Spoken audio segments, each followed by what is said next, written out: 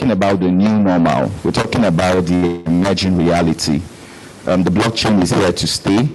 Fintech innovations are already here and we are all using it. And we'll be talking about finding a balance within these two emerging technologies. And this event is organized by the Legal Business Network, which is headed by one of the greatest Amazon within the legal space, a young woman who has the courage to dare, but is a solution to this very generation.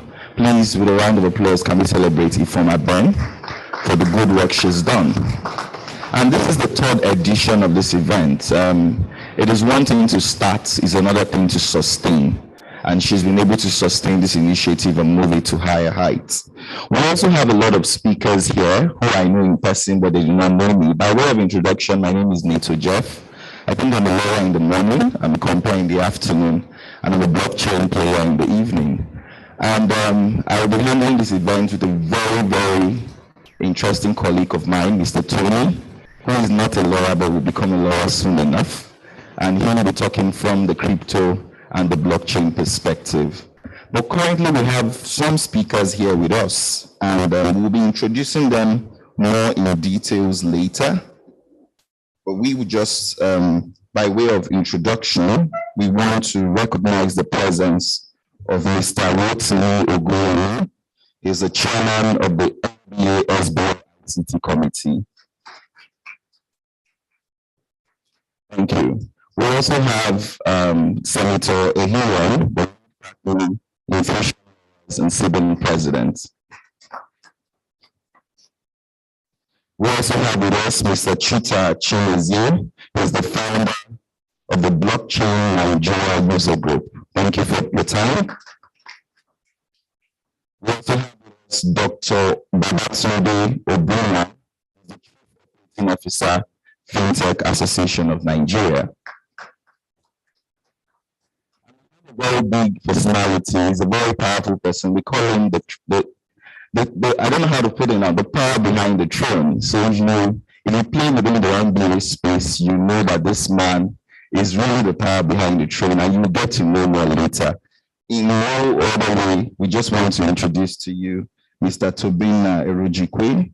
He is the chairman, Nigerian Bar Association Institute of Continuing Legal Education. So please sit down and don't go down. Please give us just a few minutes and we'll kick this off right away. I've been informed this is a hybrid event. So we have some colleagues who will be joining us from different jurisdictions using the online medium. And so we would like to keep to time. We're behind schedule for some environmental and operational reasons, but we hope the event will work smoothly from this time going forward. So a few minutes and we get this started. Thank you. Music, please.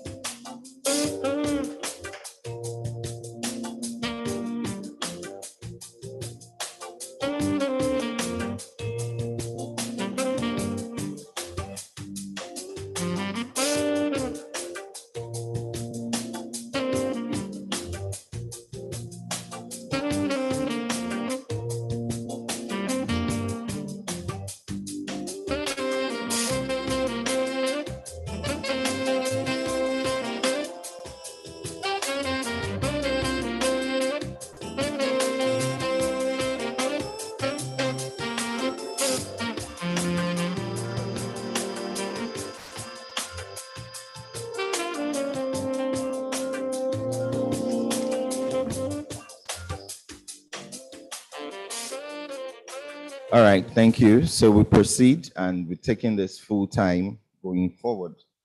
Just to remind you, the Legal Business Conference is held in partnership with the Nigerian Bar Association section on business law, and the stakeholders in Blockchain Technology Association of Nigeria.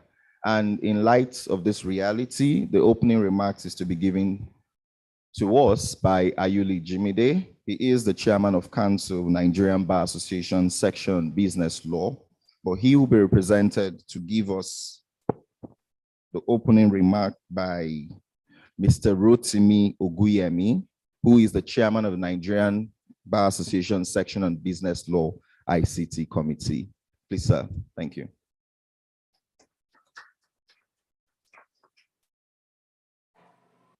Thank you very much. It's indeed an auspicious gathering, and I'm happy to be here. MC, like those guys say, you are doing well. I have the honor of standing here in the very big shoes of Mr. Ayuli Jemide, the chairman of the NBA section on business law. I will try not to go off script. And so I respectfully welcome everyone here, distinguished speakers, very distinguished audience. I will not fall into the temptation of naming names, but very quickly speak on behalf of the chairman, who, by the way, did everything to be here, but could not make it due to competing schedules. The NBSBL is indeed grateful for the opportunity to partner with the Legal Business Network to co-host this event. We are looking forward to an enriching conference this morning. The future is different. I welcome you to the 2022 edition of the Legal Business Conference, themed Regulating Blockchain and FinTech Innovation, Finding the Balance. As I'm sure many of you realize, the theme of today's event is quite exciting and relevant. I am delighted to be addressing you this morning in my capacity as the chairman of the NBA-SBL on such a crucial and trending subject area of law. I deliberately stated earlier that the future is different. Why? Well, if we look at the world today, some apparent factors have expedited and changed the entire trajectory of the future. One of such factors is tech innovation in the financial sector, which has seen the rise of unicorns such as InterSwitch, Paystack, Flutterwave, and Pisa, which dramatically are changing payments and transactions for trade and commerce within the last 10 years. In 2008, for those who do not know, that was the year of the global financial crisis. A white paper titled Bitcoin, a peer-to-peer electronic cash system submitted by a pseudonymous character, or like some would argue, a combination of characters, called Satoshi Nakamoto. He introduced the very first cryptocurrency called Bitcoin. The underlying infrastructure is what we now know as blockchain technology, which has birthed an entirely new ecosystem and several categories of digital assets.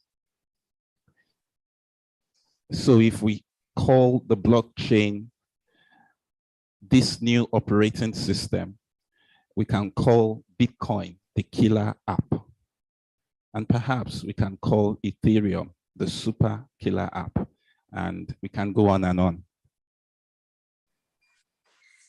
Money, as well as anything of value, can be digitally represented is now decentralized, immutable, and not reliant on trust in this. And now,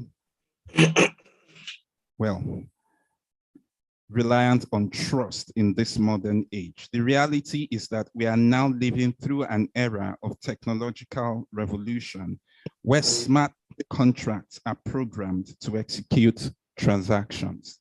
That is stream from The convergence of artificial intelligence, extended reality, and blockchain has several use cases with the potential to leapfrog our nation from obscurity into limelight.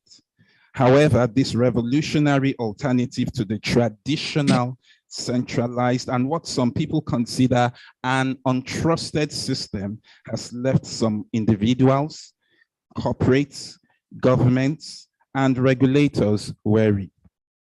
Reasonably so, as innovation with technology is also the perfect opportunity for bad actors, I dare say both state and non-state actors, to plague the system with money laundering, fraud, hacks, and other illicit activities. Legal professionals, governments, and regulators must also evolve as technology evolves. We must not shun change, but instead create a conducive environment for innovation to thrive. I firmly believe we must rise to the call of duty to find the balance between innovation, code, and the law. Therefore, I challenge us to take advantage of these forums, panel sessions, and discussions, this conference, I should say. It is a privilege to participate in this tech revolution of our lifetime. Welcome to the future. Thank you very much.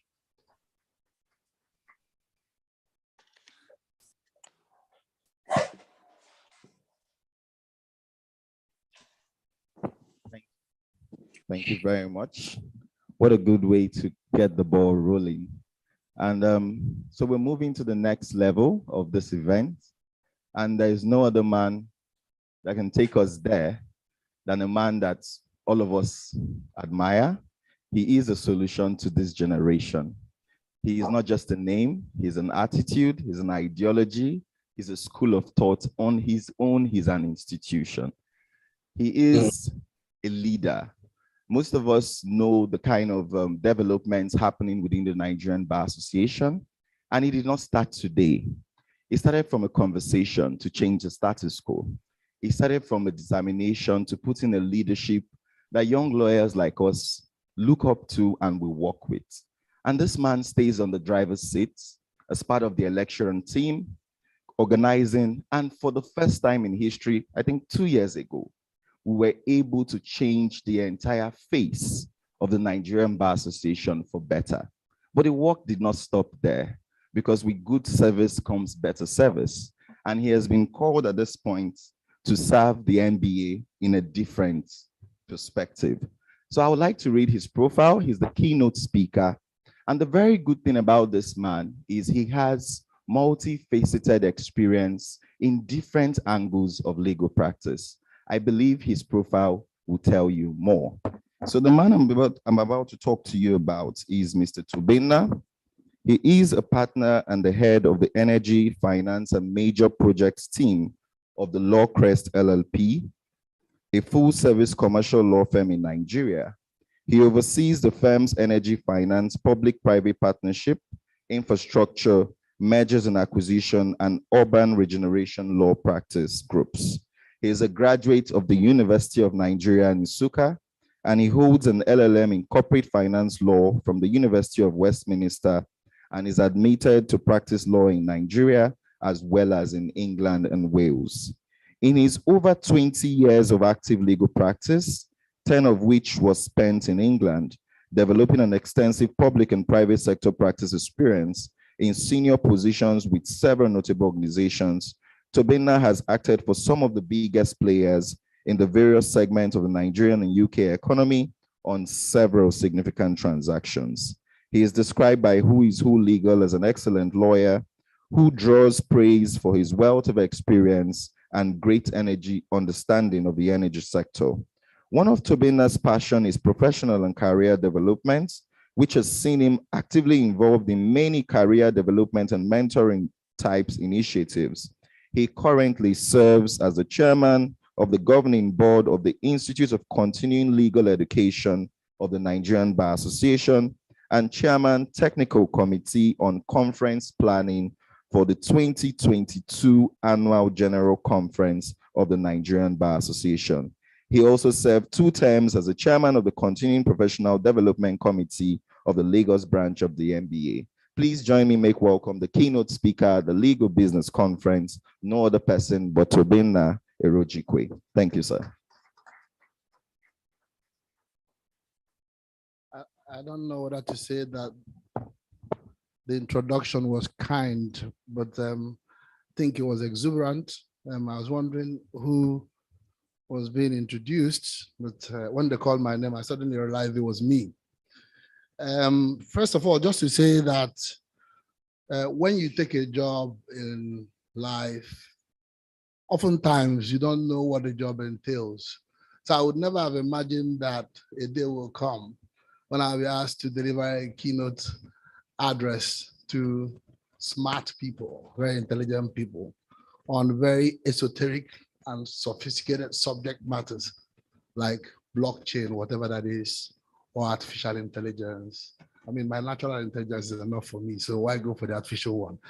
But be that as may, distinguished participants, ladies and gentlemen, it's a great honor for me to deliver on behalf of Nigerian Bar Association Institute of Continuing Legal Education, the MBA ICLE, a keynote speech at this event. I would like to first commend the organizers of the conference for the excellent arrangements for this seminar and for their hospitality, and of course for the kind introduction. I trust that all the participants will immensely enjoy and indeed find the conference to be very enlightening and educative. It is my expectation that at the end of the seminar, through the panel discussions and interactions with participants, we will have arrived at some solutions that rightly balance the rapid development of blockchain and financial technology, fintech, and the legal stability, assuring that legal and regulatory dimensions do not hinder innovations in this space. I'll be the one to have the latitude to go soft on my keynote address because my brother Chimezie Chuta will do the more technical bit. Rotimi has always taken up most of the time talking on the things we would like to hear. So I found the topic of the conference, regulating blockchain and fintech innovations, finding the balance quite timely, particularly in the light of 2 facts. One, the theme of this year's Nigerian Bar Association Annual General Conference is bold transitions. We are curating the fine lineup of brilliant thought leaders to lead and anchor a wide range of conversations at the conference that will focus on the need for the legal profession to engage boldly with evolutionary trends and position the future of the legal profession within the context of rapidly transiting world and business environment, triggered in part by the revolutionary exploits and expressions of technology and other new trends. Indeed, it is never too early to start having conversations such as this. Secondly, the NBICL in collaboration with the Nigerian Liquefied Natural Gas Project and McDermott, Will and Emery, the US firm, will in the coming weeks, in the first week of June, conduct training sessions on fintechs and the fintech space for lawyers in Nigeria. All these, I believe, show that now more than ever is the time for lawyers to evolve with the dynamic times that we are in. And I'll just make the point that whether we like it or not, technology, science, evolution, innovation has come to stay. And just to make it clear that anybody or any country that does not integrate or align itself himself or the populace with evolving trends will quickly atrophy. And significantly, I think that we need to understand that it is not just a question of adapting technology, but creating it. And just at this point, I'm talking of script, to note that the teeming population of Nigeria is made up mostly of young people. We are in an era where our major income stream is being drained away and will go away whether we like it or not. So when people are talking about energy transitions and walking away from where we are, the dependence on oil and everything and gas, it is a fact that we must be conscious of the fact that the biggest companies in the world today are tech and innovation companies, and that innovation drives change and drives everything in the world. So any country, any group of people that do not pay attention to innovation, to technology, to creativity, to ideas will die. And so that's why I am always excited to be part of this type of conversation. And I encourage everybody, not just the young people, but everybody, to be part of this fast-moving world. I mean, Rotimi had mentioned flutter waves, and I hear they're worth about $3 billion. How many Nigerian banks, combined, will have to come together to have that net worth? So for the Nigerian lawyer, for especially the young Nigerian lawyer who complains about no space to express yourself, well, this is the new trend. And if you give birth to a child today and you take him anywhere, he picks up any gadget. He starts handling the gadget as if he was born with that gadget. Probably something in the air, I don't know. But that's the reality of today. And for me, I have an 85-year-old dad who is that consistent with technology. My mother, on the other hand, struggles with it. And I struggle with it a bit less than my dad, but I know that to survive and remain relevant in business, I must have the consciousness to evolve and to develop. And that's why when we hear about artificial intelligence, we shouldn't consider it to be too artificial. We should know that it's a real intelligence that we have to deal with every day. When we hear about blockchain, and when we hear about all the technological innovations, we should embrace them with excitement. We should seek to be part of it, seek to be part of the change that we want to see. Whether we are lawyers, whoever we are, I think about 2 or 3 weeks ago, Rotimi Ogunyemi, who is seated right here, with a guy called Anthony Nta, took us through the type of things you could do with technology to enhance your business space and to make more money. So I'll very quickly move on because Rotimi kindly read my paper.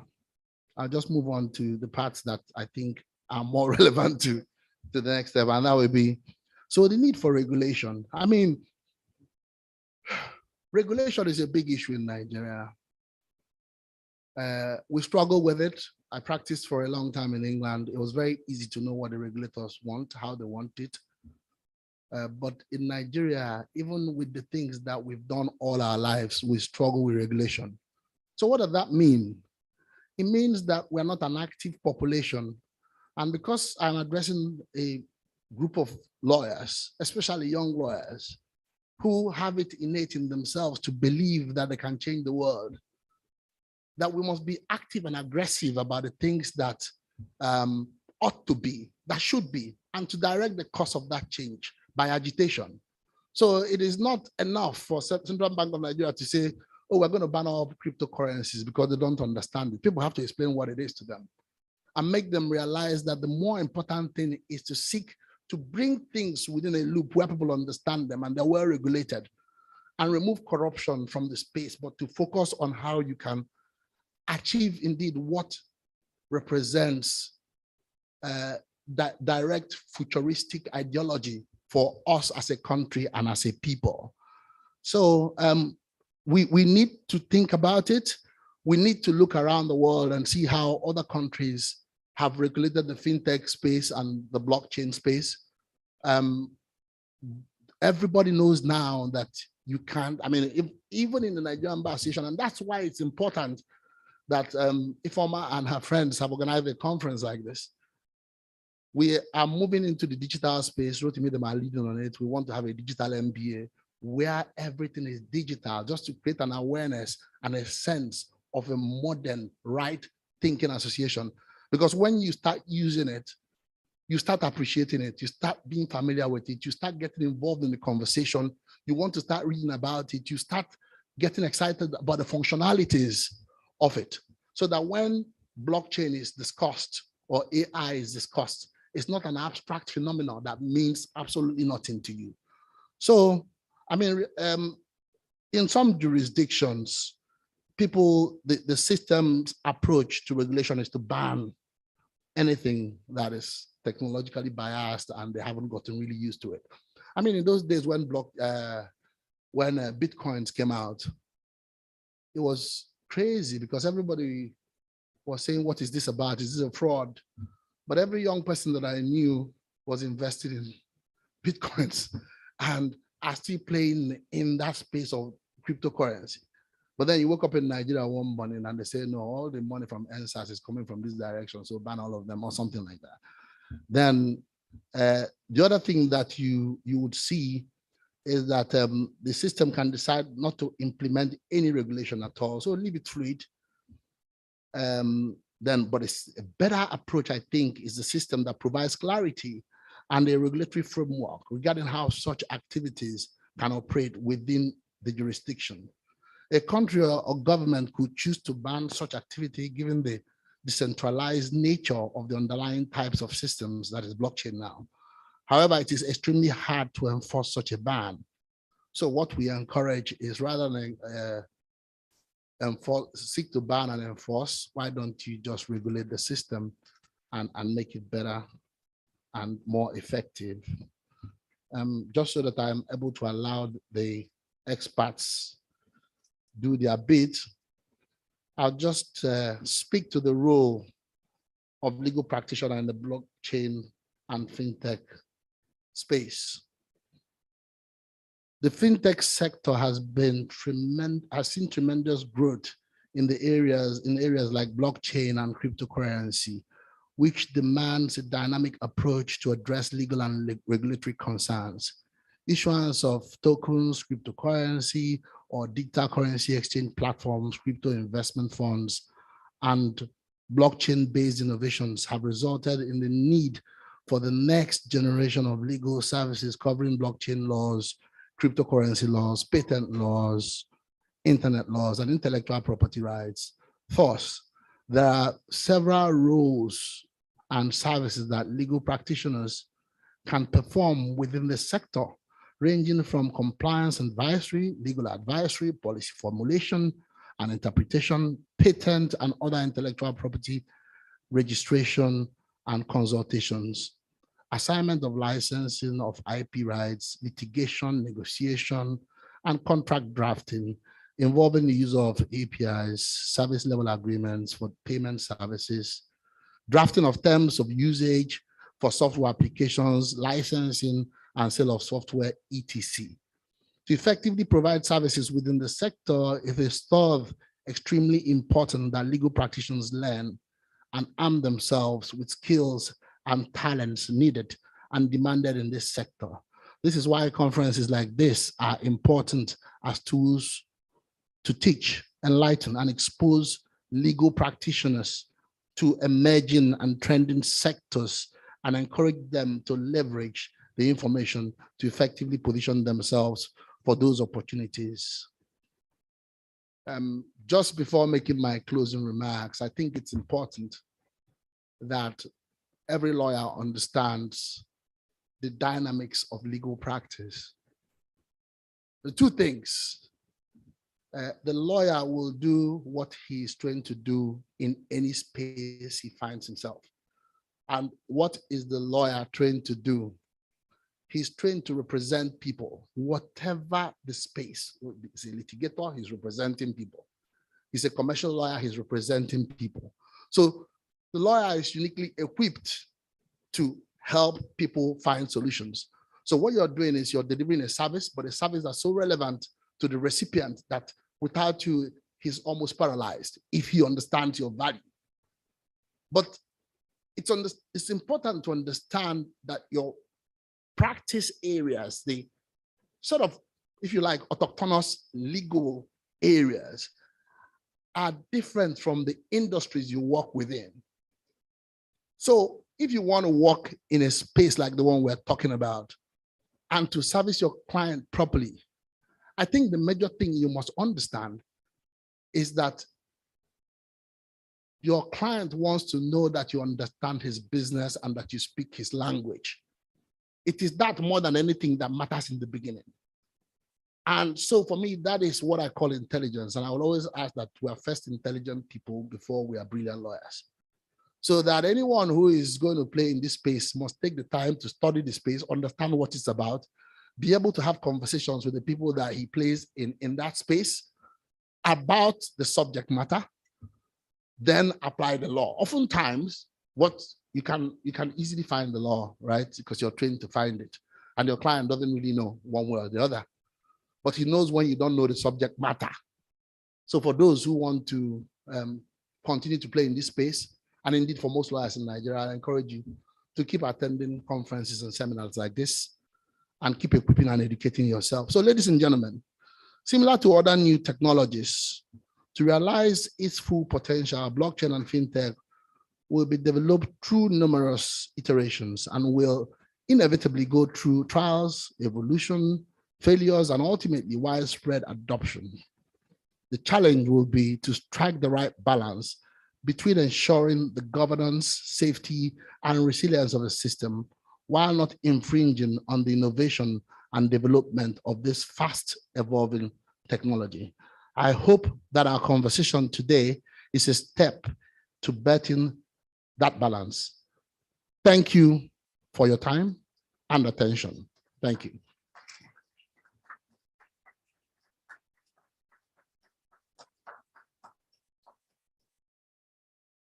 Ladies and gentlemen, one more time, please, let's celebrate our keynote speaker, Mr. Tobina. Thank you.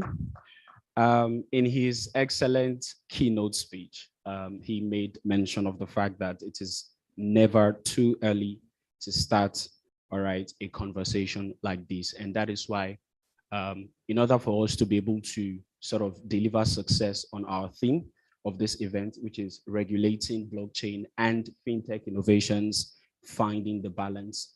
We're going to be having a presentation by one of the leading players in this space, and I'm talking about the blockchain space. And he is the founder of Blockchain Nigeria User Group. He helps to organize the Nigeria's biggest blockchain and cryptocurrency events. He also organizes Drupal Global Training Day events, Drupal camps, and meetups in Amsterdam in 2014. Now, DrupalCon Los Angeles 2015, Drupal Camp Garten, Johannesburg, South Africa 2016, Drupal Camp Nigeria 2015, Drupal Camp Nigeria 2016, and then that of 2017.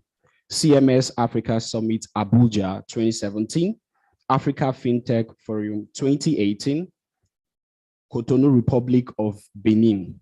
He is the author of Seizing Opportunities in Blockchain and Digital Currency Revolution, a handbook for enthusiasts. He is currently running an MSc program on cryptocurrency at the University of Nicosia in Cyprus. He is a member, Nigerian Capital Market Blockchain and Virtual Financial Assets Working Group, a member, Nigerian Capital Market Roadmap FinTech Committee, also a member of Government Blockchain Association, and a member of Blockchain Group, Africa Progress Group, which is APG, among many others. Ladies and gentlemen, for his presentation, which is going to be an overview of the blockchain space, with a round of applause, please join me to make welcome to the microphone, Mr. Chuta Chimezie, the founder of Blockchain Nigeria User Group.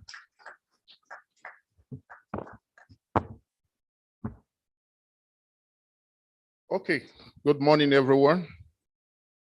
Distinguished ladies and gentlemen, thanks for honoring the invitation and also defiling the early morning rains that has a way of threatening events in Lagos.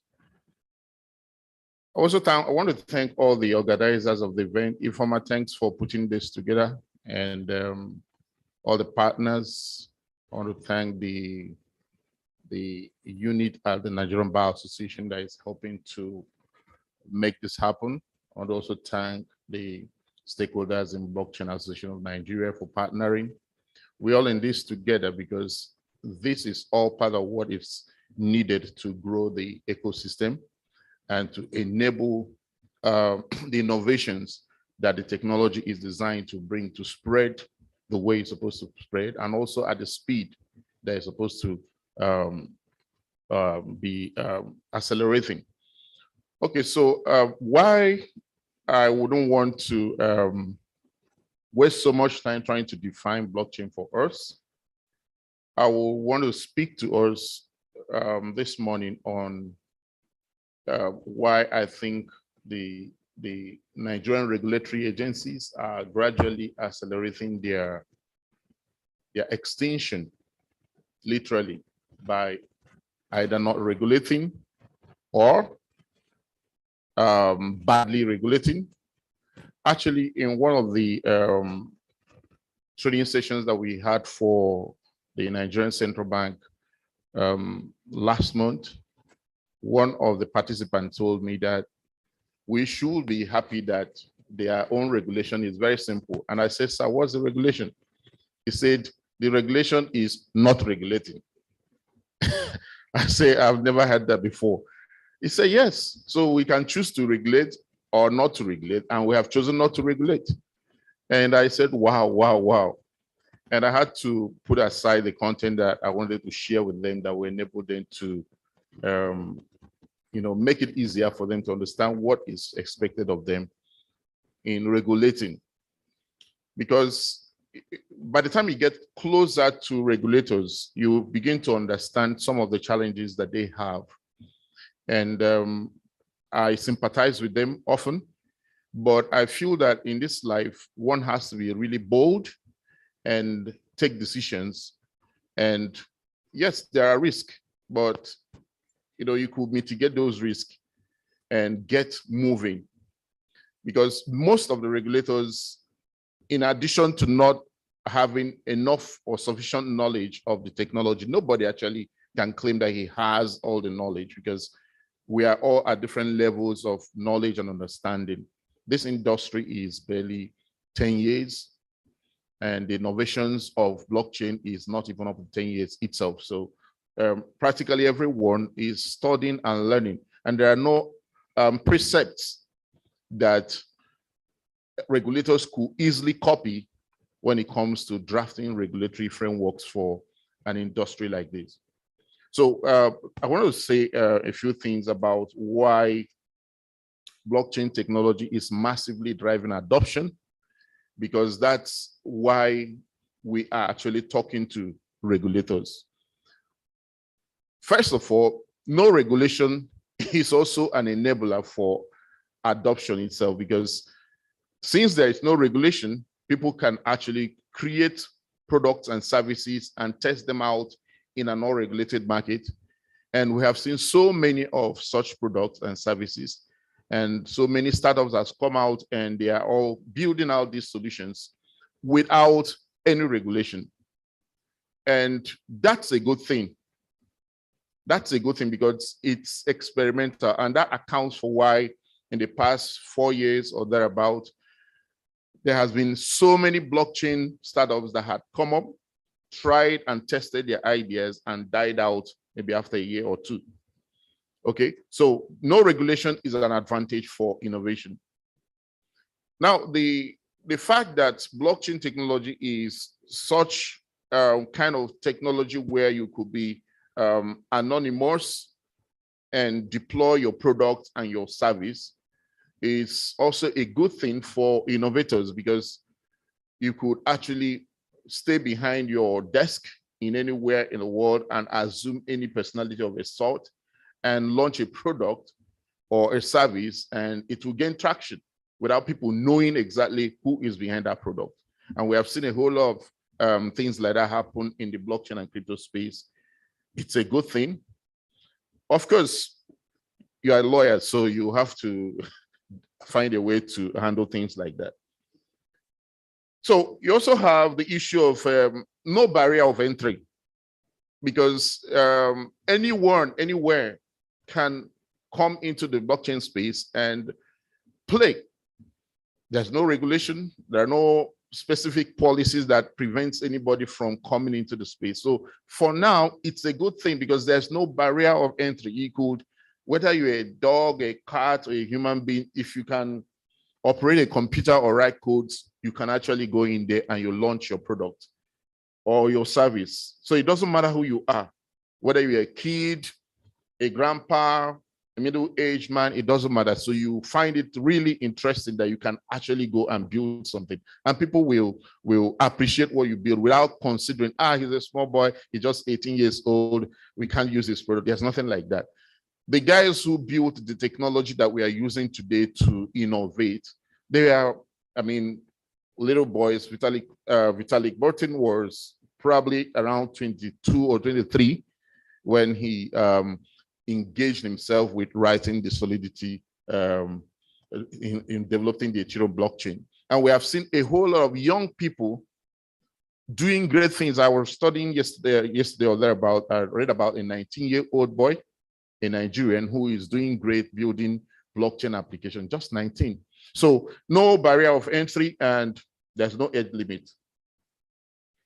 Another innovative driver is the fact that Africa has a lot of infrastructural problem, and blockchain itself is a technology that builds infrastructure. And we have talked about many times when we say, okay, Africans will leapfrog. What it means is that we don't necessarily need to struggle with the old technologies, that we don't have the infrastructure that will enable us to use them to build solutions to all the myriad of problems that we have across Africa. But we could straight ahead jump into blockchain and utilize it. And what makes it unique? The fact that you can have an immutable record of something, transaction or asset ownership, without going through any intermediary to verify it.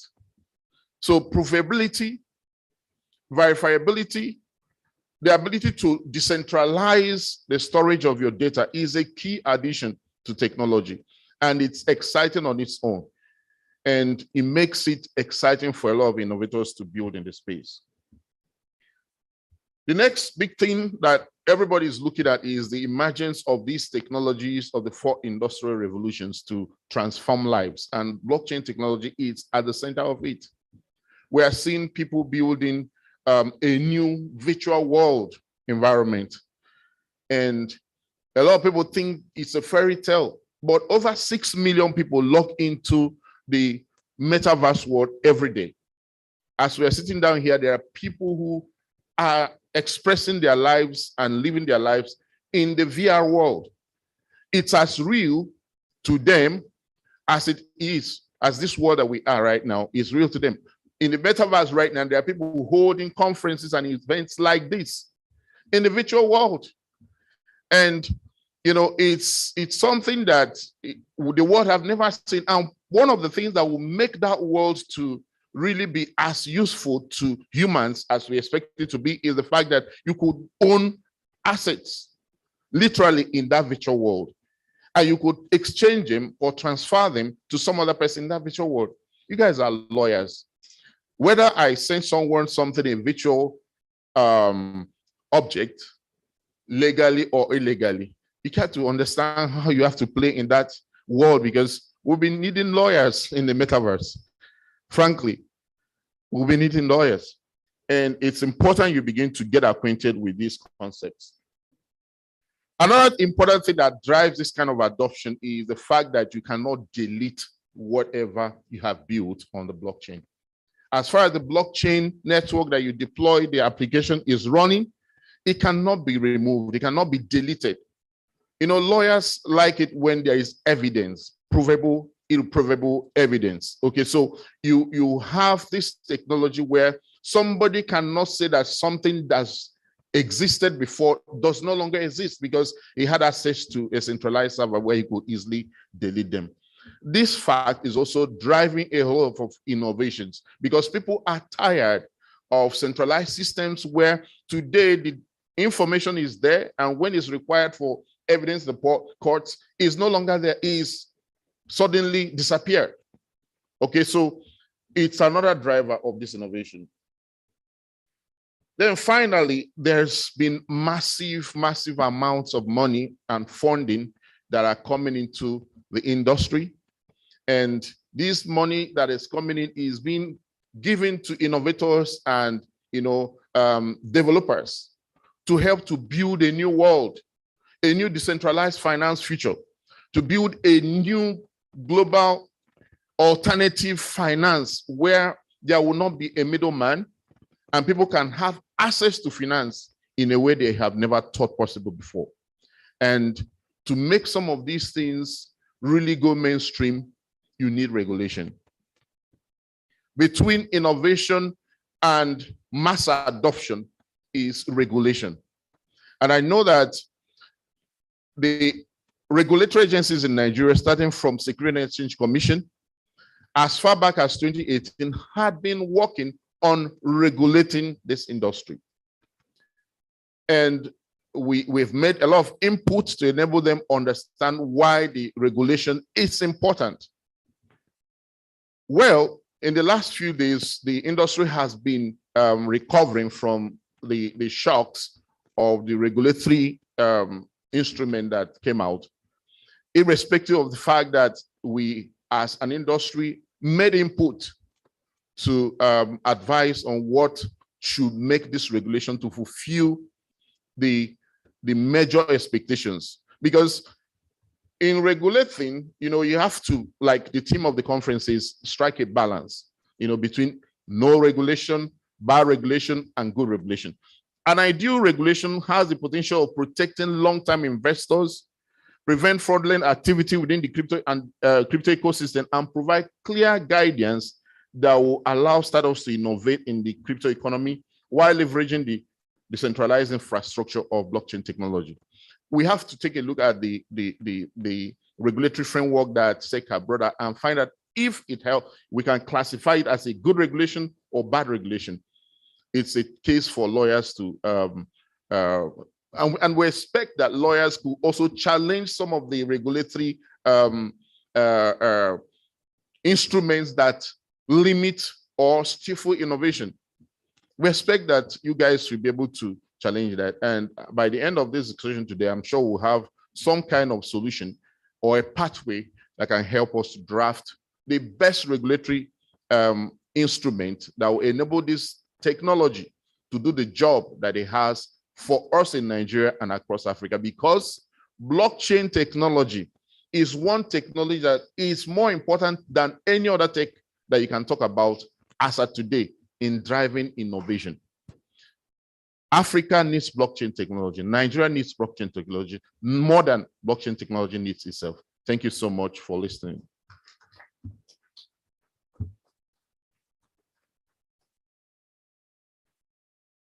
Ladies and gentlemen, Africa needs the blockchain technology more than the blockchain technology needs Africa. Please, one more time, a round of applause for Mr. Chuta Chimezie. Thank you. So I would just want to use this opportunity to recognize some important individuals, people who actually contributed to the possibility of this event happening today. But before I go ahead to do that, I just want to also use this opportunity to, first of all, say a very big thank you. If you're just joining us, you're welcome to the Legal Business Conference. This is actually the 2022 edition. Of course, we're in 2022. And I would just like you to celebrate yourselves quickly with a round of applause. Thank you. And also to our online participants, you can use the chat function, all right, to celebrate yourself. Just use the clap emoji there, all right, to make sure that you're following and you're part of what we're doing. This event, all right, been brought to you by the Legal Business Network in partnership, all right, with the Nigerian Bar Association section on business law and the stakeholders in Blockchain Technology Association of Nigeria, CBAN. And initially, I mentioned that this event, all right, was contributed to. And quickly, I would like to recognize our sponsors. Okay, we have Luno. Ladies and gentlemen, let's put our hands together for Luno. Luno happens to be sort of like, just a headline sponsor. And then we also have other sponsors. like Infusion Lawyers, the lawsuits, Copley Partners, Minaj Holdings, and so much more. Ladies and gentlemen, we are moving now to the next phase of this event, which would sort of provide us enough information, knowledge, and understanding of the opportunities, the risk, and the challenges in blockchain, fintech, and digital assets. And this phase is actually called the panel session. So we're going to be having some of the distinguished guests we have in our in the house today up there and speaking to us exclusively. As we've just heard from Mr. Chuta Chimeze, he actually happens to be in this panel session. So one more time, please let us celebrate Mr. Chuta Chimeze and welcome him to take his seats in this plenary session. Thank you so much. Okay, and just to quickly mention, this panel session, we are going to be having 4 speakers, 4 panelists, 2 of which we have here on site, and also 2 who are going to be joining us via online, which is Zoom. And I'm just going to quickly recognize them and also read their profile. So let me mention this. The next panelist, he is the Chief Operating Officer of Fintech Association of Nigeria. He is a fintech enthusiast and multi-skilled individual with working experiences spanning the banking sector. Now, non-bank financial services sector, the financial consulting services, project management, and public sector. His professional career commenced at First Bank Nigeria PLC and worked in various banks during his banking career. He serves on the board of various fintech companies, holds a doctorate degree in business administration, a MBA, BSc, and MSc in agronomy, and has certifications in project management. Ladies and gentlemen, our next panelist, the Chief Operating Officer of Fintech Association of Nigeria, Dr. Babatunde Obrima. Thank you, sir. You're welcome. Okay, so the blockchain industry, is actually recognized as one that is usually or majorly populated by the male species, but that's not going to be the case today because we have a female in our midst as well who is going to be joining us as one of the panelists, and she's joining online. She is the CEO of the Global Digital Asset and Cryptocurrency Association, a self-regulatory association for the digital assets and cryptocurrency industry recognized as the largest digital assets association in the US. With nearly 20 years of financial services, public policy experience, and sustainable programming innovation successfully put into effect at government agencies and SROs globally, she leads the association's strategic plan to develop industry standards and best practices, implement education and certification programs to build human capacity, and advocate for a public policy and regulatory environment that facilitates innovation and protect consumers, stakeholders, and the broader public interest worldwide. Ladies and gentlemen, let us celebrate with a round of applause the Chief Executive Officer of Global Digital Asset and Cryptocurrency Association, Gabriela Kudz. She's going to be joining us online. That's the beautiful lady there. Thank you. And lastly, our next panelist is a venture capitalist, a public speaker, business mentor, and coach. He is the founder of Kumo Technologies Incorporation, a US-based software company, and the CEO of Kumo.Africa, an African-focused social payment solution for crypto and fiat.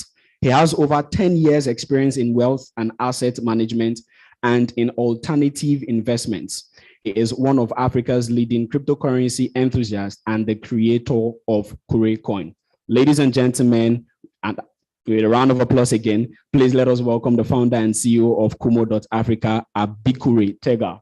Is actually joining us online, and the moderator for this session is none other than the eloquent president, stakeholders in Blockchain Technology Association of Nigeria, in the person of Mr. Senator Ihenye. Please, ladies and gentlemen, let us welcome Mr. Senator.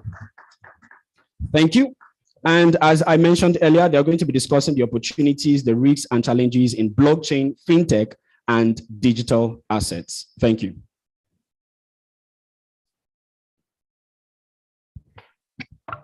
you very much. It's great to be here, especially on this side of the.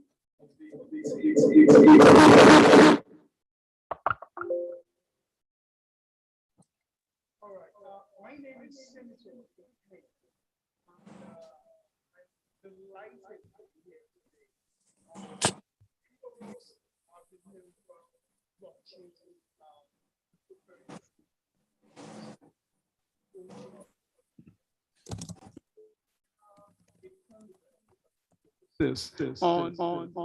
And cryptocurrency, digital assets, fintech as well, within that large framework of innovation and regulations for this purpose.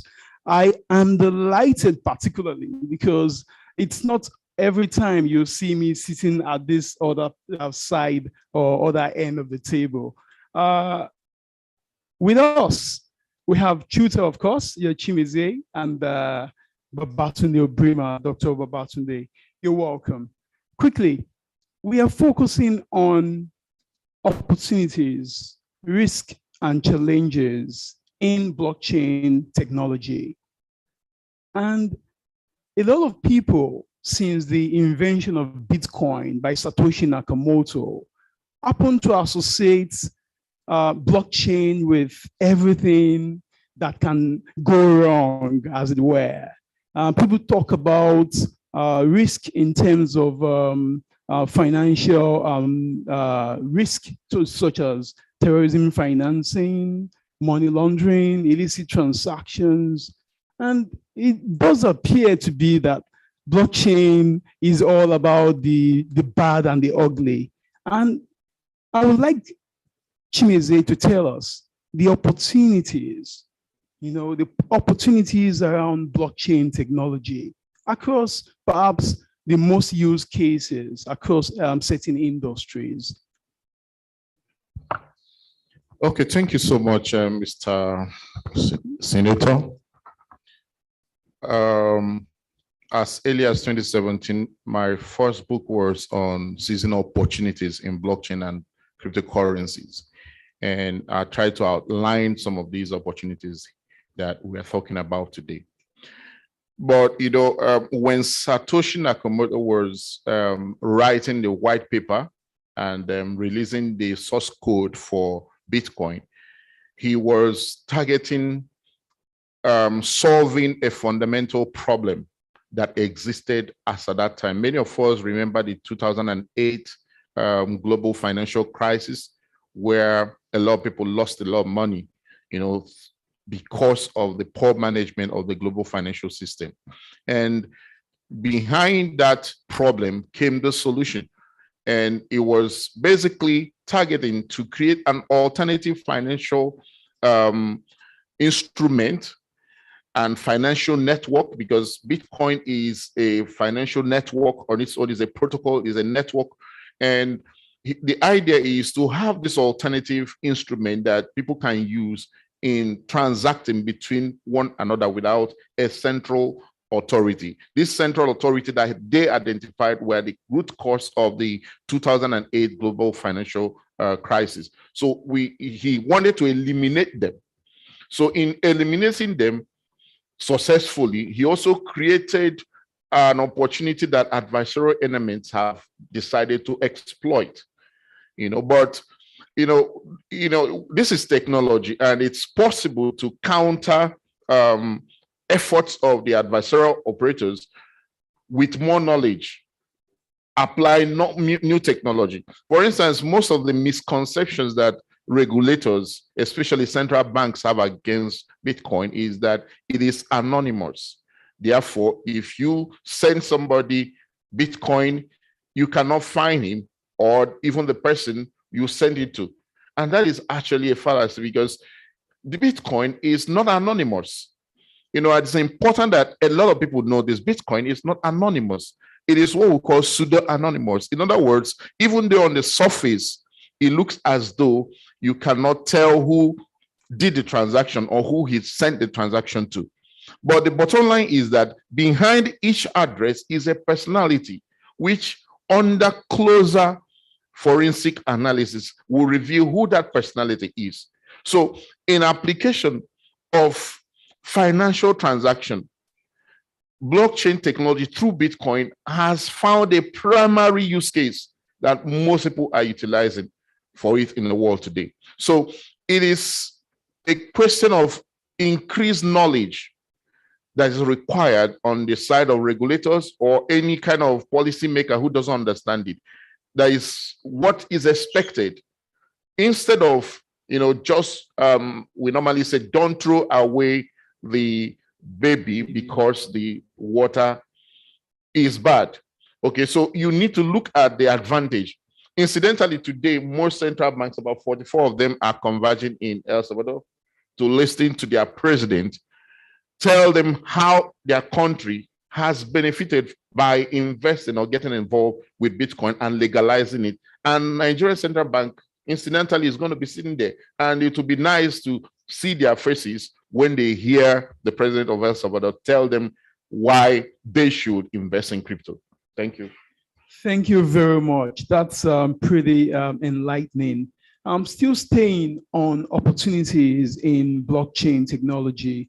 I would like to ask the CEO and founder of Como Africa, Abikure Tega, as an innovator in the blockchain and crypto space over the years. I particularly know you to be a pioneer in this space in Nigeria. What would you say are the use cases of blockchain or cryptocurrencies that you think can positively make things better across industries, especially the financial industry that Como Africa is disrupting? All right, thank you very much, Senator. It's a pleasure once more to be in this session. And I'm glad that my absence in Lagos there didn't make this not possible. And thanks to the organizers as well. I hope I'm very much audible. Okay, so yes, like Chusa has said, the opportunities are so much. And then, of course, due to, because it's a technology and it's an industry, came alongside with several phases. And so as we're trying to deal with one phase, another phase emerges, and then, of course, which is causing a lot of frustration for regulators and those who are looking at how to actually come into the space. However, each of these phases that this industry showcases comes with lots of opportunities.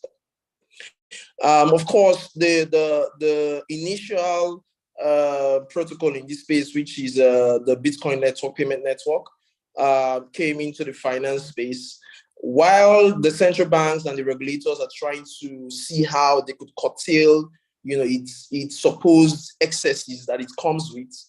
The DeFi came alongside with it. Now, for every of these innovation that comes with lots of developers creating of jobs. In fact, I'm going too fast already, but I just have to ship it in here. For I would say about 60% of programmers playing in the blockchain space here in Nigeria are actually earning dollars. And that's because this space, this industry has created a level playing ground such that it's either you play global or you just close shop. So the opportunities, first of all, for programmers and tech developers, it's really amazing. Blockchain technology is not the first in the tech world that has needed developers, but if you notice, most of these ecosystems that came did a lot of investing into creating developers because they wanted a lot of dApps in their space. Now, take, for instance, the work that Binance did in Africa, trying to get lots of developers on board, using their language and then building on their chain. Look at Cardano looking into Africa, Solana looking into Africa. Now, all of these opportunities are bringing people, young people, engaging young people 24/7 right in front of their system in their homes, creating solutions, creating innovations and getting paid in hard currencies. That's for me, it's already very, very, very, very amazing. Now, looking at that alone, apart from that, we could see the disruption that DeFi has created in the financial space. For example, someone was talking about the other day, I think it was the last conference, someone was talking about 3 years ago, we had about so and so number of coins, but as of today, we have over 300,000 or 100,000 tokens out there. Is it not creating confusion? And I'm like, if you take out time to count the number of listed stocks across the world, you realize that token creation has just started. The only difference is because as a Nigerian, you're exposed to Nigerian Stock Exchange. As a South African, you're exposed to Johannesburg Stock Exchange. As a US citizen, you're exposed to NYSE. So these stocks, there are lots of stocks in different countries that if you're in this other continent or this other country, you don't know what's happening there. But the blockchain space has created a global village such that an Indian startup that started just yesterday, because they've created a coin, they become a global company. So it has made new companies to gain global relevance overnight. I mean, normally it takes, before now, it could take 10, 15, 20 years from a fast growing, well-managed organization to hit the global stage, right? But today, with the blockchain technology, with this industry, you can create a startup today with the right innovation, smart, a solution you're creating in the space, and boom, you're already everywhere. How old is Luna? Luna, we're talking about that just happened. They had crisis last. How old is Luna? What about Binance? How old is Binance? When you hear the valuation that earlier on talking about Paystack and the valuation of Flutterwave, what about Binance? Binance is just 4 years old. But what's their valuation today? And look at the companies that they've invested in and the valuations that they have. So it's of course, this is not the first time this is happening. About a century ago, this happened to gold. I mean, before there were a lot of blacksmithers all over the world. So this is not new. But what's happening today is that the activity in this space is global. That's the beautiful thing. So for the very first time, you could be in Umaya, create a solution, build it as a dab on a chain, and you are in front of everybody. You have equal opportunity as any other person anywhere in the world, be it in India, be it in Malaysia, be it in China or in Korea. The same equal opportunity to showcase the solution you've created, and the whole world, if the solution is good enough, the whole world can actually put some money into your pocket. So you can actually create your first $1 billion market capitalization in a very short period of time, most especially when the exchanges like Binance, Coinbase, and Kraken, and most of these top exchanges list you in their markets, and then you're exposed to lots of investors all over the world. So that's just for finance, not talking about the NFTs, not talking about the entertainment, not talking about, so all of this innovation is it's like a world in its own. We're talking about the metaverse that is emerging and the opportunity that it has. The last speaker was talking about lawyers being needed in the metaverse, and I was like, in my mind, I was like, okay, I wanted to ask, if I had the opportunity to ask, I wanted to ask if is it a lawyer as a person, a lawyer, or the legal service? Because that could also be a code, So these opportunities has come with this space, and there's no joy that any government should have that embracing this beautiful innovation that has come. Of course, you now have to start looking at how do you protect your citizens, especially those who do not know so much. So I can go on and on, talking about the opportunity that this space has, but I'm super excited. From the first day I heard about it, apart from getting to buy Bitcoin itself, I thought I should build in this space.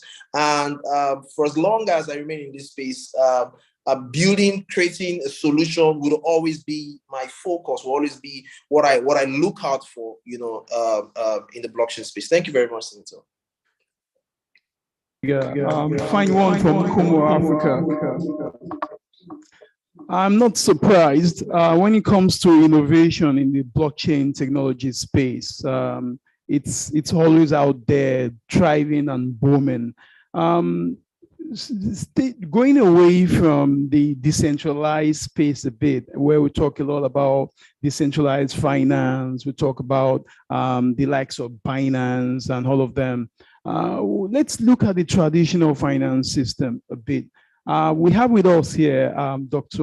Obrima, who is the COO of FinTech Association of Nigeria, an association that has become an umbrella body for lots of players in the traditional financial system, as well as, of course, the new system coming up by way of blockchain applications. Dr. Obrima, looking at the application of blockchain technology, helping to enhance payments. We talk about how cross-border payments and remittances can be a lot cheaper, a lot faster with the application of blockchain. We talk a lot about how traditional finance system appears to have been unresponsive to the need of the smart economy, where things got to be at the snap of your fingers. How do you think that the traditional financial institutions, specifically the banks and other financial institutions in that traditional space, would be able to finally respond to this disruption? Should the approach be a sort of a resistance and try to to have a protectionist approach towards the traditional financial system we've always known over the years? Or should we be expecting to see some kind of a competition or collaboration? What is really going to be happening there? Thank you. I think that the way to look at it is this. So we can't just push away the traditional financial system. It plays its own role. When you look at cross-border payments, there are some issues that we all don't really look at. You cannot rule out the reserves of any country when it comes to cross-border payments. And the fear of regulators is this: if you leave this open, you could one day, all your reserves could be completely wiped out by transactions, because it's open. So the way it is, technology is like a river. It's flowing. You can stop it. If you put a dam on a river, you're putting it down because you want to use it for other resources, not to stop it from flowing. So you can stop technology, but you can regulate technology. So if financial systems are stable as the regulations that govern it. So the easiest tools to use is to ban or to freeze or to suspend. Those are the easiest tools. But we can layer regulation on everything. There's nothing that cannot be regulated. We just need to sit back and look at it. How do we regulate this to ensure that technology, we don't suppress innovation, but at the same time, protect the economy? I think that there has to be that. We need to strike that balance. And I think that's what Chuta was also saying. Regulation, there has to be striking of a balance. So I think that balance is where we need to, how do we strike that balance? There has to be that engagement, which we try to do at FinTech Angel. Let's bring everybody to the table, regulators and innovators. Let's sit and look at these, engage one another, and come up with the best solution. Nobody has the perfect answer. But when we sit back, we can see where the regulators are coming from and where innovators are coming from. Now, see, the challenge with regulators is that they don't like being asked why. And unfortunately, that is becoming extinct, because we have a generation that grew up asking why from when they were a year, from when they could talk, and we give them answers, right? Now they're innovating, and regulators are putting up regulations, and they want to know why. And you say, just obey. We can't tell you why. I think that it's a wrong approach. We need to sit back. We need to understand. And it's when you explain that people be able to say, oh, okay, I understand where you're coming from as a regulator. But if we do it this way, we can find a solution out of it. So that engagement is critical from both the traditional and the innovators, for us to sit together. We have a forum called the Regulator Forum, where we try to bring everybody together. It's still a young forum. We hope that it will graduate to a stage where we start to come up with policies at that forum. I know you've attended those sessions before, and out of it is, the regulators will know why are you asking us that, But I think that we need to scale beyond that stage where we can sit back. Everybody is working for the same objective, to grow the economy, but then we must see where the landmines are. How do we, avoid those landmines, and everybody's happy about it. Thank you very much.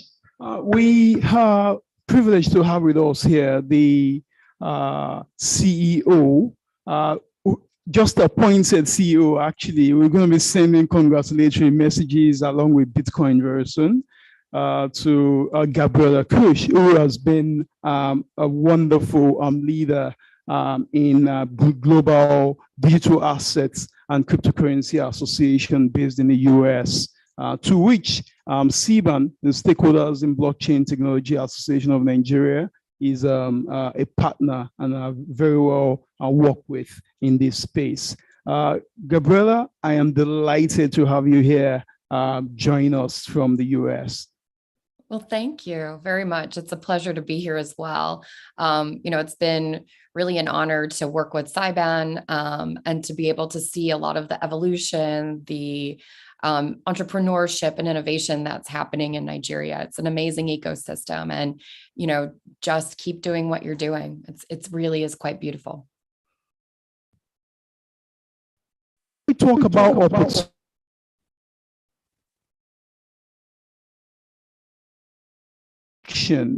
and the attention, coming towards Africa in terms of fintech investment in fintechs. Talk about venture capital, all finding their way to Africa, Kenya, Nigeria, South Africa. It tends of, it gives you that impression that all of the opportunities are in Africa. Where are the others in the map? How is it over there in the US? Are we seeing the application of blockchain and cryptocurrency innovation, across sectors in that space as well? Or is there any similarities? After all, we do say that blockchain has brought about a global village. So it is expected that we should be at par to some extent. See when you are in the US looking at Africa, and how does it compare to the opportunities available in the US and that region? Yeah, no, it's a really good question. So globally, what we're seeing is a lot of leadership and innovation that's coming out of Africa and Asia in particular. A lot of this, I think, different social scientists and economists have looked at what some of the rationale behind that would be. But I think a lot of it came from the leveraging of mobile money and digital payments more generally. So there's been a significant leapfrogging already with regards to the use of technology, and on top of the fact that you demographically have a young population, which is more, user-friendly, more engaging with technology and digitalization. This represents a significant opportunity. When we look at use cases, everywhere all over the world at the same time, everybody is very dynamically trying to figure out how best to leverage the power of blockchain technology, how to meet the needs of economy, society, and humanity. And so I think what we start to see is that each country and each, continent in many cases is looking at this from a perspective of how can it meet or fit into solving some of the problems that we see around us today. And so, for example, in the United States, we've seen some of the applications at the public sector. In Utah County, when we were hit with COVID, we saw the leveraging of blockchain technology to record marriage licenses so that people could, formally recognize their marriage, obtain benefits, and support the growth of their families, right? When we see and look at, Asia, for example, we see a lot of opportunities around GameFi, opportunities to build wealth and to participate in play to earn so that you're able to, even in remote villages, have an opportunity to engage, participate, and supplement your income. You know, a lot of the parallels that you see in parts of the rural United States, you'll see also, you know, similarly in other parts of rural countries. So I think there are some parallels, but I think there's also some very significant unique opportunities that position Africa, that position Asia to be able to take a leadership position. So, you know, I thought it was really interesting today, and I hope you don't mind, I've been kind of live tweeting, but your keynote speaker talked about the fact that, you know, this is really a unique opportunity to be able to recognize the importance of transformation, and those countries that do not transform will atrophy and die, which sounds very dire, but at the same time, I think is an accurate portrayal of what will happen. And I believe that, you know, a lot of the excitement that we see, especially around the entrepreneurial startups in Nigeria, in South Africa, in Uganda, throughout broader Africa, I think a lot of that comes from a very intense intelligence and recognition that that is really what's at stake here. And so in order to position, you know, your people, your country, your economies for this global digital financial future that we see, you know, coming through the fourth industrial revolution, this is the time to strike that balance, right? So not too much, not too little, but the right balance of regulation that helps to bring forward innovation, but at the same time protect consumers, so that what you're doing is keeping domestic industry development, you know, getting the benefit of jobs, of prosperity, of equity, and being able to rise up and be able to lead globally on a global stage. So yeah, it's very exciting, very exciting.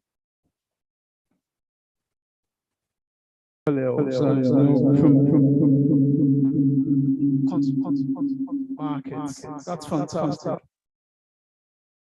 Yes, it's great to see that there are parallels, you know, between that region and this region in Africa. And I agree with you that when it comes to Africa, the demography appears to give Africa a lot of comparative advantage. And so it's time for innovators and regulators to sit on the table and have that conversation about how to leverage the technology to expand opportunities, create jobs, while also minimizing risk. And that brings us to risk.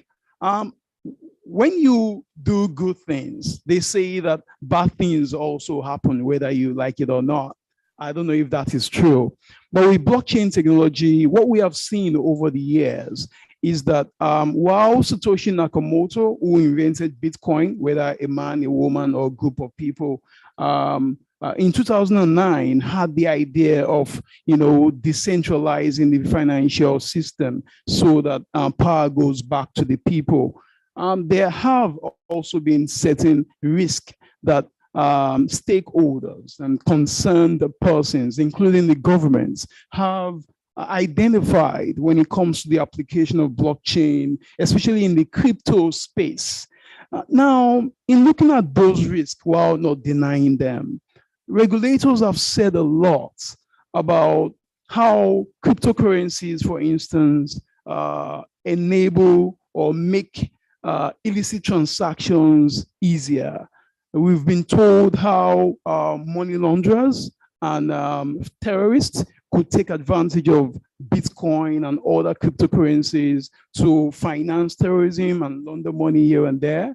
We've also been told by, of course, those in the investment sector about how, you know, people can easily lose their money because they don't really understand what they are dealing with. We talk about investment scams as well as fraud. And these are very, very important issues that we can't allow innovators like Homo Africa, you know, sweep under the table, right? But again, we talk about striking the balance between risk and opportunities. We've just talked about all of the opportunities. Now let's talk about risk. Chimize, would you say that the position of regulators, especially in the Nigerian society, would you say that the central bank is completely correct about its scorecard when it comes to the use of cryptocurrencies in Nigerian banking and financial system? for money laundering and terrorism. What's your reaction to that? Okay, thank you so much again, Senator. You know, we've done this kind of discussions over and over, and the argument, they never let you win, you know. And I've come to the understanding that cryptocurrencies and Bitcoin is whatever it's to whatever he makes out of it. And generally, it's good to people when they find it useful, and it's bad to people when they think it's not useful to them. It's like water, it doesn't have enemies. Okay, so we have seen Bitcoin applied to solve fundamental problems in different regions of the world. Today, there's war going on in Ukraine, and Russia is attacking Ukraine. But we also see that Ukraine is raising funding to support their war efforts through cryptos. And it's good now because they're utilizing it. Even Russia that is attacking is also using Bitcoin to raise funds to fund their own special operations. So you see, is to them good or bad, depending on where they're looking at it from. And the same thing with the central bank. Okay, so if they are not able to track Bitcoin transactions or crypto transactions generally, they rightly will say, okay, it's bad, and they'll blame it on the technology. One of the things I've found that in our dealings with them is that these systems and processes that the regulators are using in the traditional financial system are not sufficient enough on its own to even protect the traditional financial system, talk less of the crypto decentralized technology world. For instance, when you say that people are using Bitcoin for money laundering or for terrorism finance, okay, how did the money move from traditional finance to the crypto? There has to be a clear understanding that there is a point of entry and a point of exit. Have you strengthened your own systems and your processes in the traditional banks so that if a huge amount of money suddenly leaves the system, you know, and you can track through the BVN that you have established the people who, you know, were involved in those transactions? Because that's where it begins. You know, tracking crypto, the monies in crypto came from fiat into crypto. The monies in crypto did not just, they are not like mushrooms that grew up not from thin air. From thin air. Okay, they came in from the traditional financial system. So if you get the traditional financial system properly, then you can actually manage transactions that occur in the crypto currency technology platforms. So it's the failure of the processes and monetary systems of the traditional financial system that regulators are using that is actually spilling over in, you know, considering crypto to be a problem when it is not the problem. Because every bank operator, every account owner has his data with the banks, and central bank regulates the banks. So why then do you think that people will move money and do money laundering or finance terrorism without, you know, blaming those who are in the traditional financial system where the money is coming from? So in as much as we can sympathize with that opinion, it's not the end of the problem. Okay, so they have to go back and look at their systems and strengthen them, cover the loopholes, and be bold enough to penalize banks and individuals that use the traditional financial system to perpetrate such kinds of illegal activities, without necessarily saying that it's crypto people that are doing that. Because before crypto, people were doing terrorism financing, people were doing money laundering, even without anything called Bitcoin. Okay, so even in the world, there's no more currency, there's no currency that people use for illegal activities more than the US dollar. I mean, Pablo never kept his money in the bank. He buried them in lands when he does his drug businesses, okay? And he was not using Bitcoin. You understand me? So these are the things arguments that we have to use in countering them, because they're not telling us the truth. At least they're not telling us the whole truth. Thank you very much. That is the truth, the whole truth, but nothing but the truth, right? Lawyers. Lawyers. Now, interesting take there. It means that we need some more conversation around the risk involved in the use of cryptocurrencies in the banking and financial sector. That takes me to Dr. Obrima, whom I imagine has these conversations with these players in the traditional banking and financial system. Dr. Obrima, do you think that perhaps the banks and other financial institutions who are under the CBN regulation, do you think that they have the capacity and ability to track cryptocurrency transactions in a manner that ensures transparency and the level of soundness and safety that the CBN governor would like to see in the entire banking and financial system? Do they have that capacity? Well, I'll say yes and no. Yes, in the sense that, where there's no regulation, you can track. Where there's regulation, then you'll be able to track. So, the definition now is the fact that crypto is a commodity rather than a currency. And that's why SEC is going to be the regulator.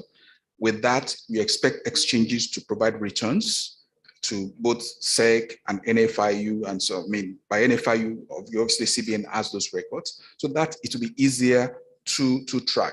FATF, even data shows that crypto involvement in money laundering and terrorism is less than 1%. Cash is 46%. So cash is still king, and look, and cash will remain king. Let me just divert a little bit. We're looking at eNaira today. Less than 1 million people have subscribed to eNaira. Has any government agency subscribed to eNaira? So there's a disconnect between monetary policy initiatives and fiscal ideology in the country. And I'll explain it this way. And a true example, I was on a forum that had both public sector and private sector initiatives. The consultant who was handling the private sector team had said, this program will last this number of days. This is what you're going to be paid for the period. Send us your account details. On the last day of the event, and I'm talking about PAMSECs, heads of services, retired, serving, commissioners. On the last day of the event, there were big fat envelopes for the civil servants to sign for their cash. And there was a retired PAMSEC sitting next to me, and I said, why they pay you guys cash? They can credit your accounts. And he looked at me and he smiled. He said, young man, the day cash leaves public sector, that is the day corruption starts to end in Nigeria. So cash is still king. And that's where we all need to face the reality. Digital currencies are not, you can track it.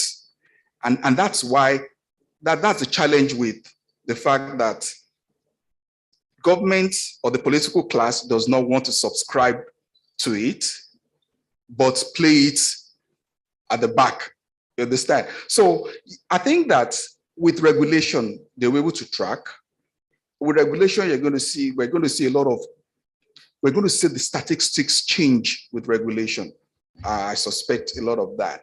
We're going to see that. So when you say that, do they have the capacity? Yes, with regulation, they're going to probably invest in the technology, because you cannot regulate digital space with analog instruments. So you need to scale with RegTech instruments to be able to do that. So we expect to see a lot of technology come into the regulatory space to be able to track, and we hope that it will get better. I know that there are challenges. I feel that contrary to what way Chuta says it, let's start somewhere.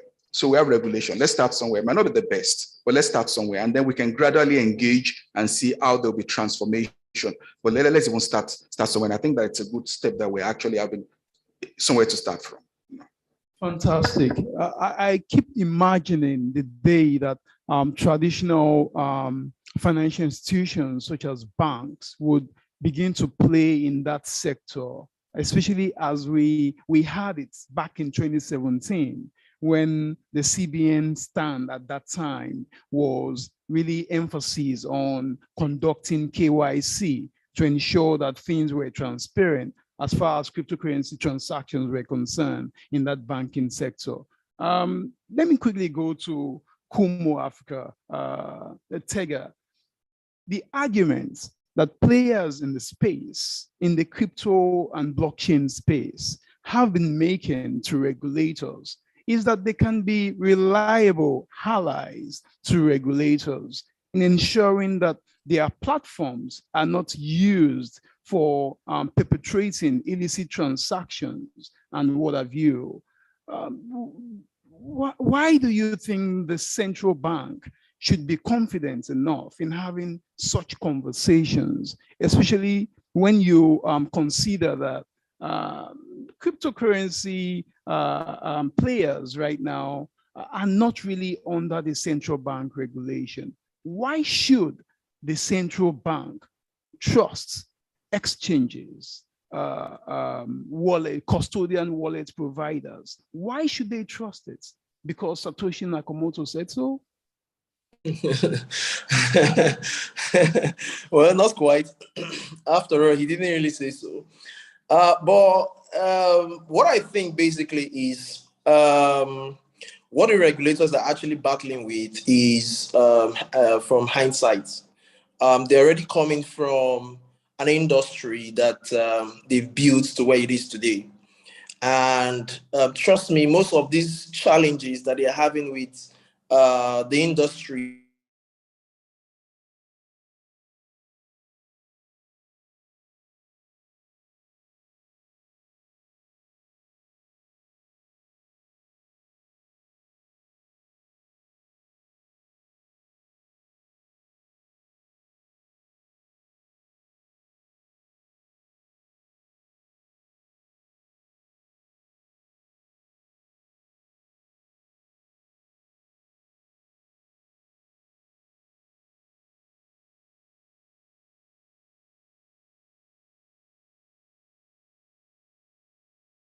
that role is critical. And I'm happy that last Friday, the Securities and Exchange Commission, introduced or released, or issued the first ever regulation for virtual assets or digital assets in Nigeria. I think that's a fantastic move, if you ask me. Tega, you're back now. If you yes, can I am. hear me. I am. Yes, I am. Can you hear me? I didn't know I was off.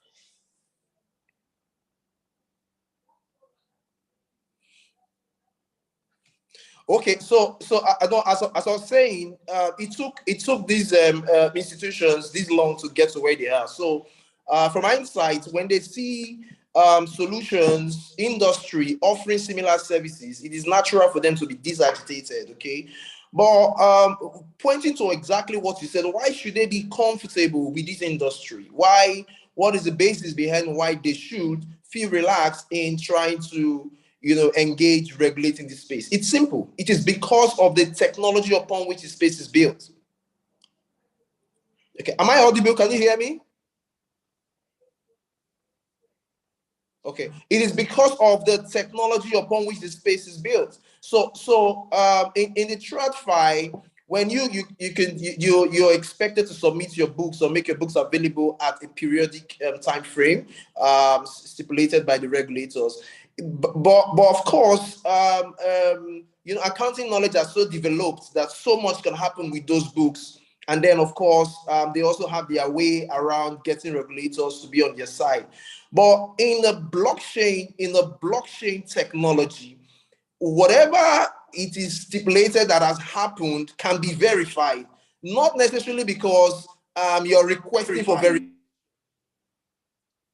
not necessarily because they have to go and request for verification, because the verification is already there from the time the transaction is made. Not because someone might come, but because that's how it was built in the first place. So there's really nothing to hide. There's really nothing to hide, basically. And that's why I quite agree with the leader at the FinTech Nigeria. What he said is the generation that they're battling with, the idea of saying this should be so, and then they expect everybody to just comply. It's one of the challenges, that I think the regulators are actually having with the players in the space. The simple thing is, whatever transaction that takes place in these exchanges are all connected to a chain.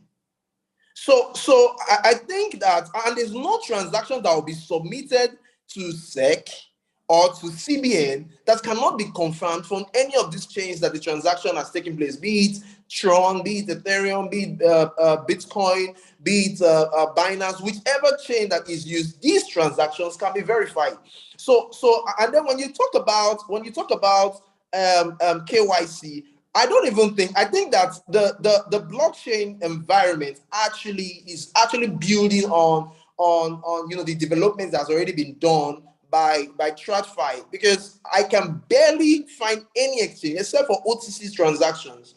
I can barely find any exchange you want to do transaction in that you don't have KYC in place. And of course, the idea of money laundering has already been handled already, seeing the percentage of cash in play and the fiat, and then before you not talk about crypto. So there's really nothing to fear from the side of the regulators, but we kind of identify with the challenges that they have. The challenge is what these can do that we do not know. That's the problem. So they don't want to have their stamp on something and then later to find out that, oh, we didn't even know about this part. You see, so because of the fear of the unknown, they're trying to show the blame game with things that we know. And these things that we know, these things that they talk about are not even problems with us. They're not problems at all. They're not problems at all. So even if you want to tax an exchange, right? The books, the volume, the transactions, the things he did upon which he arrived at the tax are also verifiable. So these are actually the most transparent, platforms that the regulators can actually deal with. What they should be looking out for is how to actually make the TradFi as transparent as these platforms that are already playing in the space. I think that's what they should be looking at, not these money laundering, KYC, and all of these things. They're not the problems of exchanges today. What exchanges are dealing with, the real thing that exchanges are dealing with, are not even their concerns. We are dealing with hacks. We are dealing with how to protect users for being hacked. We're dealing with phishing. We're dealing with a user that is not knowledgeable enough, right? Who exposes his own account to sites or links that hacks into his account and then comes to the exchange and says, my money is no longer in my account. And we're letting you know that it's not from the platform, it's from your exposed, device. These are the challenges that we have. These are the kind of discussions that we are supposed to be having with regulators, and then coming to say, okay, is there going to be an insurance fund when this happens? How is it going to work? These are the kind of conversations we should be having. Not they're trying to bring TradFi conversations into VAPS providers, and it's really not working. And that's why when I saw the circulation SEC gave the other day, I was quite disappointed. Disappointed from first, I was like, okay, it's kind of a sigh of relief that, oh, finally they've spoken. It shows that there's a voice of authority in the land. That's fine. But to realize that I've participated in a couple of committee engagements with SEC, with CBN, and to think that, this is what they came out with after 4 years, about since 2018, trying to, research the space. I'm very disappointed because the regulation sheet that they just brought out now does not show an in-depth research into the space. So if what they have released now came in 2019 or 2020, they would have been forgiven because, okay, let's say this is a good place to start. Let's say as the space emerges, as it evolves, they will also evolve. If after 4 years you're starting where you should have started in 2018 or 2019, it's very, very disappointing for me. It's very, very disappointing, most especially releasing such a thing where the organizations or the platforms you want to register don't run a legal bank account in the country. So, I mean, how would financial transactions communicate? It's really appalling, I would say, to say the least.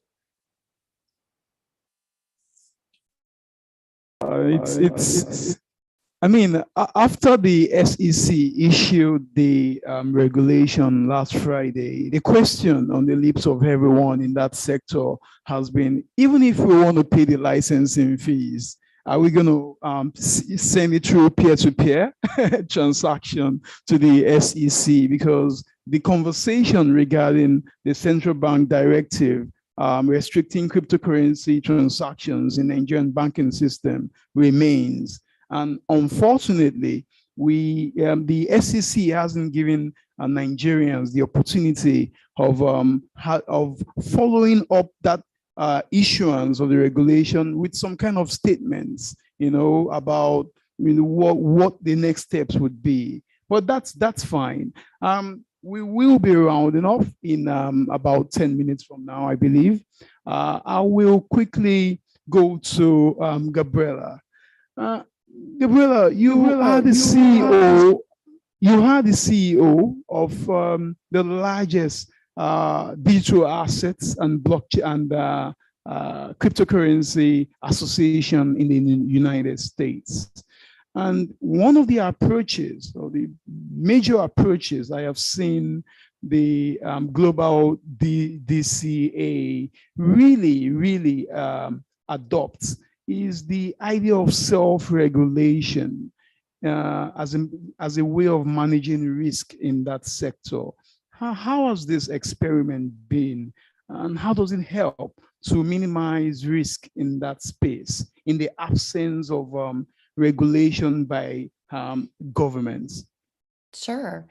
So I think, it's important to kind of give a little bit of my background that kind of gives a bit of a at least context for why self-regulation and why I'm such a huge proponent. So I've worked in 50 different countries around the world. I previously worked for the World Bank and for the International Federation of Accountants, setting up, self-regulatory entities. Most times they can either be voluntary, meaning that there's an industry mandate behind that, or there's an act of parliament that establishes or confers some level of responsibility down to that particular SRO. In this case, I kind of tried to be as unbiased as possible, but took sort of a blank sheet of paper and said, let's take a look at the digital asset industry, right? It is rapidly evolving, okay? It is global. It requires a high degree of expertise that would be very difficult to hire, retain, and maintain in a public sector regulator. It is something, that requires a high degree of coordination between and amongst different agencies and stakeholder groups, okay? So for example, today we're here with the Nigerian Bar Association. This is another group that there would have to be sort of a focus on raising up a number of different, both direct as well as peripheral industries in order to truly build a dynamic industry that drives economic growth and prosperity. When you start to take a look at the need for flexibility, so if you have an underlying industry that is so rapidly evolving, how can you, through a formal government regulator, really truly keep pace and sync with the speed with which that industry is evolving?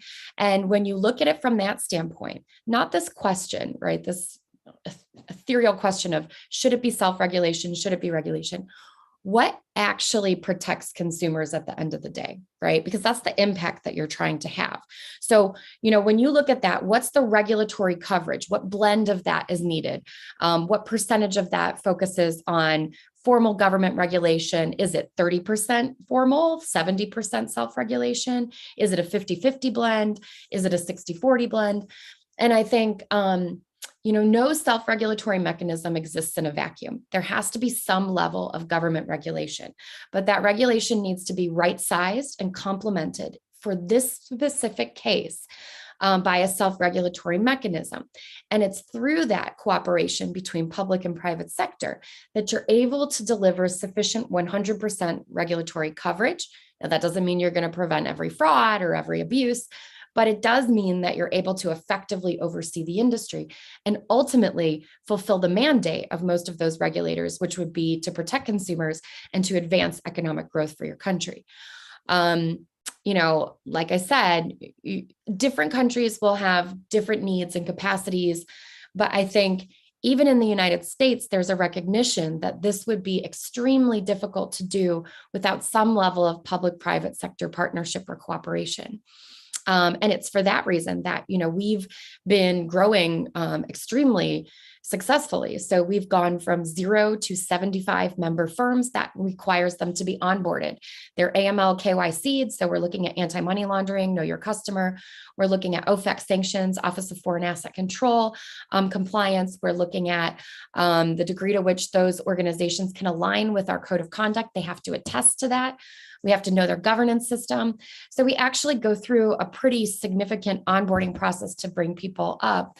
And so to date, we've gone through about 75 member firms, and we have about 50 firms that are now currently in the pipeline to go through that process. So I think if you recognize that industry is able to come together, whether domestically in the United States or, as we're trying to do a little bit as well globally, and they're able to identify, key criterion that reflect the quality and ability to strike the balance and allow for innovation, but also allow for consumer protection, then that's what you need when you're trying to raise forward an industry, okay? Because you don't want to crack down, because what ends up happening in countries that have banned, or, in Nigeria, we had a ban that was walked back and was somewhat overturned by, these are things that I think there needs to be an understanding that when you over-regulate, that chills the innovation and investment that comes into the country. And what happens is that you're driving innovation offshore. And once you do that, you drive the sophistication, you drive the leadership, you drive the jobs, and you drive the opportunity outside of your country.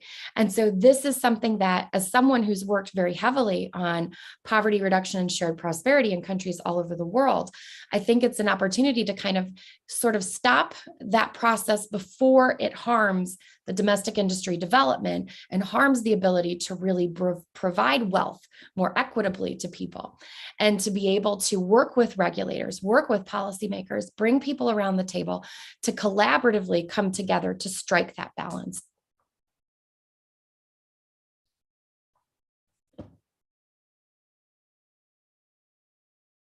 Panelists so far. Thank you. I will be giving the next few minutes to questions from the audience. So if you have any questions, please, let's have your hands up. Questions? Okay, 1, 2. Okay, let's take those 2. You go first, please. Please help me with the mic. Introduce yourself and then go ahead. Hello, everyone. Hello, everyone. My name is Faidat. I'm a recent master's graduate in innovative finance. So my question is about RegTech, regulatory technology. So what exactly do you think are the specific use cases of RegTech in helping to regulate the industry, the blockchain and fintech industry? So that's my question. Okay. Do you have any particular person you want to direct that question to? No, anyone in the panel who has an answer. All right, noted. Thank you. Thank you very much, Faidat. So the gentleman, yeah.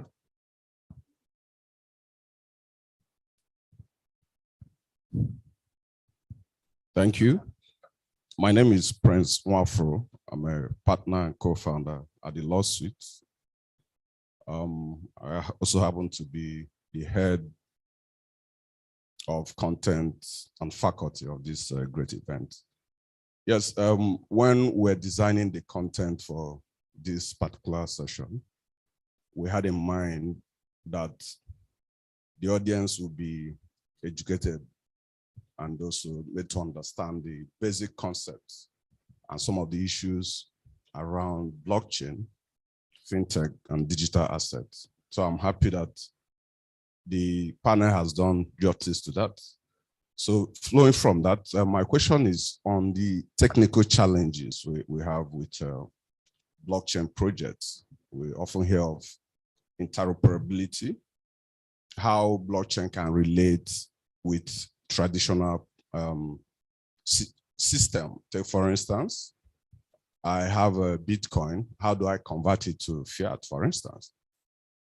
I do know that when the news about the lunar collapse, the UST, a lot of people were panicking, so they needed to migrate from that ecosystem to the fiat system. So my question is how, and interoperability is just one of the technical challenges we often hear. There's that also concept of scalability, the speed. So if you want people to migrate to blockchain or blockchain-based projects, so what is being done to drive, for instance, the speed of transaction, the ability to have this transaction relate with traditional platforms. Then the issue of use cases. So how do we educate people to understand that blockchain is not just about cryptocurrency?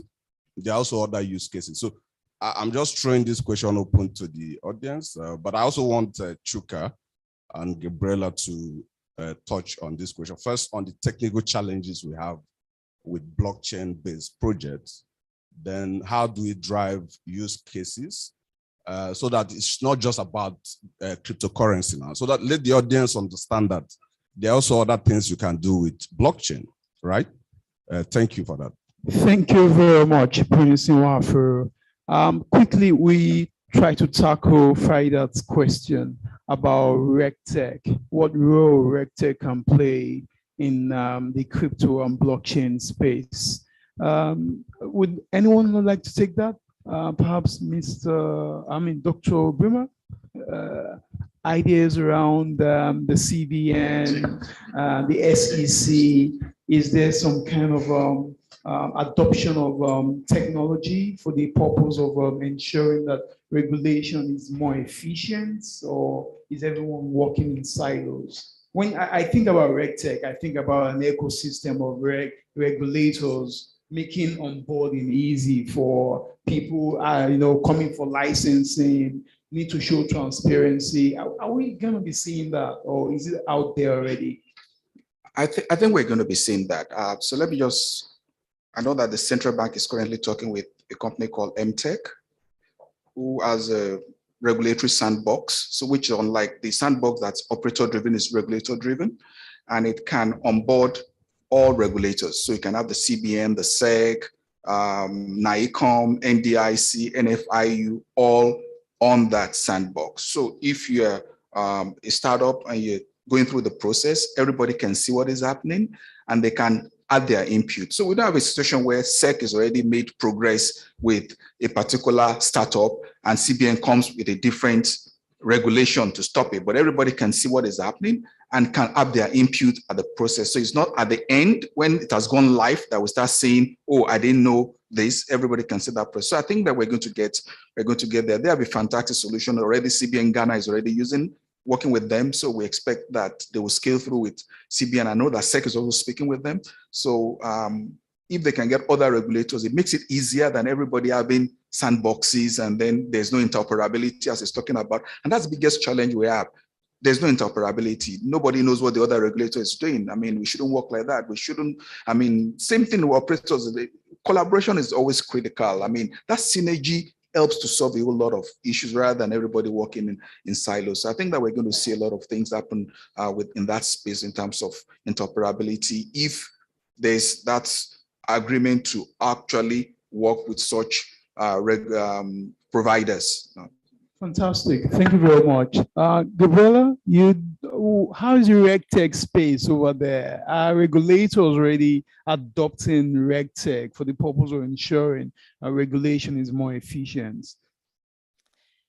Sure. So I think this is still an evolution here in the United States. And it's also an evolution that we're seeing in countries all over the world, right? So at the same time that you see the underlying industry growing, evolving, and changing, you also see the capacity for blockchain analytics firms, for investigative tools, for oversight tools, growing and developing with that.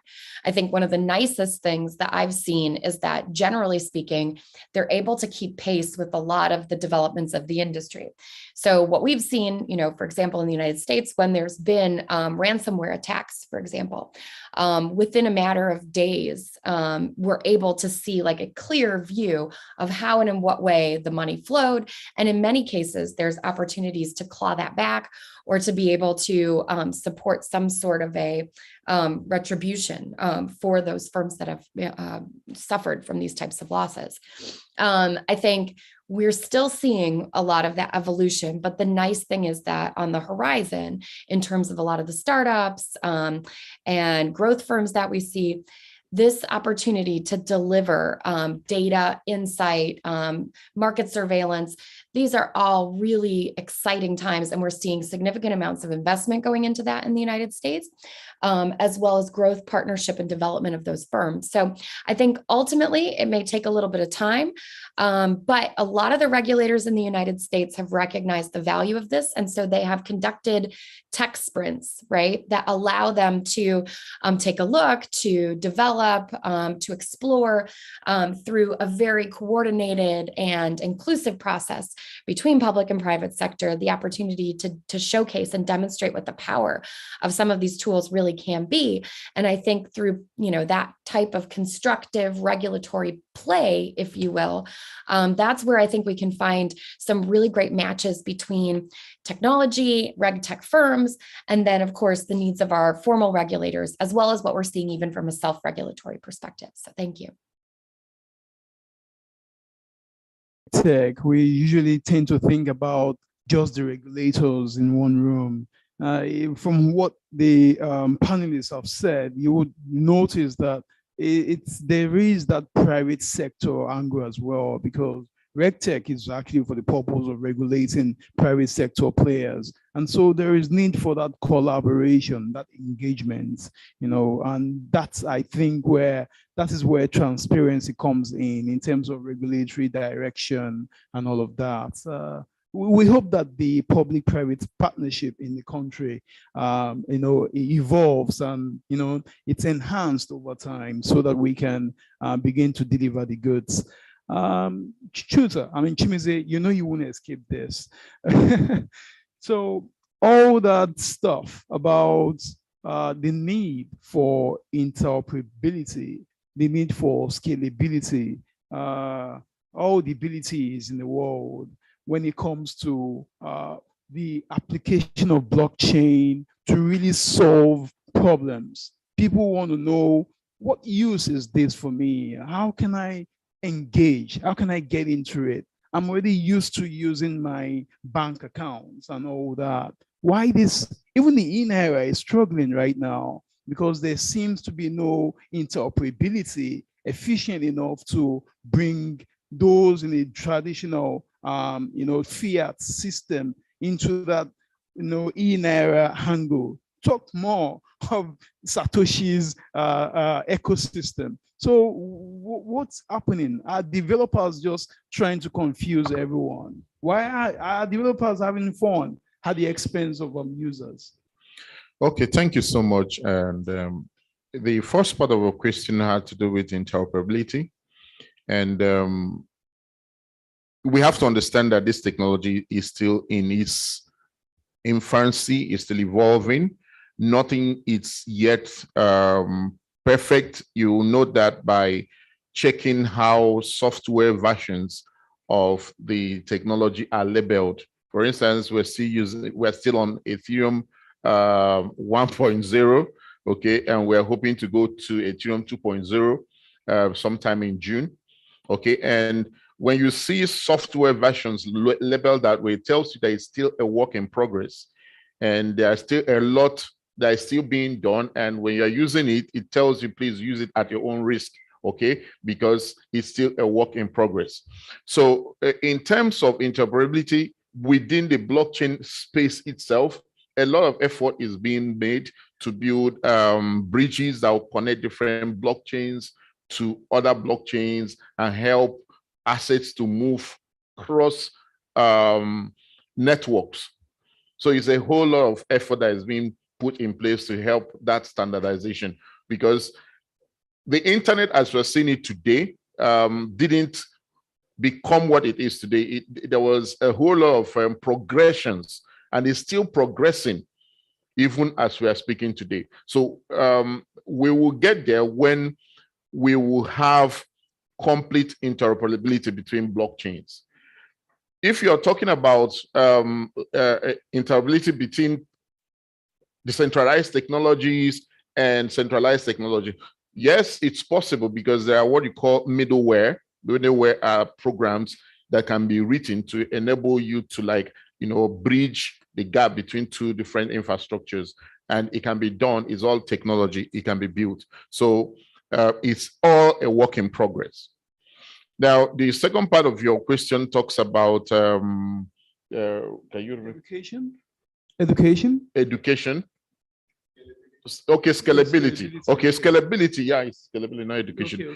Scalability is also a concern even among blockchain technologies itself, because when you look at the way blockchain technology operates, you discover that yes, speed is there, but because you have to deal with decentralized databases. In other words, when transactions are carried out on a network, they have to be broadcasted to different nodes. And it takes some amount of time for all the nodes to receive that new information. And that is what causes some delays. Somebody can make a transaction in Bitcoin, and the transaction may not conclude in 5 minutes or 10 minutes. I've even seen transactions that hang for days, okay, because they have to be distributed. So when you want to solve the problem of scalability, you also create another problem. That's how technology is, because people who have tried to solve the problem of speed created less decentralized protocols. If you know about the incident of last week, the lunar incident of last week, you discover that the lunar blockchain is not really decentralized in the way that would have loved to see it. Okay, and there are just a few node operators that are appointed by people who belong there, and the sacrifice that is very fast, but it is centralized. So you see that type of problem play out in different blockchains. Okay, you see, okay, faster Ethereum-like blockchains like Binance Smart Chain is very fast, but you just have 22 nodes of the Binance Smart Chain. So you sacrifice full decentralization for speed. So, but these are issues that different blockchains are trying to solve. So you have other blockchains like Cardano, like Solana, you have Tezos that are centralized, but they have different way of validating transactions, not utilizing the one that consumes a lot of energy and takes more time, like Bitcoin or Ethereum. So you have like proof of stake blockchains that are a little bit more decentralized, but have faster transaction units. So, but over time, these issues will be resolved. We're not in a hurry because we have the entire lifestyle that we have to be able to deal with these issues. All right, we have someone else signed up. Yes.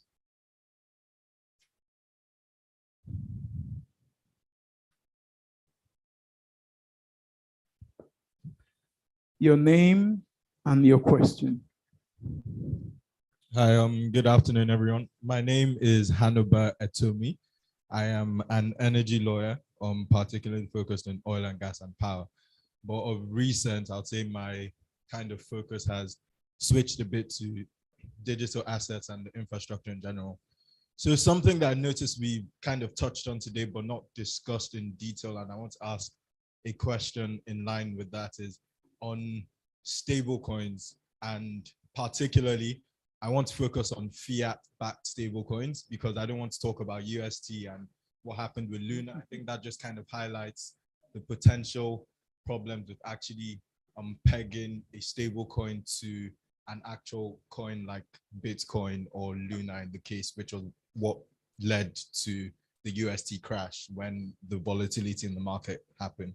So when an individual or a company are trying to get involved in this crypto space, but then they don't particularly want to bear the risk of the high volatility in the market, they look into stablecoin. And like we also mentioned the e-Naira. But my question is, the CBN and the Nigerian government tend to either want to push their own ideology without necessarily accepting what's happening in the space. So for example, the USDC is very popular, and it's something that a lot of Nigerians, even through P2P or through other methods, use to change their Naira into like the equivalent of the US dollar.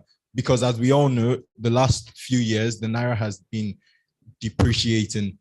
So what happens when companies pay people in Naira, people want to change it to USDC, but then there's almost pushback and this, or buy the e-Naira, or like what is the mechanics behind the e-Naira? What are the initiatives that you think the government as well as CBN can take to help people who want to enter the space, but not a highly volatile space, but also want to maintain the value of money that they're receiving from, let's say, their salary, but without losing it in the high volatility space? I think that's the main question.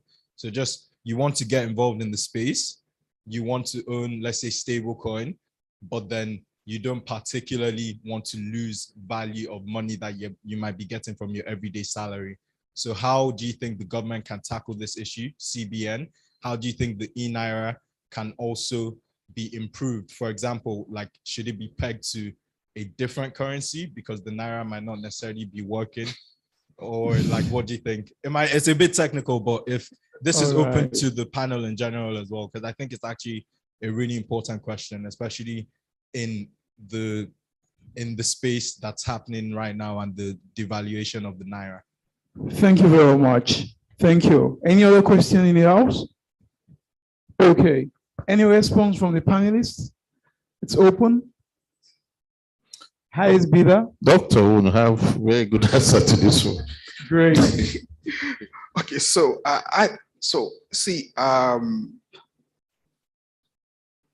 the e-Naira is a transactional instrument, but digital assets are transformational instruments. When I say transformational, they're investment instruments. You can either make money or you lose money, so they're transformational. That's so for it's a what the question you're asking, it's a personal decision. So do I want to keep my money in Naira, or I want to convert it to another currency? I don't think that e-Naira will solve that problem. I don't think government will solve that problem. It's a personal decision that you have to make on what you want to do. But I mean, and that's really the challenge with the e-Naira and digital assets. I mean, if the government felt that the e-Naira will substitute digital assets, it's a wrong notion because they solve different problems entirely. Thank you very much. I think he's actually looking at hedging, hedging asset, hedging the Naira. You know, it's really very difficult for someone to advise you on that because Naira is backed by the policies and the economic strength of the country that issued it. It's not something that you can push. There's no way you can push it if we're not producing anything. You cannot like support it with anything. As long as there's no productivity, there's no policy that is helping to drive the economy forward, the Naira will continue to go down, whether you turn it into e-Naira or Z-Naira or B-Naira or whatever Naira you want to turn it. It's still the same Naira that is still eroding, okay? So it's now your responsibility to choose whether if you get Naira, you will hedge it with digital assets that have potential of appreciating in value or remaining in their value if they are stable coin. But again, you have to understand that it's also risky because you may want to hedge it, and that asset that you're hedging it with can also go the other way, and you run the risk. So it's purely a personal decision, as we say. It's not a financial advice. Interesting. I think it was 2 days ago, someone sent me a WhatsApp message, very alarmed about Luna. But guess how the question came? Senator, you said that Luno is the sponsor of this program. They've just gone down by over 98%. And I said, I don't understand. What do you mean? Luno, they've gone down by over 98%. I said, Luno, the same company I know? I said, yes, now go and check. Later on, I understood he was trying to say Luna. Luna, the cryptocurrency. The meaning of Luna is actually moon. And I think Luno also means moon. So Luna is not mooning anywhere. It went down by over 98%. I think over minus 100%, actually. Minus. It's crazy. And that's one of the things we talk about when we talk about investment risk. Dr. Obrima put it so nicely when he said that these are transformational assets. They change. They could either change by going up or they change by going down. Or if you want to stay away from ups and downs, move into USDT. But it doesn't also mean that that is not also losing value because it's pegged to the dollar. And then in the US, there's a lot of conversation going on currently about how the US dollar is also being devalued over time. It's losing value as well. So I guess there is nowhere to really hide that money except in my bank account. If anyone can, if you want to be very safe. Investment scams and all that. Chusa, you recall that the Blockchain Industry Coordinating Committee of Nigeria, sometime in January 2021, had this meeting with the Securities and Exchange Commission about concerns surrounding investment scams in the country, especially those scams that don't have anything at all to do with crypto and blockchain, but use crypto and blockchain to collect investments and then also use that buzzword of blockchain to, buy people into that investment scam. I am wondering if the investments now, the regulation issued last Friday is going to help with that at all. I see now that the SEC will be going through white papers, and in 30 days, they will tell you whether your white paper is making sense or not. Do you think that this will help in some way? And anyone can respond to this? Well, I think part of the key problems that we have with investment scams has to do with the legislation that are currently in place that Securities and Exchange Commission is the act is established on. Because if you look at the penalties for people who involved themselves in investment scams, you will find that they are not sufficient because they have not been reviewed for years. And because of that, people can actually go and commit some of these things and have enough money to deal with the issues that come up. For instance, if, I don't know, you guys are lawyers, so I don't want to say something that it's not. There are non-lawyers in the house, many of them. There are a lot of lawyers here. So if someone is involved in a scam project and you are caught, I think the law stipulates that he can only be fined about ₦1 million or so. It doesn't matter how much he's actually stole from people. And that's not good enough, because you cannot scam people 10-50 billion naira, and if you're taken to court, you will only pay a fine of 1 million naira. And there has to be something that will be done about the legislation around crowdfunding and capital market operators, the way people can go into the capital market or into the public to access funds for something. There has to be a review of the laws that govern that environment so that it can be a little bit more punitive and a little bit more, deter people, Deterrence is part of the qualities of good laws. People should be deterred when they see that there is huge consequence to pay for doing certain things. And when people do them without being deterred, they should also face the punishment that is also sufficient. So I think that's one of the things that we should look at first before we can say, okay, that the document from SEC can actually work for any purpose. All right. Abikure Tega, CEO Kurope, Kumo Pay, Kumo Africa. Please, what's your reaction to this? Okay, basically from, you mean the question that was just asked, right?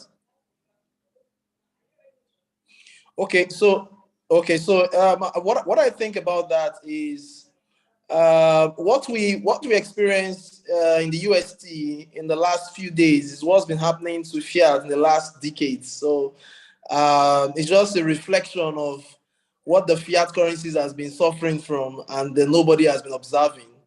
Unfortunately, in the aspect of the blockchain and the crypto, the world of the crypto is so fast that if it has to happen there, it will happen that fast. Okay, so but talking about ramping and getting your funds off the chain, off crypto, I think the whole idea of stable coins is to still have your money on the blockchain, because if you sell your coin or any crypto or any asset you purchase and then you want to liquidate, you could still do it within the block, within the crypto world, which is a stable coin, and it's still within the blockchain. Okay, then you now decide to take it out. So, but if there was no stable coin, I think that anytime anyone wants to liquidate, it just goes off, to the fiat market, and that way it's been very, very difficult for the crypto space to grow this much. As you can see in the general market cap of the market, you can see theta is there, which means even the ones that you sell are still counted as part of the entire market cap of the space. So the stable coins are quite safe, and I'm sure by what has happened to Luna, so many persons have come to understand the concept behind the stable coins. There are different types of stable coins, so people are beginning to ask questions. Is it a stable coin backed by fiat? Is it a stable coin backed, by algorithm, or what type of stable coin, is this?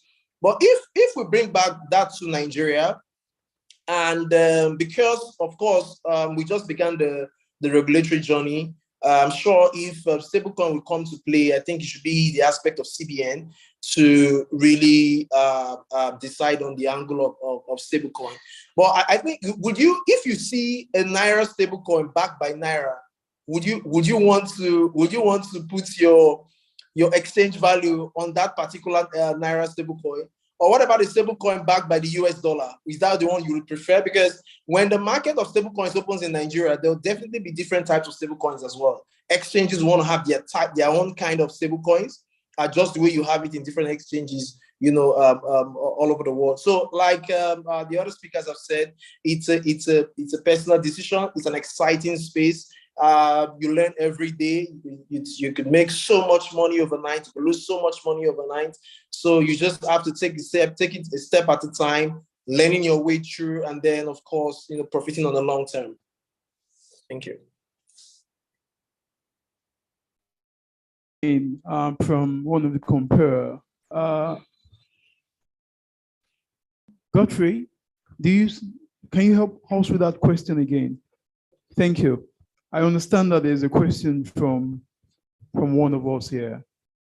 Last question for the day, and then we'll take last words from each panelist. Yes, so the question is not from me. It's from someone who just doesn't want to stand up and ask. So the question is, only invest in crypto what you can afford to lose is a popular line I hear often from stakeholders in the blockchain space.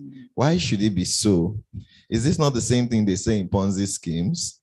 What is being done to address fraud and volatility in the crypto ecosystem? I'm tired of losing money. Now I understand why this person can ask. I hope you didn't invest in Luna. All right then. Quickly, would anyone like to respond to that? Gabriela, would you like to respond to this? Sure. I think, it's a good question. One of the things just to recognize, I think, is that this is still an evolving market. Okay. So when people say invest what you can afford to lose, I think they're trying to give you the most conservative advice possible. Okay. Also, this is a space where if we look at it from a perspective of, investor education, knowledge, understanding, it's still, we're not yet at the top of the bell curve. So we still have a lot of people who are, learning how to read through a white paper, for example, to understand what the nature of a specific digital asset is. You have a lot of challenges still with user interface, user experience and design with some of the digital wallets. And really what you see is that, from a hack perspective, most of the hacks aren't happening on the blockchain. They're happening just as you would have, a phishing scam or this type of a thing to steal your password or access to your account. So I think, the hacks will put that to the side and say, a lot of this is still about the system and the industry maturing. Okay. And the perspective on the advice that is being given, it's both because of the evolution and maturation of the industry itself, the knowledge and understanding of the users and investors as they too get acclimated to this technology, to this different way of engaging in the decentralized financial sector. And I think those two pieces coupled together provide sort of the rationale for why you're being advised as you are. I'm sorry that you lost money, but I think that these are things that, it's important to talk about those stories too, because I think it is important to have a fair and balanced view of what the risks as well as the opportunities are.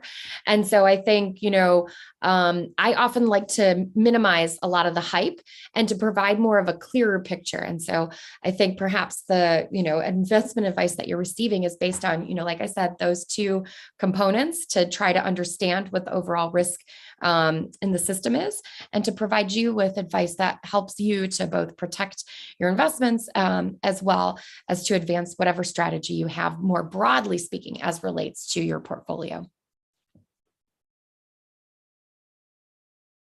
Can afford to lose. It's been opportunities, risk, and challenges in blockchain technology adoption. It's been enlightening and engaging listening to these panelists this morning, also into this afternoon. Final words, 1 minute each from each panelist. Chimeze, take it away. Okay, so just like technologies offer opportunities for people, you don't have to sit down and do nothing. There are people who got into the internet business or invested in the first generation of the internet, and they ended up making a lot of money. Some people entered the mobile telephone era and they made a lot of money. And people even entered into the internet during the social media boom and they are making a lot of money. So the blockchain space is there as an opportunity. In as much as it's evolving and is volatile, don't sit on the sideline, make a decision to be a part of it and find a place where you can play a role. Trading in crypto or holding crypto asset is not the only available opportunity for you. There are so many opportunities that you can get involved in. And as lawyers, this industry seriously needs lawyers because we need people who understand the legal aspect of digital assets. We need people who understand compliance, who know how to deal with issues that come out when people are engaging in this kind of asset and SP. So dive in and just be careful and risk. There's what they call weigh your risk and make sure that the reward that you're anticipating is what the risk that you're willing to take. Thank you. Thank you very much. Dr. Obrima? Yeah, just to say that beyond cryptocurrency, we need to start looking at other use cases for blockchain. I mean, today, as I'm speaking, people are being scammed on land issues in Lagos State. I mean, but blockchain can solve a lot of problems when it comes to land titles and things like that. I mean, in agriculture, supply chain issues, in pharmacy. So there's a lot of things that blockchain technology can take care of. So I think we should look beyond crypto now and start looking at what are the other use cases. And with that, we can actually scale the economy, create exports, and then it will be easier for even the regulators to say, okay, let's open this because we have enough reserves to be able to support what people want to do. Thank you. Thank you very much. Blockchain is beyond crypto. I will now have Abikure Tega from Como, Africa. Final words. Okay, thank you very much. I have final words for 3 categories of persons. If you're listening to me, for those who are engaged in trading crypto, congratulations to you if you've made money. Accept my sympathy if you've lost money. But in all that you do while you trade, you should realize that these assets you're trading are infrastructures and solutions actually built by people.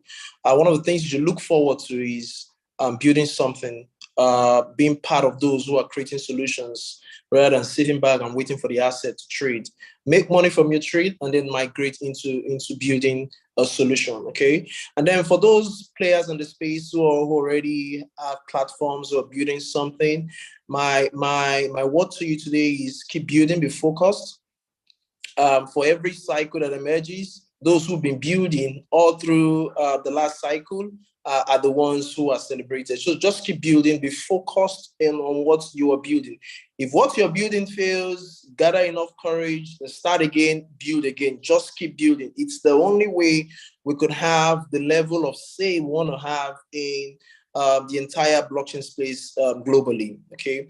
And then to the regulators, what I would say is, of course, one of the most beautiful way to regulate, as we have always said in every meetings that we've found ourselves regulators participate in, is have an open mind. And of course, you cannot regulate what you're not part of. So one of the ways that you would regulate this thing is to be part of what is happening. Even if being part of it may not begin as regulation, participate with us. And out of understanding, your regulation can come from a point of actually having a feel of what the space is, what it wants to offer, and then the innate risk that it has. As I mentioned earlier in my communication, most of the challenges and the things that the exchanges are looking at are not the things the regulators are actually even looking at. Okay, there are several levels of protections that are necessary beyond the 200,000 naira a retail investor is allowed to invest, you know, in an ICO or in an offering, you know, in the digital asset world. So I keep an open mind, and of course, step into the space. Restriction does no good, and as we have seen, it hasn't done any good so far. Well, a good one to seg for finally coming off the slumber. And what our advice is, the implementation process should be as cordial and as friendly as possible, so that you won't end up creating and opening a space for only international players, so that local players would also, from these starts, be able to drive from the beginning. Otherwise, you would come back to this same cycle again to want to create indigenous projects. So don't come into the space and then kill it off and then come back again to find a way to create it. So that's thank you very much.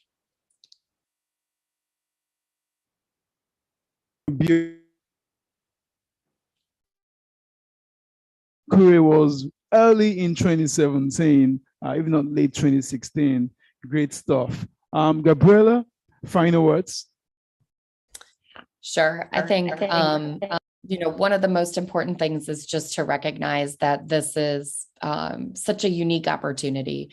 As somebody, like I said, who's done a lot around economic growth, who's looked to try to position countries so that they can lead in a global economy, you know, it's important that Nigeria gets this right. And it's important that it strikes that balance between regulation and, you know, helping to spur and develop innovation, because it's going to be the jurisdictions going forward that are able to strike that balance effectively, that will be able to attract resilient firms that have a high degree of longevity and global competitiveness, And it's, again, it's strength at home economically translates to strength abroad from a geopolitical context. And so I think, if I were to give, 2 cents, it's that this is a chance, it's an opportunity, an opening to really, be able to reassert. And I think, this conference today is just one opportunity to kind of bring people together around that common cause. So,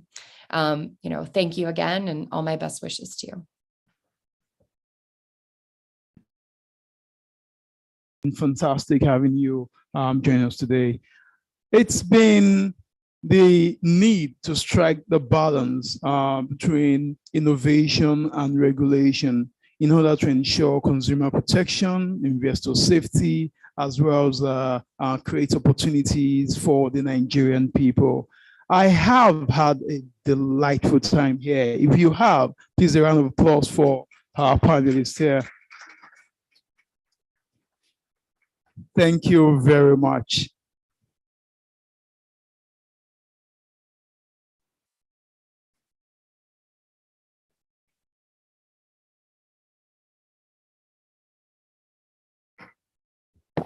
All right, so I think it's picture time for the panelists, and also some committee members can also join them on stage for the picture. Thank you.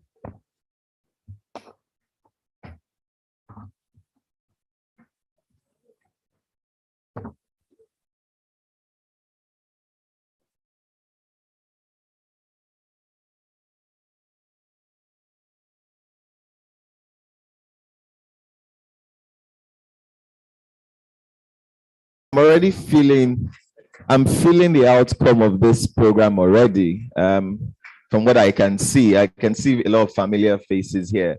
And as you heard one of the speakers say, he said, build, you need to build something. It reminds me of some friends that say, build in silence, and I think the results will announce itself. But the question there is, what if you're building nonsense? So please, if you're building, build and let's use, let's criticize, let's adjust, let's give you, I think, customer feedback, but the most important thing is that we should build, definitely. So that's a very good one. I can also see a lot of my litigation friends or friends in litigation, and with all you've heard, millions of dollars, UST, Luna, you're beginning to wonder, should I move from litigation to fintech? Don't move. We are enough on this angle.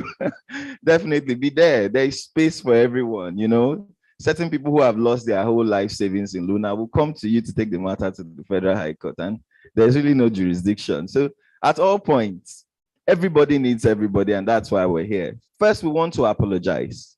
We're meant to be having the network session currently, and also having a tea break. So during that period, you interface, you get to know more friends, you connect, because the thing about, one thing I've noticed about the blockchain community, whether they admit it or not, is it's a circle. I won't want to use the word a cabal, but they speak a language they understand. And this would have been a very, very viable opportunity and fertile ground to be able to engage some of them, get their contacts, pitch what you do, and be able to collaborate, because that's really at the heart of creativity. However, we cannot do that at this point. We have some operational challenges and some logistics issues. And so we cannot have the tea break at this point. And we'll be shifting that after the second session. I don't know if we'll call that a tea break, because that will be very into the afternoon. So I don't know if that would be called a tea break or just a break, definitely. So, but at this point, before we move into the second session, we want to assure you that the other sessions will be kept quite brief, so we are able to leave here on time and go do our day's business. But before we move into the second session, we have a representative of the DG of NITDA, that's the National Information Technology Development Agency, and that shows you the importance of the program we have today. And NITDA has sent a very powerful representative to bring the awards to us, to let us understand that they recognize what we're doing, and they are also our partners in progress. So a very, very brief commentary and message from NITDA, representing the DG is no other person but Dr. Engineer Mrs. Falilat Jimo, who will be making a speech on behalf of the Director General of NITDA. A round of applause for her as she gives us some words. Thank you.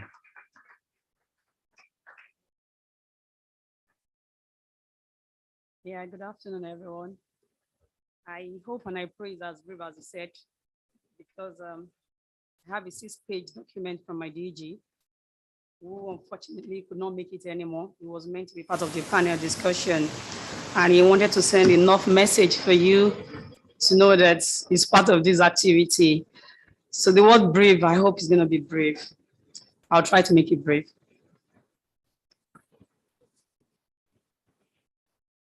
Yeah, these are legal people. You don't want to play around with legal words.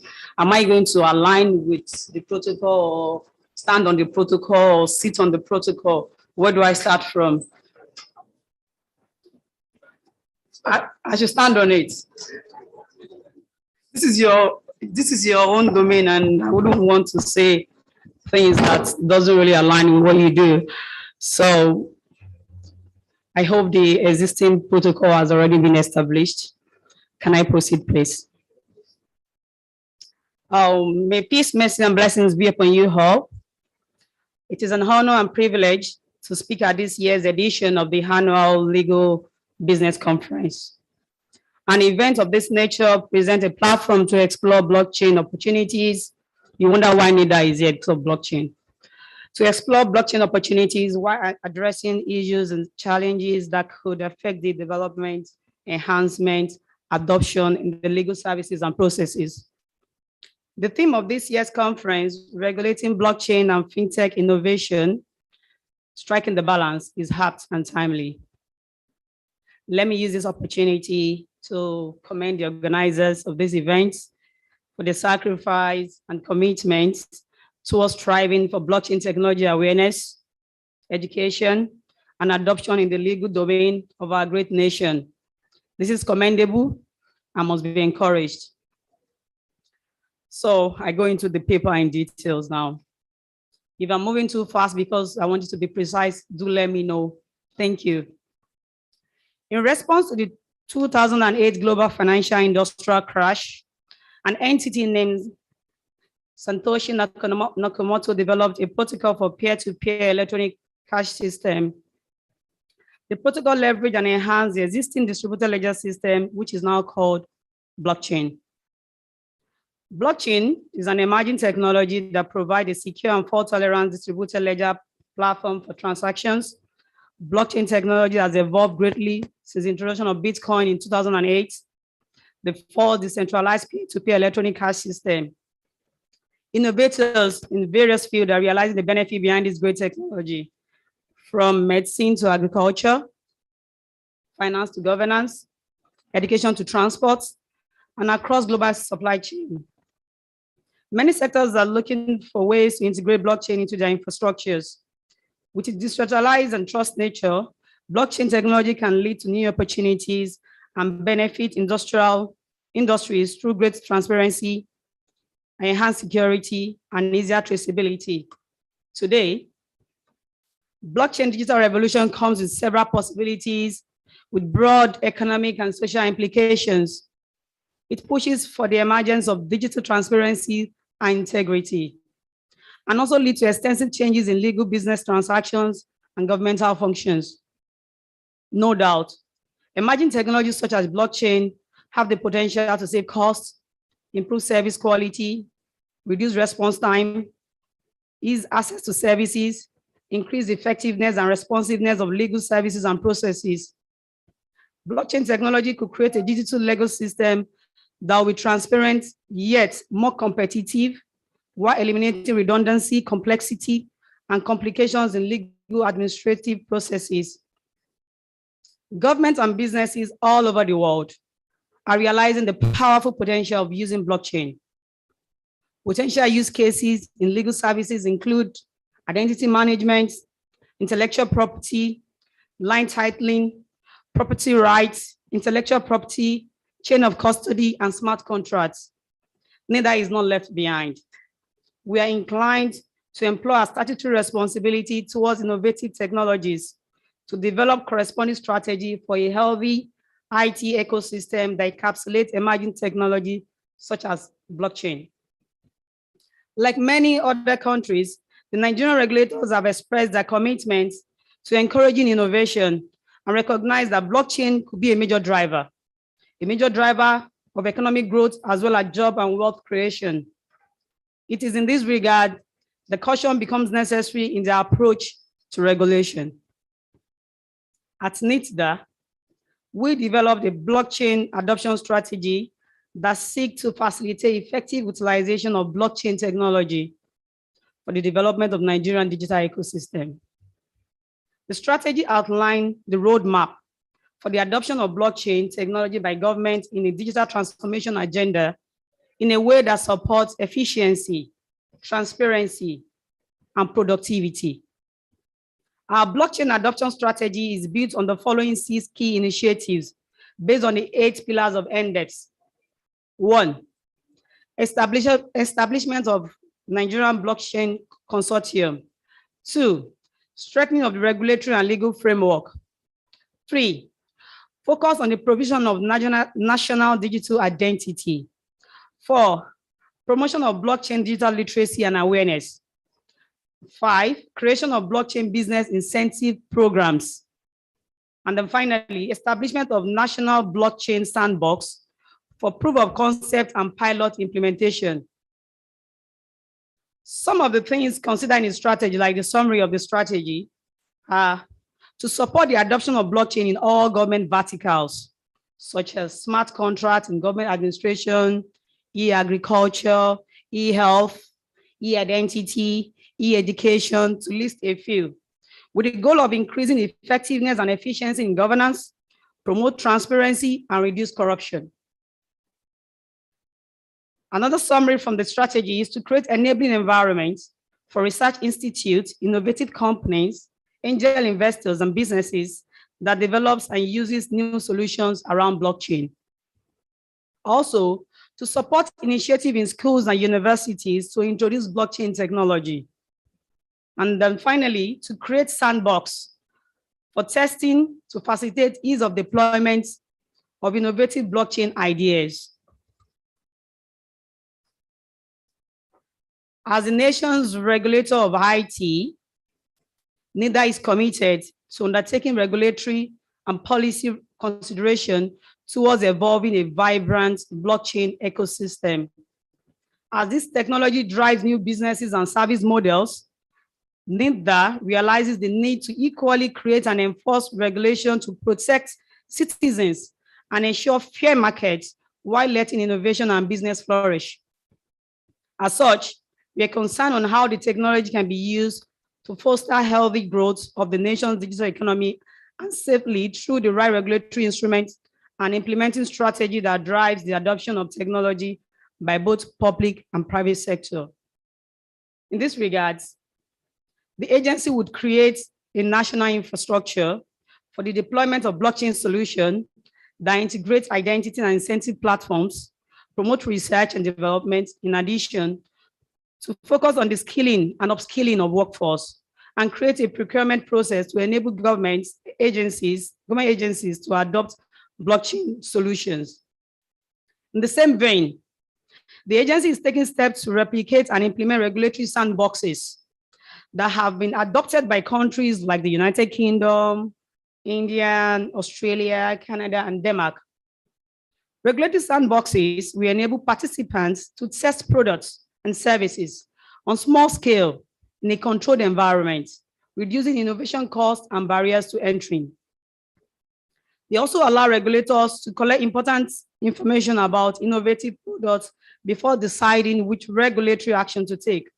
With this, Nigeria's regulatory sandbox will facilitate the necessary dialogue between market participants and regulators to develop regulatory actions that strike the right balance between facilitating innovation and mitigating new risk. Through sustained engagement and stakeholders like you and many others, implementing these regulatory guidelines will be enhanced and in turn would create a conducive regulatory environment for all players in the digital economy to thrive and fulfill their potential for prosperity and national development. We hope that the developed strategy will support the government to unleash the potential of blockchain in all sectors of the economy. It will drive the adoption of blockchain in our public administration, leading to improved efficiency, transparency, and accountability in governance, and open job creation opportunity in the transformation agenda of the economy. This would surely key into the economic recovery and growth plan of the federal government by increasing the contribution of ICT and innovation to the gross domestic product, GDP. In conclusion, it is believed that with engagements such as this conference, all stakeholders would reap the full benefit of blockchain technology to grow businesses, to create jobs, and entrench security, reliability, transparency in our legal processes and all sectors of the economy. Thank you for listening. Kashifu Inoa Abdullahi, NITDA. Was it brief?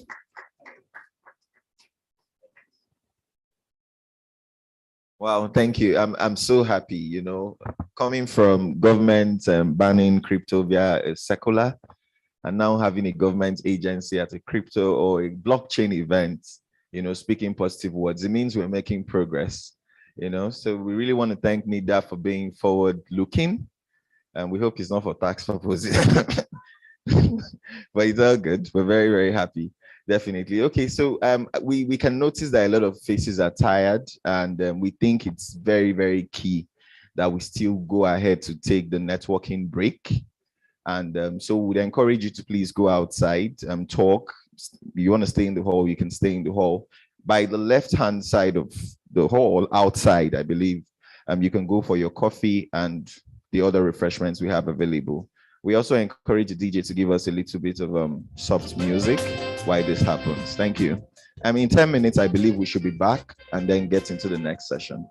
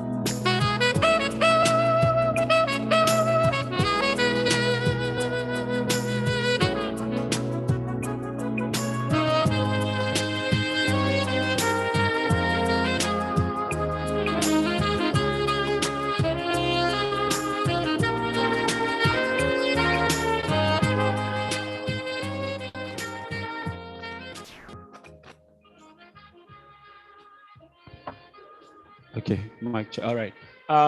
So, ladies and gentlemen, please, if you could just assist me with this. If you're outside, or you can probably step outside, just encourage those who are taking their refreshments outside to begin to come inside so that we can be able to begin the next session. Thank you, thank you, thank you. Those outside, if you can hear me, please, you can bring in your refreshments so that we can look at the second session and then move on from there. Thank you very much.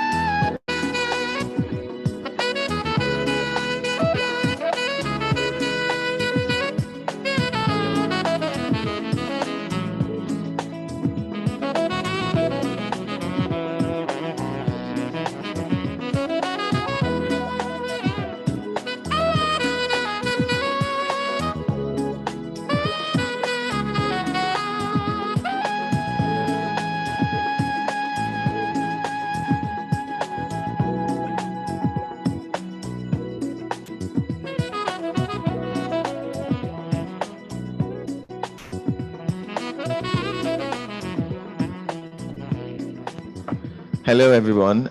So we're behind time, we're behind schedule. So we think we need to start the second session. As you know, we have some speakers who are joining from other jurisdictions and a lot of people who work from abroad. As you know, they are sticklers for time, really. So we want to really apologize to our visual speakers. Nigeria happened. That's the only thing we have to say. Nigeria happened, so we're really sorry. But we'll accommodate us generally. So please, the next session, we would remind, we know a lot of people are still having their refreshments, but we would remind them, we encourage people outside to please come in. If possible, you can come in with what you're chewing and drinking. And so we listen to this session. The next session is going to be talking about regulation and public policy in blockchain and tech innovations, finding the balance. So we're talking about regulation of public policy in blockchain and tech innovations, finding the balance. In this session, we'll also be looking at part of what the speakers will be discussing and the panelists will be discussing is the e-Naira by the Central Bank of Nigeria, the inherent opportunities in the blockchain and financial technology ecosystem in Nigeria and globally. We'll also be discussing blockchain use cases such as DeFi and DAOs and the existing company laws and regulations. There would also be a comparative analysis of blockchain regulation in Nigeria and other jurisdictions. So it appears people outside are getting the memo. My colleague, Mr. Tony, has also gone out to let people know that they need to come in to the hall. And I think that's a very, very good one. So we have some speakers in this session, and we expect the very best from the speakers. The moderator of this session is no other person than the Amazon, as I've said earlier. She has blown our mind. The standard of this event has been improved upon year on year, and it has always been in profit without loss. She's just declaring dividends left, right, center. So we really celebrate her, and we really ask that this program keeps moving from strength to strength, and more people get involved in supporting the vision here at the Legal Business Conference. So without much ado, I just want to welcome on stage, for her to take the stage, the moderator of this session and the pioneer and the convener of the Legal Business Conference, no other person but Ifoma Ben. A round of applause for her. Thank you. She is the managing partner of the lawsuits. So just in case you have any, well, lawyers do not advertise, but the lawsuit, she is the managing partner. You know what to do. And she's also the founder of the Legal Business Network. Thank you, Ifoma, for what you do. We're proud of you. We also have in this panel, we cannot read out the profiles of all the speakers because we are behind schedule, but we have on this panel, Dr. Emomotimi Agama. He is the managing director of the Nigerian Capital Market Institute. I'm informed he's joining us online, I believe. Yes. And we would also have him with us. We also have online currently from a different jurisdiction, no other person but Rauno Kinka. He is the partner and head of IT and smart technology law at Lextal. Rona is the author of the first Estonian broad-based and legal theoretical approach to self-driving vehicles. He is an attorney at law and also helps shape legislation and business models in that space. We also have, I cited him earlier, but I believe he's outside doing the needful. We also have on this platform as a panelist, the founder and the CEO of Ninja Crypto and CI Crypto Solutions, Chiagozie Iwu. He would also be a panelist in this session. We also, I believe he's still around. We have a Leonard Silk in this session. Okay, please, a round of applause for Chiagozie Iwu. He is the founder, CEO of Ninja Crypto. If you're very, very familiar with the crypto space, his name is recognizable. It rings valid bells. So we're so happy to have him here. And as I said earlier, we have a learned silk. In law, we come in size. We really come in sizes, and this is the highest size possible.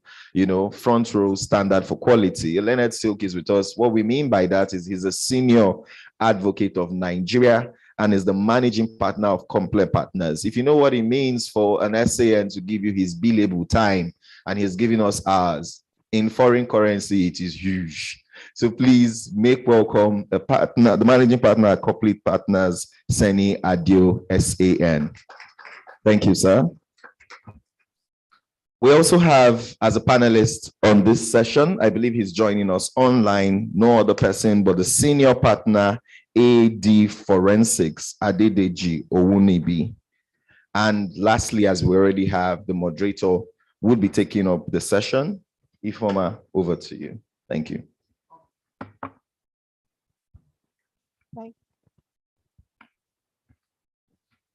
Thank you very much. Leonard Silk, Chiagozie Iwo, thank you for being here, and for all our online viewers and speakers as well. I welcome you all. Please want to see the speakers online. Okay. Rano, good to have you here. Mr. Dideji, good to have you. And Dr. Agama has been online since, and I just hope he's still here with us. Apologies that we have to start this session late. It's just beyond our control. We really, really apologize. And we just hope that Dr. Agama is still with us in the room. He's been waiting for this session to start, but we hope he comes back to join us. So we'll quickly go to the session. You know, this particular session is the cross of the matter, actually. And if you look critically, you'll see that it's talking about the session, the theme of the conference, which borders on regulation. And a number of issues have arisen in respect of this technology called blockchain, and the visible aspects, the cryptocurrency, and some other issues like INARA, central bank digital currency, and the other issues as well, including the directive of the CBN to commercial banks, asking them not to give grants financial services or give financial services to those in the blockchain space or in the cryptocurrency business. So there are a number of legal issues arising out of this. And we thought, shouldn't there be a balance between regulation and innovation? So do we just say because there are bad sides to a particular thing, then we throw away the regulation in the innovation entirely? So that's why we are coming to talk about regulating blockchain and fintech innovation and how we can strike a balance. So we'll go straight into, I just hope that Dr. Gama is coming back to join us. So Leonard Silk, we start with you. In February 2021, the CBN restricted cryptocurrency transactions in Nigeria's banking and financial system, citing the use of cryptocurrencies for money laundering, terrorism, financing, fraud, and investment scams. So after over a year of this directive, what is your opinion? And in your opinion, what has been the upsides and the downsides, if any?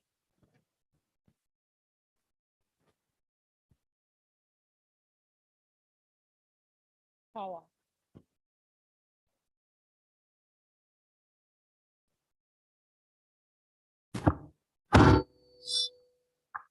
Can you hear me now? Correct. Excellent. Yes, okay. yeah. All right. Good afternoon, distinguished ladies and gentlemen. It's good to be here, and thank you to the conference organizers for inviting me. In responding to your question, I mean, I was here and I listened to some of these speakers earlier on. I got here a bit late, but I heard some of their presentations. Regarding the issue you raised about the CBN directing banks to not support institutions or companies engage in Bitcoin trading or cryptocurrency. Well, I think the CBN certainly had, I guess, for lack of a better way of putting it, reasons of trying to protect, the public, members of the public, and of course also the sovereign of Nigeria in terms of, as you put it, anti-money laundering and terrorism financing. But perhaps the way the CBN went about it is what a lot of us had an issue with.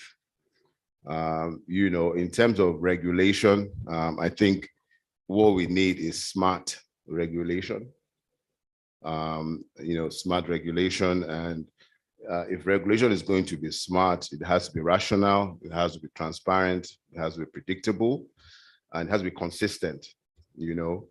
So I think, and the CBN, before I even proceed any further, I think for all of us here in this space, it behooves us to see the CBN and SEC and even the CAC as partners, and we try to work collaboratively. It's not going to augur well for anyone to alienate the regulators. We need to be open and work collaboratively, because even if they do something at the front end that ultimately either is struck down by the courts or what have you, they can always go back and adjust and come back. You don't want them to have an attitude or to be motivated to be hostile, to players in this space. I think it would be very dangerous.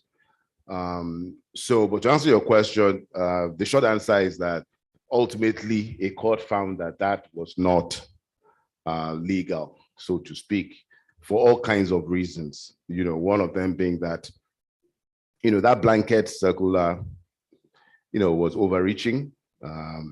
And the manner that the CBN went about it, at least in that particular instance, essentially, criminalizing the space, was found that, as of today, there is no law that makes it a criminal offense to engage in crypto or Bitcoins, and it's ironic, and I think somebody has already alluded to it, particularly with respect to blockchain technology, that it's actually technology that is meant to provide security, to enhance security, not just in terms of financial transactions, but even documents.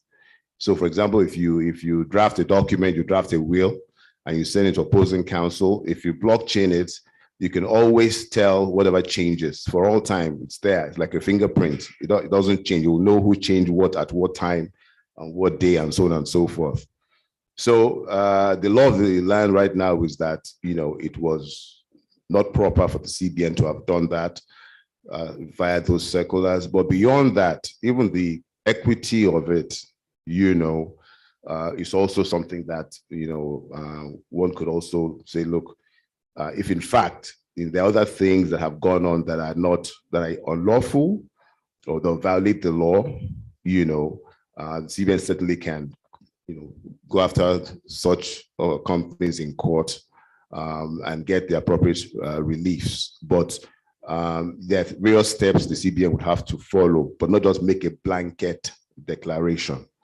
So that happens to be the law right now, that that blanket declaration was an overreach. Let me just put it that way. But again, what I would urge is that we try and work collaboratively with SEC, with CBN, with CAC, and the various regulators.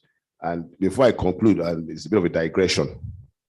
Again, I saw this from the prior discussion, which is that in terms of regulating this space, there was discussion about self-regulating, and it occurred to me that why can't the players in this industry come up with a draft bill, So if you could have your wishes, come up with a draft bill, it could be introduced in the National Assembly as a private bill, Or you could find some champions at the Senate and at the House, and they can adopt it and be the champions to push it through the National Assembly.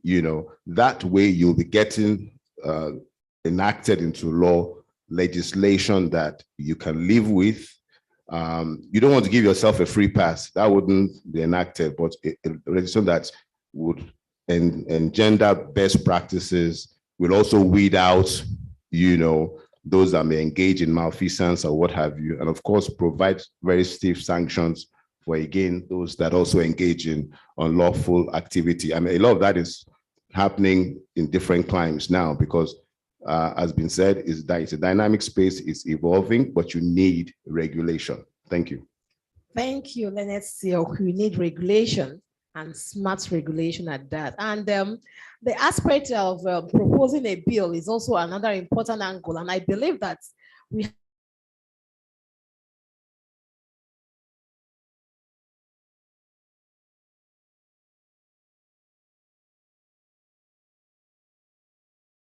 have stakeholders here, the Pin Technology User Group.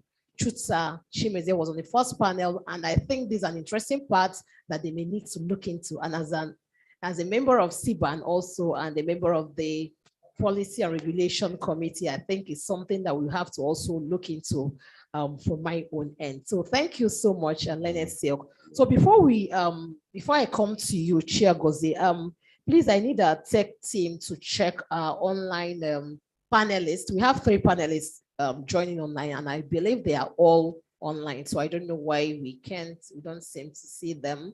Dr. Gama has been online, but I don't know why he's not on the screen. Please, let's just find out what the issue is. So because the other question I'm actually going to ask is to Dr. Gama. So, but I just wanted him to be on the screen before I proceed. But before then, I will just go on to Chair Gozie. So Chair Gozie, with the rise of decentralized cryptocurrencies such as Bitcoin and Ethereum, and also the acceleration of cashless economy and digitalization of COVID-19, so will it be right to say that the central bank digital currency, including the e-Naira, is a resistance to cryptocurrency adoption? Is it a resistance to cryptocurrency adoption, the CBDC? All right. Good afternoon, everyone. It's an honor to be here. It's good to be among lawyers. With the way our regulatory agencies are going, I think your billables are going to be increasing very soon. So yes, in terms of the CBDC, I want to clarify the fact, first of all, that the CBDC is not a cryptocurrency, but an attempt by central banks, right, to have a participation in the digital asset industry per se, right? So in the case of the e-Naira specifically, there are a lot of CBDC projects out there, some of which are very amazing, right? That being done in Switzerland and some other countries, very amazing projects, right? But in the case of the e-Naira, while I would say it's a good attempt, right? But you have the situation whereby the regulation is currently alienating an industry.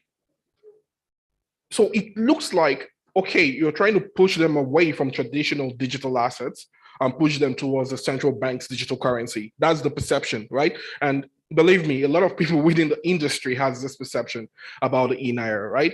And well, one might say it has not as successful as they expected it to be, less than 1 million downloads.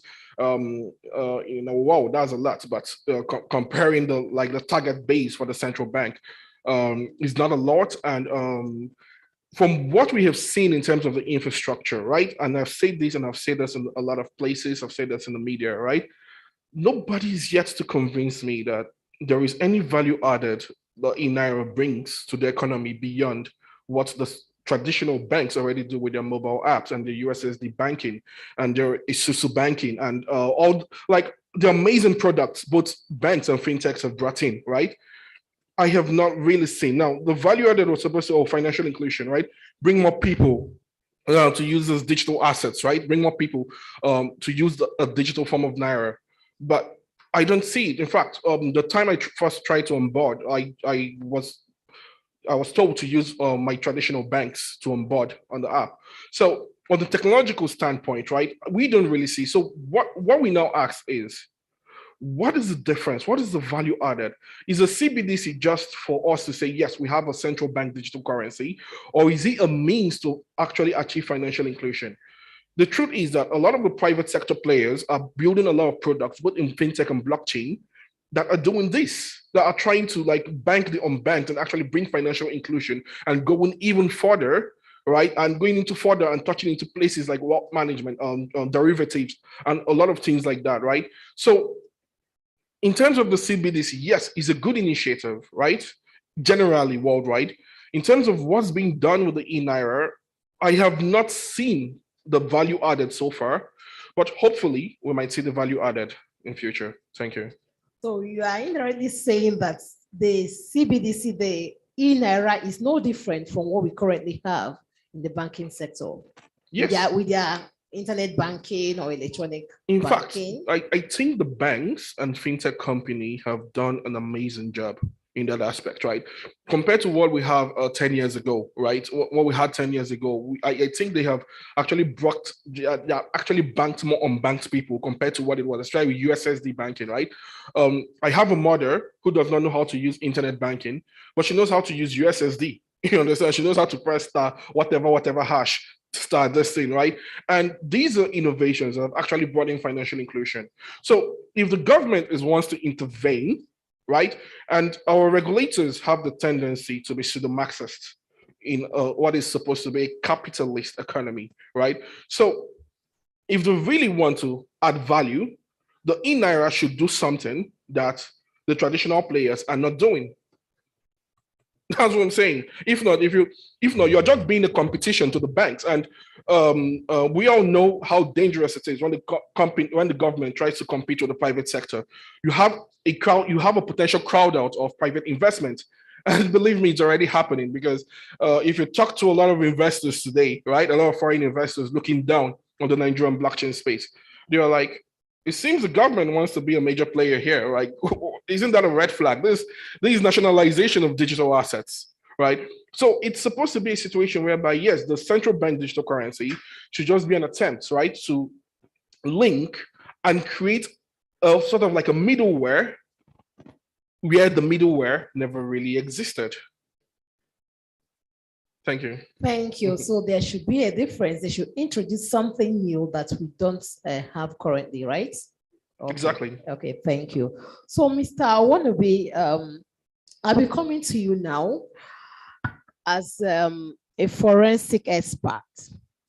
I know you have a relationship with regulators and all that, and you have experience in this regard. So regulators around the world have identified certain risks that are associated with virtual assets, digital assets, which include the use of money, money laundering, terrorism, and all that. So as an expert who has worked with both regulators and Nigerian regulators inclusive and innovators, so do you think that Nigerian regulators have been able to find that balance? So because we are talking about balance now, finding a balance between this innovation and regulation. So marrying the good side and trying to, do away with the bad side. So do you think that the regulators we have in our country have actually have been able to find that balance between that regulation and innovation? So is it going to be, this balance we are talking about is it going to be a mirage? Are we actually going to find this balance? So let's hear your perspective. Thank you, Ifoma. Thank you for having me. For regulators, I think we are very, very far away from where they used to be. I don't know. Am I audible? Am I audible? I don't know whether you are muted. No, I'm not. I'm not muted. I'm not muted. Okay, you're on now. Okay, great. Thank you very much, Ifeoma, for having me. Like you did mention, the regulators, I think, are a little bit advanced than where they used to be before. And that is because now they're getting the understanding of what is possible within blockchain space.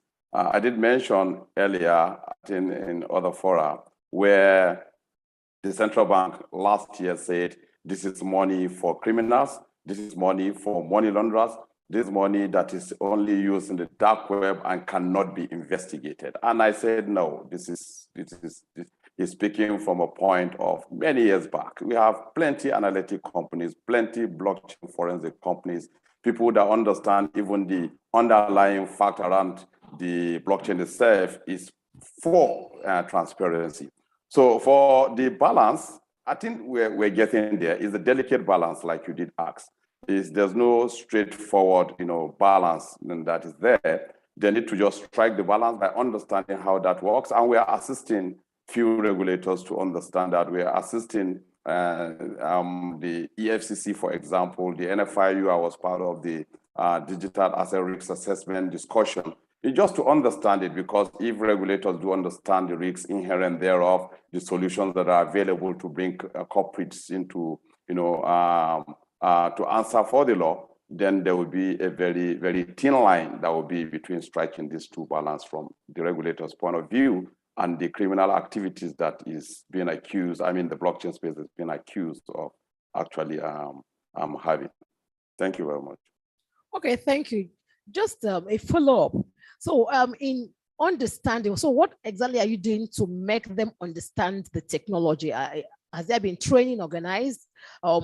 Because in trying to say that you want to make them understand, that suggests that maybe there's a knowledge gap that needs to be filled. Is there a training that's been organized or that is being organized to make sure that we even understand this thing called blockchain? Because blockchain is not just about cryptocurrency. It's just a technology that, cryptocurrency rights on the, and it can even be applied to other areas of life. So is there a sort of training for, these players, including regulators, to understand the technology itself? Yeah, so I think the host muted me. Okay. Okay, great. So like last year, for example, we decided we're doing a pro bono training for the law enforcement. So we did that. That saw us go to the Nigerian Army Cyber Warfare Command, where we did the pro bono training. Am I audible, Ifeoma? Yes, I can hear you. We can hear you. Okay, great. That saw us, also go through the whole EFCC zonal offices, starting from Lagos to Port Harcourt to Enugu. And we ended it up in Abuja, pro bono, for them to understand how to investigate any infraction around this new money. And because, of course, new money will bring new crime. And again, on top of that, we run what we call the Certified Cryptocurrency Investigators course. And most of the participants have been law enforcement, have been regulators. We're having cohort in series of months. We had some 2 months ago. We are having one next month. And there have been people actually coming to learn this new technology, how to regulate it. We tell them about sandboxes they need to run. I've been engaged also with discussions around how best to regulate. So I think we're bridging the gap with that understanding that was hitherto not there. And now they're getting a deeper understanding on how to run it. I know we're not there yet, but I think we need to do more, and we're doing that to make sure that this gap between regulation and the space is very thin, like I said earlier. Yes, we'll keep doing more. So now we come to the regulator himself. Dr. Gamma will be coming to you now. So please, I need the tech support to, okay. Dr. Gamma, good to have you. Thank you. Thank you for obliging us, and apologies for starting this session late. Dr. Gamma is joining us all the way from Kenya. He's outside the country, but he still made himself available for this session. Thank you very much, Doctor. Recently, the US Securities and Exchange Commission Chair, Gary, called the cryptocurrency industry the Wild West. of finance. So from a SEC angle, being a stakeholder in the Securities and Exchange Commission, is the application of blockchain and cryptocurrency in the financial system necessarily a threat to financial stability and a fair, transparent, and efficient market? So does it constitute a threat? So how does the Securities and Exchange Commission ensure consumer protection and investor safety without stifling innovation? Well, thank you, Ifeoma, for having me. It's my pleasure to be part of this meet. First, as a disclaimer, I'm not speaking for the SEC, even though I work for the SEC. To let that be known, I'm speaking from a professional background. Right. So clearly, and one of the things you mentioned and has been said in this panel is the fact that blockchain and cryptocurrency are not the same thing. Cryptocurrency is enabled by blockchain. Simple. And what is blockchain? Digital ledger technology, recorded. That's it. It's the old system that has always existed, but has come in a new form. I mean, accounting existed from time immemorial. So what is the noise, so to speak, about digital accounting? If you can ask me what blockchain is, it's about digital accounting, you know? So yes, there has been a lot of misconceptions about all of the blockchain industry and indeed what cryptocurrency.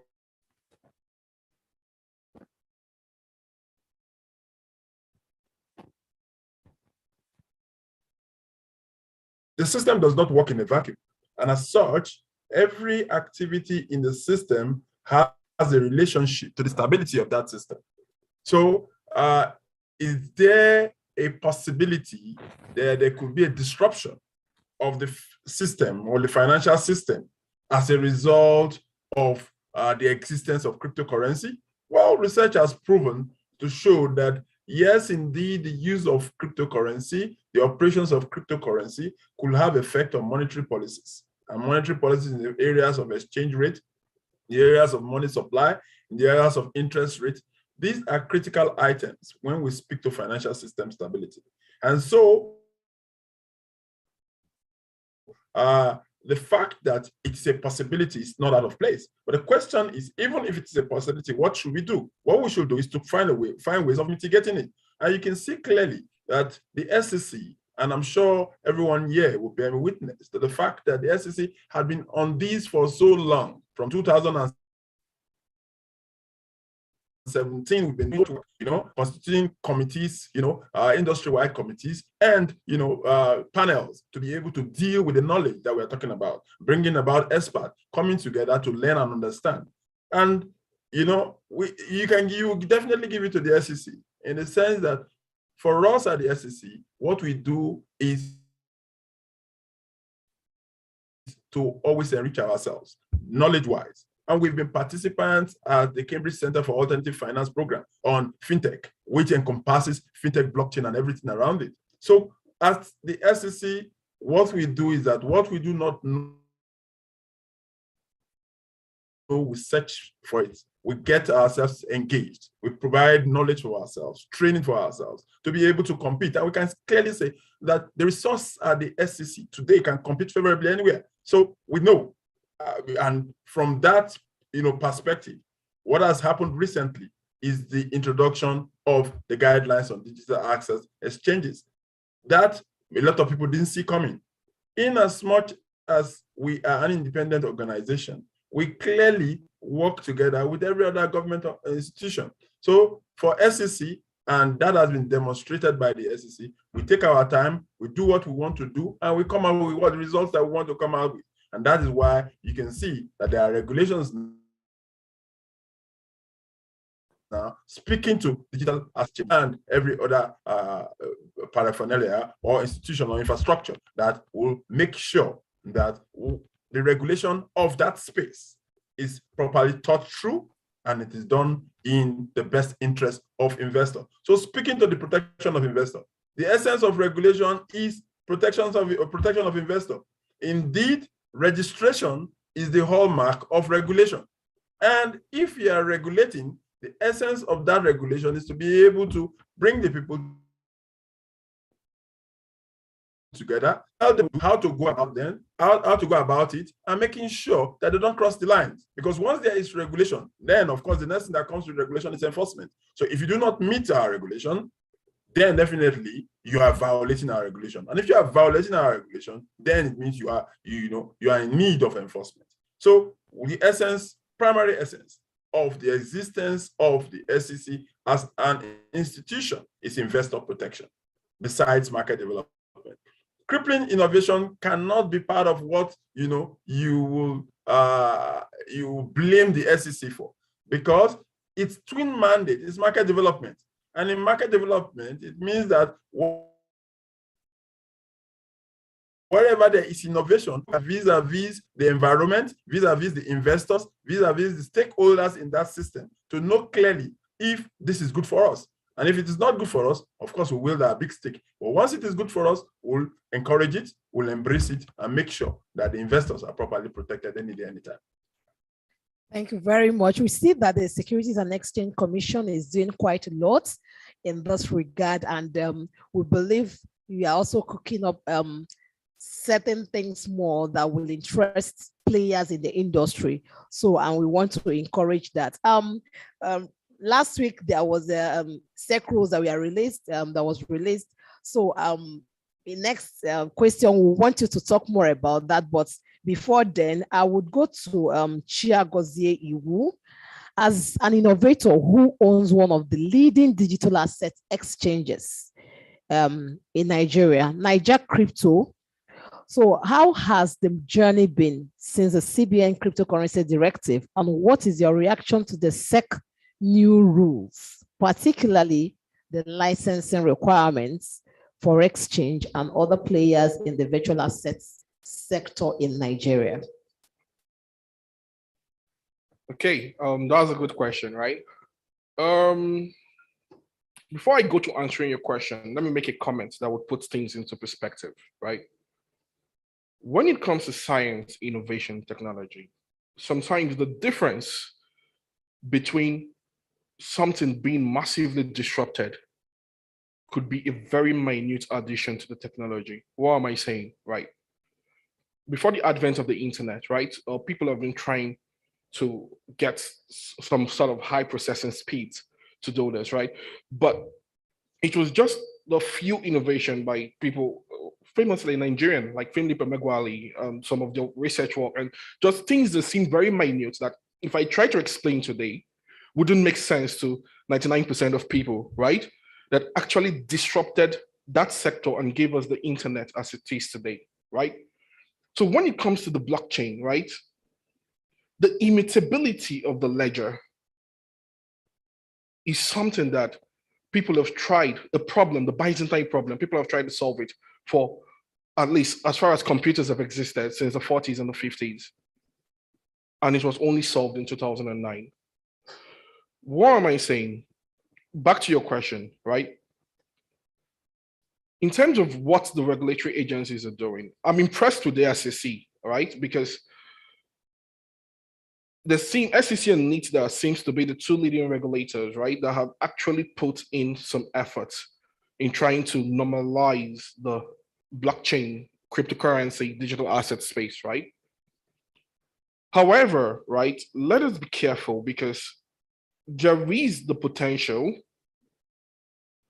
to make the blockchain space exactly like the Nigerian traditional financial markets. I was told there's this overlapping theory that stocks always rise in the long run. Of course, we have depressions, we have recessions, we have momentary downturns. But if you use a 10-year band and analyze most stock markets, at least in developed countries, the US, Europe, even in undeveloped countries, not so developed countries like Turkey, Brazil, Argentina, right? You find that inflation adjusted, the price of stocks always rise in the long run. In Nigeria, as of 2007, the all-share index was about 51,000. As I speak to you today, it's also about 51,000. So it shows that the traditional financial market is not creating wealth and something has gone wrong. So if we use the same system used to regulate traditional finance, who, by the way, has failed, because these are people's portfolios, people's pensions, And inflation between that time and now, believe me, in reality is over 70%. So meaning that your portfolio would have lost about 8-something%, right?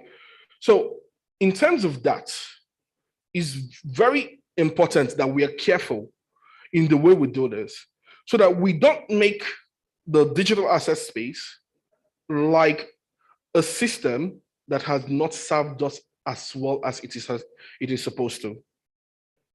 You were supposed, the regulation is supposed to protect investors, yes. It's supposed to protect investors. It's supposed to make sure that only legitimate players play in this space. But there is a difference between allowing legitimate players and allowing companies worth billions of dollars to be the only players in the space. There is a very tiny difference, right? And in that particular case, blockchain has the potential to not just leave cryptocurrency. You know, when we talk about blockchain, a lot of people get focused on cryptocurrencies. When it comes to financial applications, there are just so many, right? The derivative market in Nigeria is almost non-existent. In the rest of the world, there's $1 trillion market that is one of the things that incentivizes investors because of the risk management attribute. Yes, there is a speculative attribute, right? But even the foreign exchange market is 85% speculation. So if you eliminate the speculative attribute, the actual value this market gives is risk management. And a lot of investors pull out of our capital markets today because of improper risk. Okay, imagine if they had inflation-adjusted bonds that they could work with and such derivatives. Blockchain has the potential with what people are working with, algorithms people are working on, they have the potential to do these things. And to how Niger crypto has fared since the central bank ban, well, it's not been a funny experience for most digital asset players. But all I can say is we keep innovating and we keep working to make sure we stay alive, right? And I am glad the SEC has made a first attempt to normalize the space. While it is not where exactly we want it to be, the fact that an attempt has been made shows something. And we hope that there will be more interagency collaboration going forward. Thank you. Thank you, Chair Goze. So we'll move forward now to the international scene.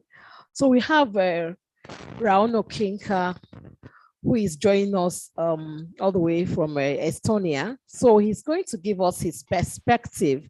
So Rauno, I will now come to you. The vital role policy plays in helping to create a conducive business environment where innovators, investors, and consumers will have trust and confidence that help ensure a thriving ecosystem commit to, be overemphasized. So as a technology lawyer with experience in helping to shape policy and legislation in Estonia, are there lessons as well as best practices you would like to share with Nigeria? Hi, first of all, it's an honor to speak to you, everyone. I hope I'm coming through loud and clear. Just as a quick intro into who I am and what's my connection to Web3 and crypto, about 8 years ago, a little over 8 years ago, I was part of the team that actually applied for the first crypto license issued in Estonia. At the time, it wasn't actually called a crypto license, it was called an alternative payment service provider license. And ever since that time, I've been advising clients with a myriad of different Web3 projects, everything from ICOs to large-scale exchanges and other tokenization projects.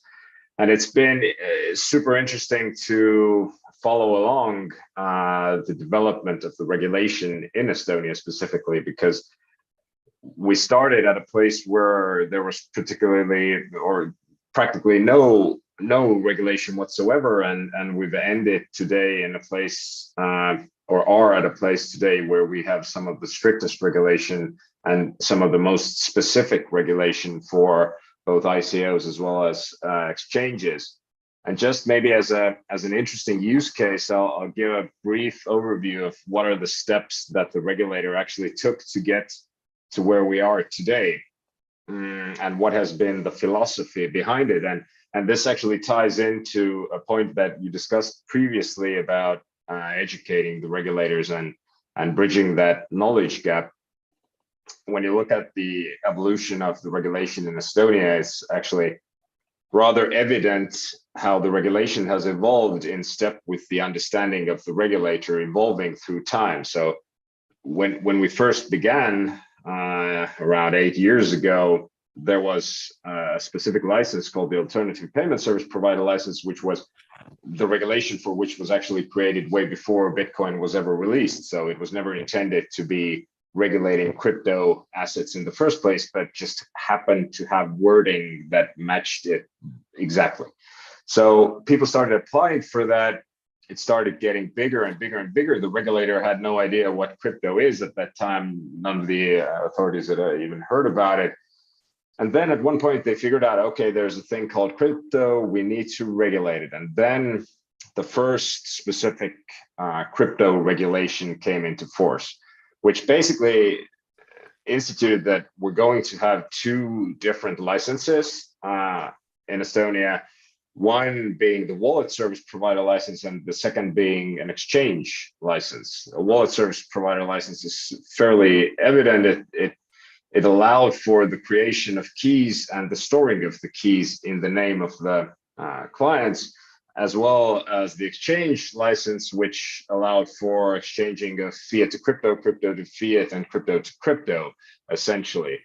And the philosophical underpinnings of that regulation was that the regulator was being told by market participants that this is a new thing, it's completely decentralized. The whole underpinning of this crypto movement is that people have in their own custody their own wallets and are operating with their own funds, and there's no payment service provider needed. There's no middleman. It's always people interacting between themselves. We'll get back to that point in a bit, but then there became a huge boom in Estonia in terms of crypto companies from all across the world. I think 4 years ago, there were roughly 4,000 crypto licenses issued in Estonia for a country with 1.4 million people only. That's quite a bit.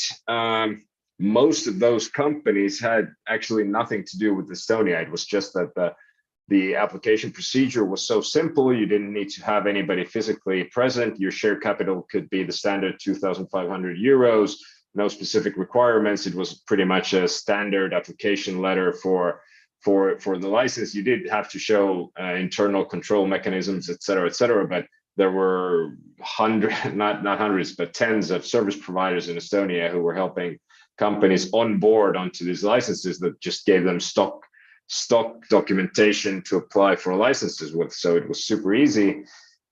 At one point, the regulator understood something has gone terribly wrong. We should probably not have 4,000 official licenses issued by the Estonian government being used by companies that have nothing to do with Estonia.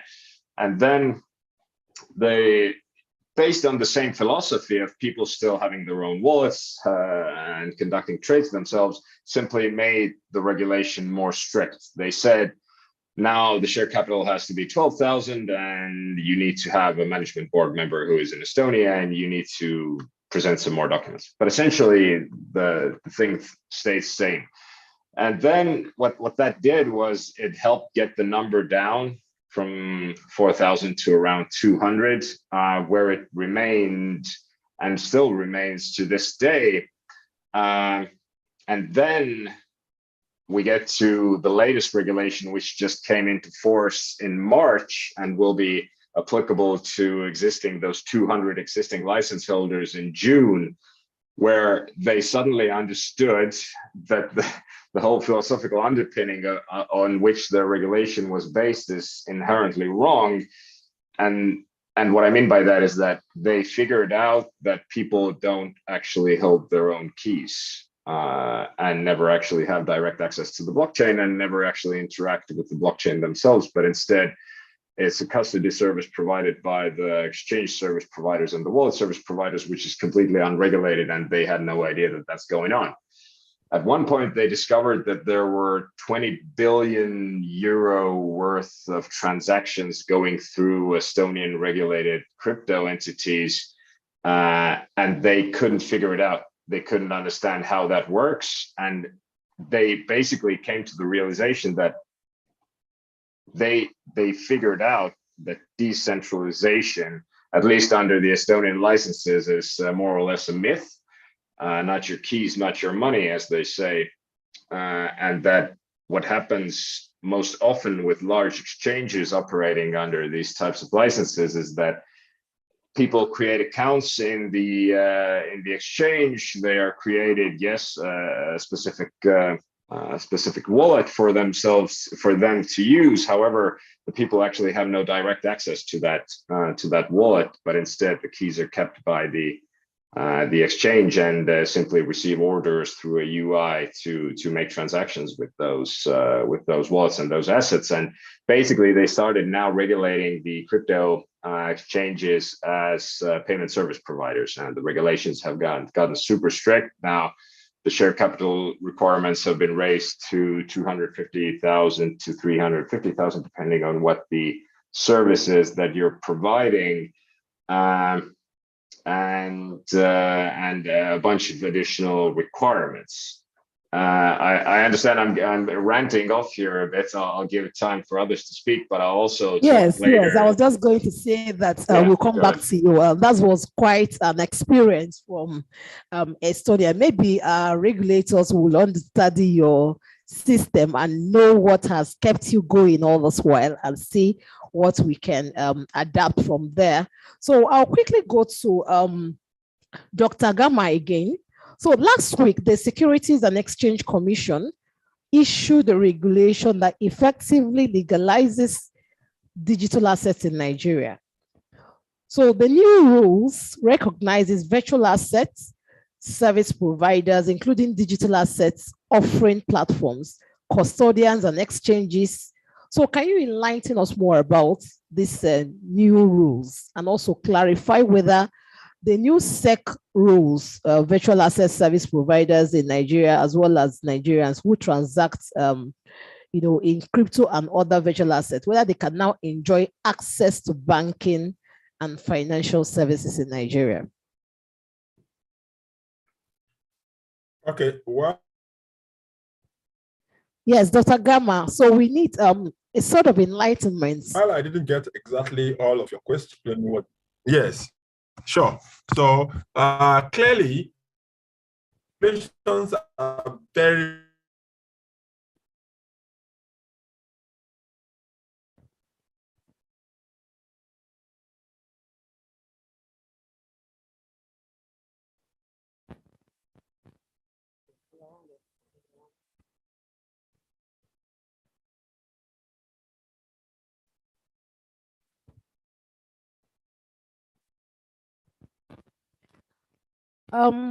Doctor, I hope we haven't lost you. Tech support, please. Let's know what's going on.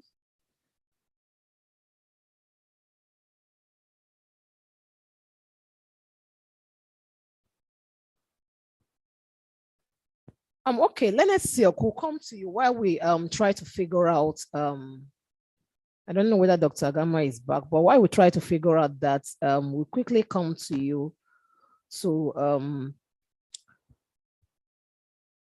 tell us, the last intervention you made, you talked about cryptocurrency not being illegal in Nigeria. Is there any judicial position or authority in that regard? And what has the court said anything in that regard? Yes, yeah, you're putting me on the spot because there's a judicial pronouncement, and yours truly is a lawyer that represented some of the crypto, well, the companies in this space, the fintech space, in which the Federal High Court Abuja Division declared certain circulars by the CBN. Again, I don't want to use very strong terms, but basically that the CBN could not lawfully declare trading in crypto or Bitcoins as illegal. So the law, that's the law at the moment. But again, I say that, but what I want to emphasize is that we all need to work with the CBN, with SEC, with the Corporate Affairs Commission. I have to leave for the airport shortly, but I'd be interested in knowing what Dr. Gama's view would be vis-a-vis the SEC now having promulgated these regulations. Presumably, left knows what the right is doing. I know SEC is supposedly an independent government agency, underlying government. To the extent it has promulgated these rules, it's essentially, to me, sanctioning trading in crypto subject to adherence to the rules and regulations. So it seems to me that going forward, companies in this space should not have the kinds of issues they had hitherto with the CBN. Otherwise, there'll be an inconsistency there. CBN still saying you can't, whereas SEC is regulating that space. But again, before I leave, just to put things in perspective, in terms of the reality, it's not pie in the sky when I say that. You can be involved as a group to come up with legislation that can be adopted by the elected officials in the National Assembly. Again, I have the distinction of being council that advocated for the enactment of the National Lottery Act 2005. That act was developed as a private bill, but ultimately adopted by the executive and submitted as an executive bill, and ultimately it got enacted. There were forces that did not want it to be enacted, and of course there were those sponsoring it, and ultimately that's what regulates the gaming and the lottery and the pools and betting environment in Nigeria nationally today. But that came as a result of the efforts of, I don't want to say one private individual, but essentially it was one private individual, and then with some assistance with like-minded people that pushed it. And then I testified before the National Assembly at that time. That was in 2004, thereabout, and ultimately it got enacted. So it can be done. So my advice would be everyone getting together, coming up with a proposed bill. You could even work with the national SEC. Look at the regulations they promulgated. Chair Gose had said some very brilliant things and made some notes. You keep learning, and if all those things that you said about how the government's policy may be an attempt to drive people away from, crypto and Bitcoins and what have you to e-Naira, which is not going to work, it's a non-starter. And then regulations or laws that would, continue to foster interest, investment in this environment. When Gabriela was speaking, she said if there's over-regulation or improper regulation, you lose sophistication, leadership, opportunities, innovation, which we currently have, but we may be fast losing because of these issues that we have. So it's not pie in the sky to come together and come up with a proposed bill that can be, submitted and ultimately enacted with perhaps some minor revisions, so to speak. So to answer your question, Madam Moderator, the law is there, and I'm sure many people, I've seen it in some of the flyers that Simon has put out there, but that's the position that, it's not illegal or a crime. But now there are regulations that have been promulgated to guide how you engage in that space. It's not a license to say because it's been declared as not being illegal or a crime to engage in it and think that you can just do it without at least trying to even, again, self-regulate. I know, for example, there's a bill that's been introduced in New York State now to specifically do what that circular could not do, which is a law that will criminalize certain malfeasance in this space, and also provide, for example, that if you're a developer in the space of cryptocurrency, you cannot put it in the market and then turn around within a very, very short period, exit. It's called rug pulling or something like that. You can only exit gradually, again, to protect the market. So there has to be regulation. The question is whether we are all going to work together to make sure it's regulation that encourages good behavior and also would give confidence to those who want to invest in the space. Jagose, are you feeling me? Yes, yes, exactly. Thank you. Exactly. Thank you so much. But before you go, we really want to hear from Dr. Gama. So what's this new rule talking about? This SEC rules, what's it talking about? Please enlighten us.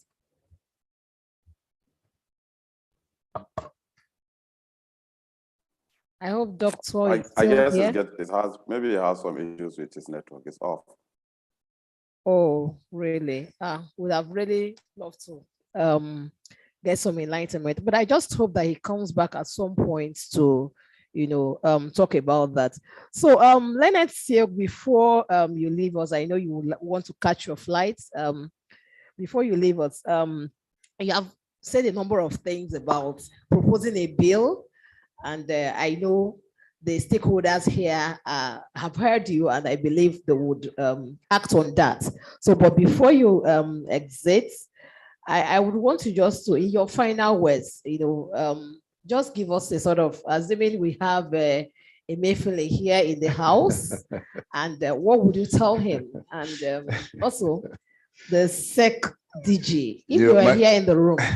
My final words, and this is true, it's even before, immediately after, and even since this decision by the Federal High Court, I still have to give kudos. It may come as a surprise to many of you, to even the folks at the CBN. They have not been hostile when we've tried to discuss with them. Like I said, the space is very dynamic. And it's as though Gabriela, who spoke while I was here, was there when certain discussions were being had.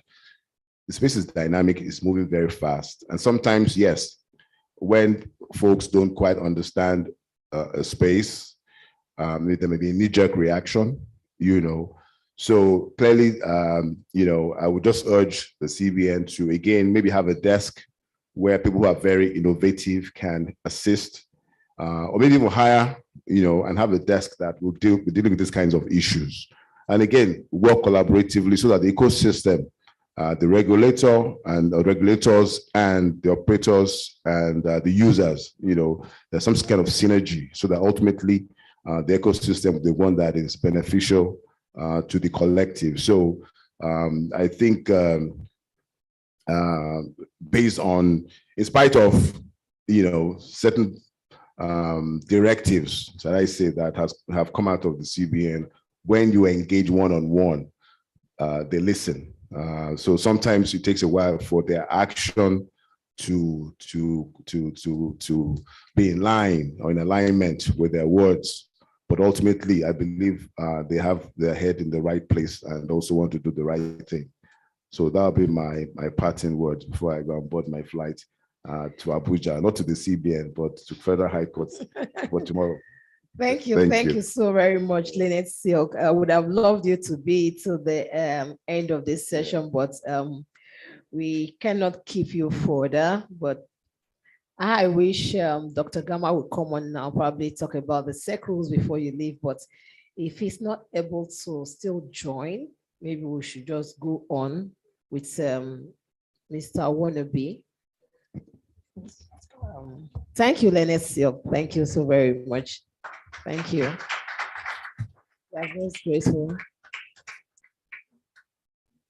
So, Mr. Dideji, I'm coming to you now. In August 2021, the Intergovernmental Action Group Against Money Laundering released a report that rated Nigeria low in the area of global money laundering and terrorism financing.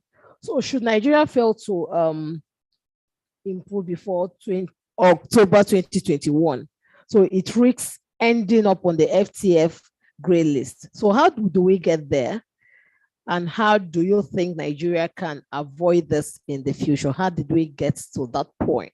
And how can we avoid this? So thank you very much again, Ifeoma. You see, taking action and being very proactive is something we have advocated, all of us within the sector. When this digital asset began to gain prominence around the world, countries that are very proactive began to look at what are the incessant risks even before the Financial Task Force came out with guidelines and recommendations for what nation states should do. And at that point, I bet, I told the NFIU, I think last month, and I said, you guys are late. As early as 2018, 2019, I was deeply involved at the time. I was living in France, and I was involved with global digital finance, where we came as an industry. I was at that time working at the AML CFT working group of global digital finance, and we were contributing, to regulations and recommendations by Financial Task Force to say what can countries do. And at that point, we worked on what we call the IVMS 101, that time, the group, and that's for just the messaging standard for travel rule. Because there's no standard, there's nothing to work with. Currently, we're still working on the travel rule protocol. But because the whole thing is, so this is 2019. In 2020, we passed the IVMS standard for countries to see, to use, and also for innovations to spring up. And so we see the likes of innovation from CipherTrace called TRISA, and many innovations came out of that. My country was silent at that time, where countries were struggling to see what they can do. But when this announcement of being shifted to greenlist came, then there's this very fast and haphazard way to make sure that we just catch up. And so there's this connection and calling people, can we come together? Oh, we're doing risk assessment, we need to meet the crypto community. So they don't understand, they have not built this rapport between the regulators and the crypto community. So it was difficult for them to rally that kind of support around to get people to understand that they're genuinely working towards something. We did contributed, with a few people, we did contributed what we can contribute, we give them data from what they can do. But again, I think in the future, to come back strictly to your question, is for us to be very proactive. Number one, we've been left behind in even innovating around RegTech that have been discussed. For myself as an individual, was part of those people that did the travel rule standard. And after we finished, some countries supported some of the startup to roll out products that we will be using today. And here, of course, nobody is even talking about anything like that. And so nothing like that. So eventually when this passed, you know what it's gonna cost? We all have to pay dollars that is cash to subscribe to these solutions to be compliant. So I think I want to stop here. Dr. Agama is here. Let's utilize the time his network is fine to see if we can get some feelers for him. Thank you so much. Thank you, really. Thank you very much. Dr. Agama, so everyone is waiting to hear you tell us about the new SEC rules. I'm here. Can you hear me? Yes, we can hear you, sir. Okay, so I've decided to use my phone, so I'll probably not have some other features in order to get through. Yeah. So, so sorry for the technology issues, but all the same, I was speaking to the new rules. The new rules were well researched by the SEC, and indeed, after those researches were done, the Rules Committee considered those rules alongside rules from other jurisdictions. So when, people come out to say, what kind of rules are these? What have they done? What have they not done? It is because they probably do not know the rule-making process of the SEC. The rule-making process of the SEC is very, very, very rigorous. And we do not, at the SEC, reinvent wheels when they are already there. So as much as possible, we had to do so much work. Besides doing so much work, we shared those rules with stakeholders in order to get their understanding, their buy-in, their suggestions. But of course, it is not everything you suggest to a regulator that he will accept. But more importantly, the rules were done responsibly in order to take care of various risks that exist within the market. The cup is either half full or half empty, depending on where you are sitting from. So there are things that the operator will see that, of course, the regulator sees much more better, because the regulator is always having an helicopter view, looking at everything from all perspectives, not only from the business angle of it, but for the operator, the primary role or the primary decision of the operator is maximizing profit. is the business angle. Anything that touches his or her profits becomes an issue, becomes a go against. But for the regulator, the idea is take a holistic look of every aspect. So you see that the rule is very robust, very rich, filled with a lot of stuff that some people may think that it is difficult to even look at or to comply with. But what is important and what my advice will be to any operator is to sit down, carefully look at the rules and deal with each one of them, professionally. Once you are able to do that, you will find out that compliance with the rules will not be difficult. So it is important that we know that. If you heard the panelist from Estonia, where he gave the genesis of how they began in Estonia, where it was so easy, it was just like one plain sheet of paper, and they had everybody coming to apply from everywhere in the world because of how easy it was, so to speak. But within all of that, they now experienced the risk involved. And after that, they began to upgrade and improve. The SEC will not go and do something that, will at the end of the day, will not start thinking of upgrading. If somebody had passed a road and had shown you the gullies in that road, will you close your eyes to go and put your legs in those gullies? No. What you need to do is take care of all of the experiences of other persons or other jurisdictions, put them together, then you now customize it to our local demands. And once you customize it to our local demands, then you take it through the mills. And of course, if there's anything that the DG of the SEC is very, very much concerned about, is investors' protection. Because at the end of the day, if anything happens, the question is, where is the SEC? If Estonia is doing 250 million as their minimum capital now, you understand what that means. $100,000 is 50 million. And $200,000 is 100 million. Thousand, he said. Right? $100,000 is what? It's 50 million. I'm not wrong. 200,000 is 100 million. What is the minimum capital that has been set by the SEC? So you see, we are graduating. 500 million. We are moving from one point to the other. And if we do because of our current risk, risk environment. Every item, every line of that rule has been thought through, argued, and justified before it comes true. That is not to say the SEC does not listen to the public or the stakeholders. We do. But as we listen, we are also looking at it from the angle of the investor, that we have a priority to protect. We're looking at it from the angle of being a government, being responsible. As much as possible, all that needs to be done by anybody is to actually review that rule. And Ifeoma, I challenge you as a lawyer, right, working within this space, it is your responsibility to look at those rules and interpret it for the stakeholders. Let them understand. Yes, we are currently doing that. And as a member of CBAN, we are currently doing that. Yes, the CBAN policy. And Agama will not change. There will be less stress. Agama will never change. Why do you want me to change, David? Huh?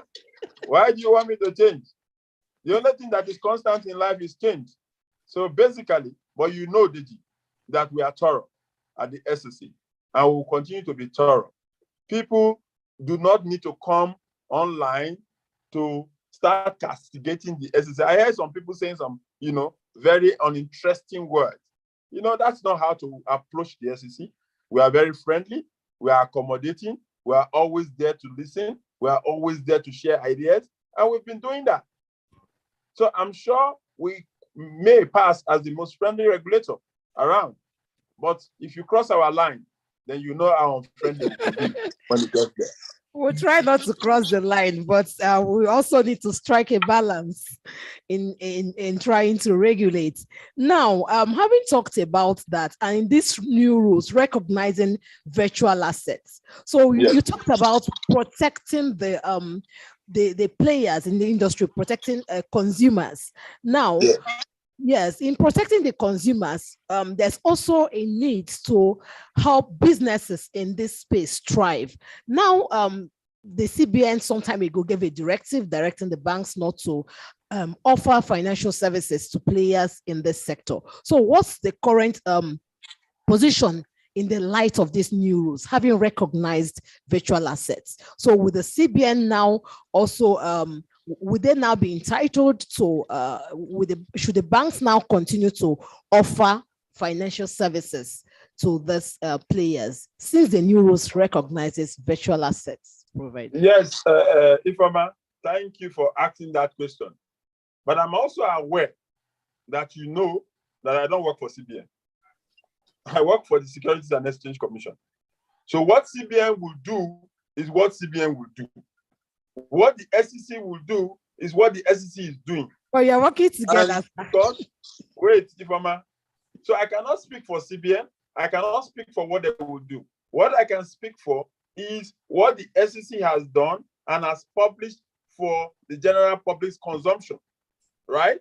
It is important that CBN and every other participant in this space must continue to engage. Engage, engage, engage. You cannot stop engaging. And once you engage, you probably will get the people convinced or get them to understand exactly what you intend to achieve. For us at the SEC, what we have done is that we have engaged with the market. We have engaged with stakeholders. We continue to engage with stakeholders and even investors. And in doing that, in the wisdom of the management of the SEC, they had given a go-ahead to doing what we have done. And of course, we have published it for the world to see that, yes, we have a regulation on VAPs. We do our things, and we have been doing them systematically. Like I said, September 2020, brought out a release. That release was to provide clarity. And in providing that clarity, it provides room for sound development. We speak, see, a lot of times, when people make comments, they think that we at the SEC or whatever are not humans. We are humans. As we protect, let me give an analogy. A child picks up a knife and is playing with the knife. The child sees the knife as a toy and is happy, right? The parents will look away that after all, the child is playing. But the risk in it is that the child will injure himself or herself with that knife. Tomorrow, what will happen? Because there will have been a mark on that child, the child will come back to that parent to ask, okay, what happened to me? And in explaining, the parent will say, you were playing with the knife, okay, and I didn't want you to cry, so I didn't remove the knife. The question the child will ask him or her is that if you had removed that knife, would I have died? And I'm speaking from a personal experience and analogy. So it's important that what is useful is that once regulators issue regulations, the participants, the stakeholders must sit down to review that regulation in total and put themselves in the shoes of the regulator and ask. And most often the times, like we have seen, is that if you put the stakeholders in that position or the operators in that position, the rules that they will bring out will even be stronger than the ones the regulators bring out. But because the regulators operate in a systematic manner and after deliberate, review, that is why, our regulations are not as terrible or not stiff that people probably would have expected, because we are very, very considerate. So it's important that CBN and IFOMA and every other stakeholder share the word, share the news. The essence of regulation is both to protect the participants and the investor, and not just one way, and indeed even government. So that is it, and we'll continue to do so because that is the mandate. The DG of the SEC, That is his greatest interest. So he will do so anytime. And you can imagine how systematic we have been in this process. At the time, your community believed that we were not doing anything. But of course, now you see that we have been working, we will continue to work, and of course, make sure that our work counts. Yes, we'll continue to work and we will indeed find a balance. Thank you so much, Dr. Agama. Thank you so very much. Rauna, I'll come to you now. Estonia is one of the very few countries that embraced early the idea of regulating virtual assets. So this saw Estonia attracting global interest from blockchain and crypto players. Has it had any appreciable positive impact on foreign direct investment in Estonia?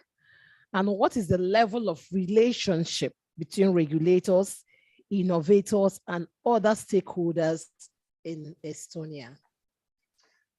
So we can certainly say that there's been a positive influence in that as of now, as I said, there's roughly 200 licensed crypto entities in Estonia, which means that there are at least 200 management board members who are being employed by those companies who have to be residents, tax residents also of Estonia, as well as anti-money laundering bureau contact persons. Usually they're the same person, but still wages are being paid in Estonia. In addition to that, there is office rental of all those companies. There is various other supportive services that those companies require, like accounting, et cetera, and not to mention if those Estonian companies make profits, which they do, then there is corporate income tax in case there are dividend payments. Of course, Estonia is weird in that way that there isn't actually any corporate income tax. As long as you don't pay dividends, there's no income tax. But still, the effect is quite considerable. What the actual monetary effect is hard to say. That was actually one of the problems that we had going into this last round of regulations, that we were asking the regulators to give us an overview of what their estimates are of the positive financial effects of these companies, and basically they said they don't know. They haven't done those statistics specifically, and so there is a positive effect. And when it comes to the private sector communing with the regulators, then I would say Estonia is in a pretty good spot. I personally am one of the founders of the Estonian Digital Assets Union, which played a key role in lobbying for the new set of regulations, getting in some key changes as compared to the original draft law, as well as I'm for instance, a member of the Estonian Bar Association's IT/IP committee. So through those two organizations, I've been going through the Estonian Ministry of Finance quite a few times in the beginning of this year, talking to them about the upcoming changes, explaining why certain amendments don't really make sense, and also trying to bridge that knowledge gap in explaining at lengthy conferences to the authorities what the realities of this business sector is, and explaining also some of the technological side. So I would say that the effect of the private sector on the Estonian regulations has been quite high, and the suggestions of the private sector have been taken into account.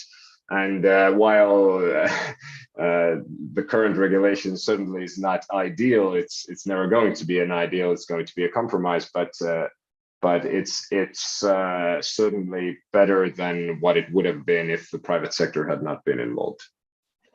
Thank you very much. Thank you so much. We will now be wrapping up. Time is not on our side. Just quickly give us your final words in respect of this session. So I'm taking it that it's my turn to begin with the final words. I basically wanted to give two thoughts in conclusion. First is that either from the private sector side or from the regulator side, feel free to drop me an email or give me a call, and I'd be happy to elaborate on the Estonian experience further, because there is quite a bit of it. as well as the European Union side, since we know that the European Union is drafting currently MiCA, which is a pan-EU-wide crypto regulation, but that won't come into force for a couple of years. So that's the first thing. Get in touch if you need any advice or just want to bounce some thoughts. And the second one is that in order to make normal regulations that are actually usable and applicable and don't end up causing more harm than good, the regulator really needs to understand the specifics of the business. For instance, what are on-chain transactions? What are off-chain transactions? Who actually holds custody of the keys? What does that mean? Who, in legal terms also, who has custody of the wallets, et cetera, et cetera. There's a lot of nuance there that the regulator doesn't know to even think about, and that the private sector doesn't think to explain, because it seems obvious to them that that's how it works everywhere. So there's no need in explaining. So explain all the details, discuss amongst yourselves. Once everybody understands how the business model works, it's rather easy to regulate. Thanks for having me.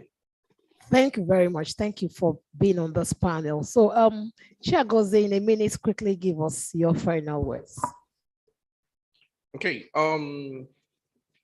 So basically, right, I think regulators should be careful of one thing. Now, what the central bank did, right? The net effect of what the central bank did is you basically empowered the black market for cryptocurrencies. You made the black market and career money launderers stronger than they were not supposed to be. Working with exchanges does not makes this easier, because we all have AML policies, KYC policies, right?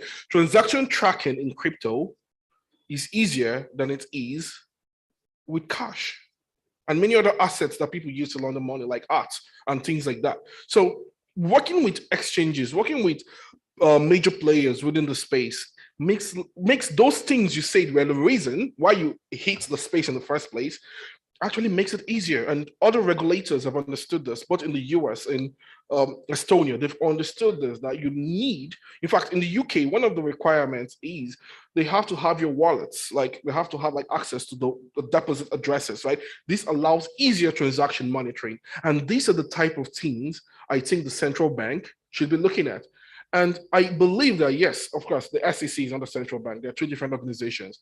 But like Senator said during his own session, are we going to pay the fees with peer-to-peer? We need to access Naira to be able to pay those capital requirements. And how are we going to pay those things?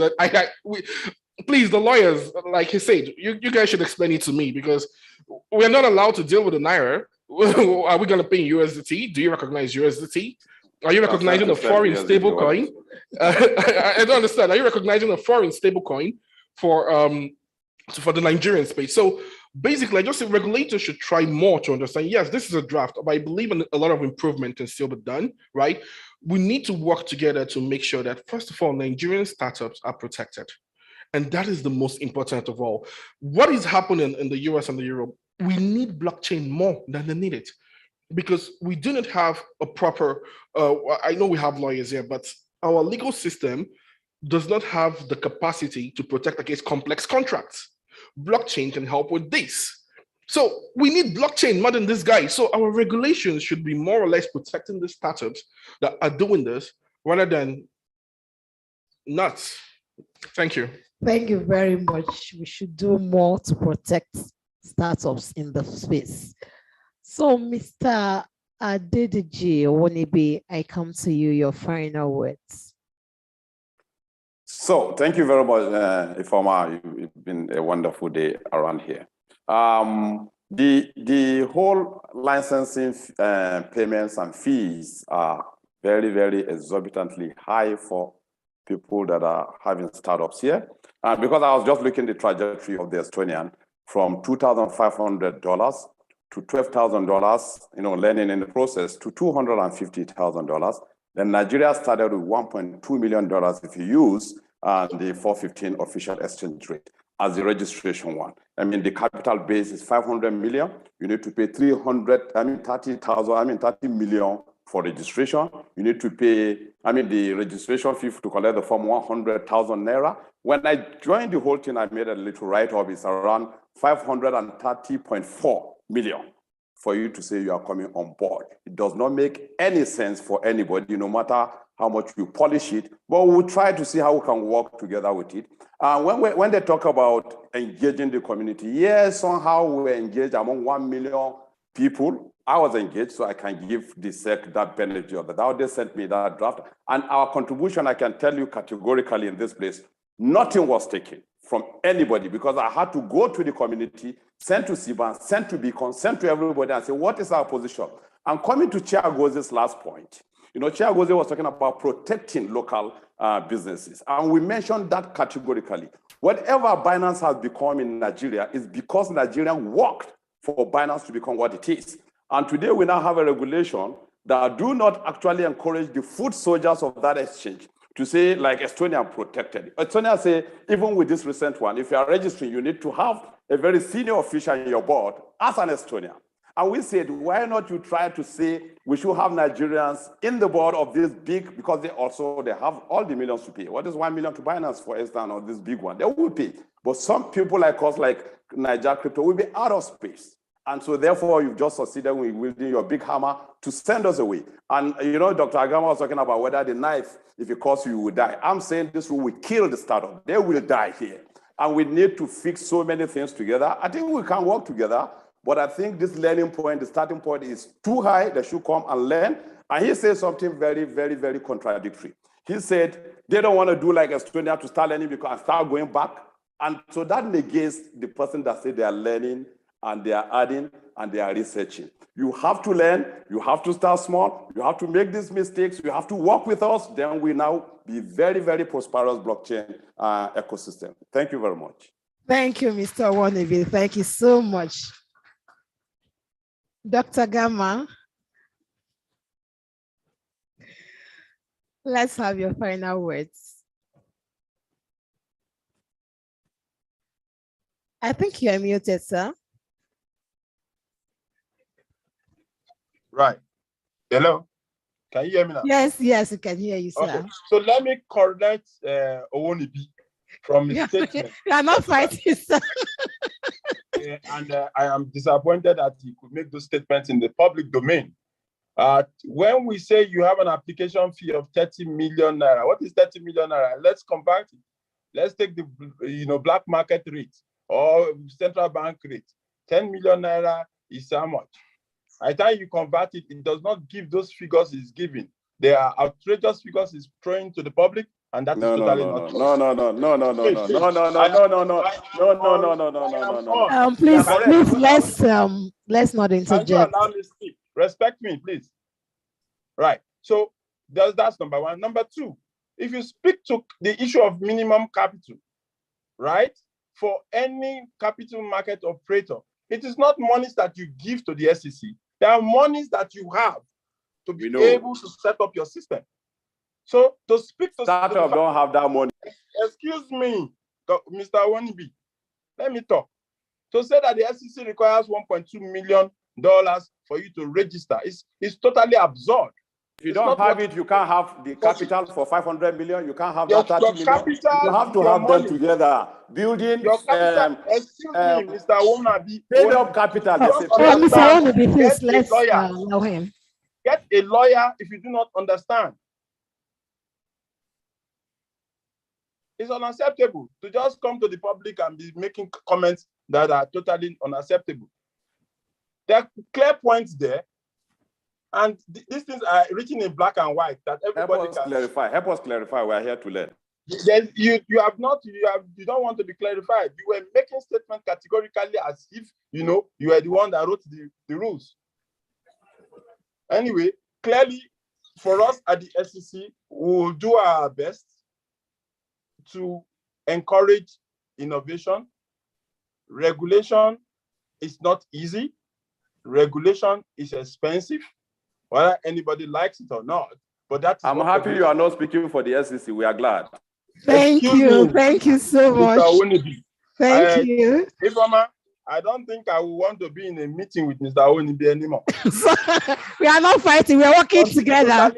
Be considerate, be considerate, be tolerant, be tolerant. I did not interrupt you when you were speaking. No, Mr. Onibi, please, let's have... You should mute him. You should mute him. Yes, he's muted. Apologies, I'm on mute. Apologies. There's no problem, sir. We are just rubbing minds on how to move forward. So, yes, it's how to move forward. Panels have to have fire. Panels have to have fire. Mr. Dedeji, please. Please, okay, please, please. Thank you very much. You have muted him again.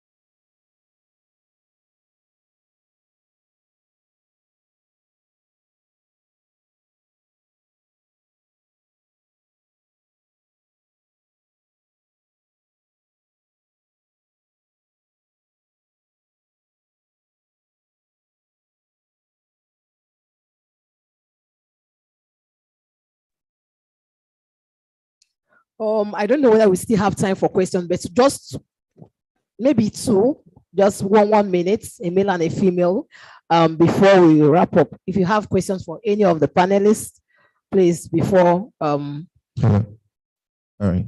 Straight to the point. Yes, my name is Felix Obiamalo. I am the director of Lega NFIU. My own will not be a question. My intervention will be clarification on what was said. Before I start, I need to commend the organizers, especially the discussants. It has been a very robust discussion. But I need to first clarify from the point made by Mr. Dedeji that there was a rush, a fire brigade rush to issue out these decrees regulations because of the FATF Giaba fear of gray listing for Nigeria. That is not very correct. Prior to the CBN circular on digital currency transactions in the banks, there has been a committee working on regulations. Now, we all know that regulations cannot be placed on nothing. It must be premised on a law. The existing MLPA, the Money Laundering Prohibition Act, did not have any provision for virtual assets. Now, on Thursday, the 12th of May, 2022, the President of the Federal Republic of Nigeria signed into law the Money Laundering Prohibition Act Law 2022, and that law provided for virtual assets. And in the definition of funds, it also included virtual assets and securities. Now, the same law empowers the Honorable Attorney General of the Federation to make regulations. And in acting on that, the Honorable Attorney General made sector regulations for the capital market. That's the SEC regulation on virtual assets that was issued on the 13th of May.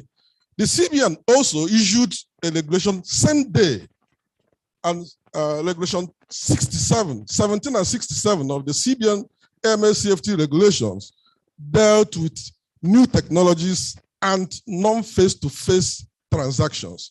So in that, it empowered the CBN to also issue guidelines on visual assets. So we expect that in the coming days, the CBN will issue circulars in dealing with visual assets and taking care of the amendments or the introduction in the MLPA 2022. Then on the issue of having a sector-wide regulation, there's in existence a committee comprising of all stakeholders in the industry, regulators and law enforcement, trying to put together one regulation that will deal with all the sectors. It's still in the books. However, because of the fact that the mutual evaluation report came in November 2021, and Nigeria had to put in their first follow-up report, and then there's need for Nigeria to show advancement in the AML safety technical compliance, meaning the laws these regulations ought to come. And it's important also to state that at the time this assessment was done, new technologies was not assessed.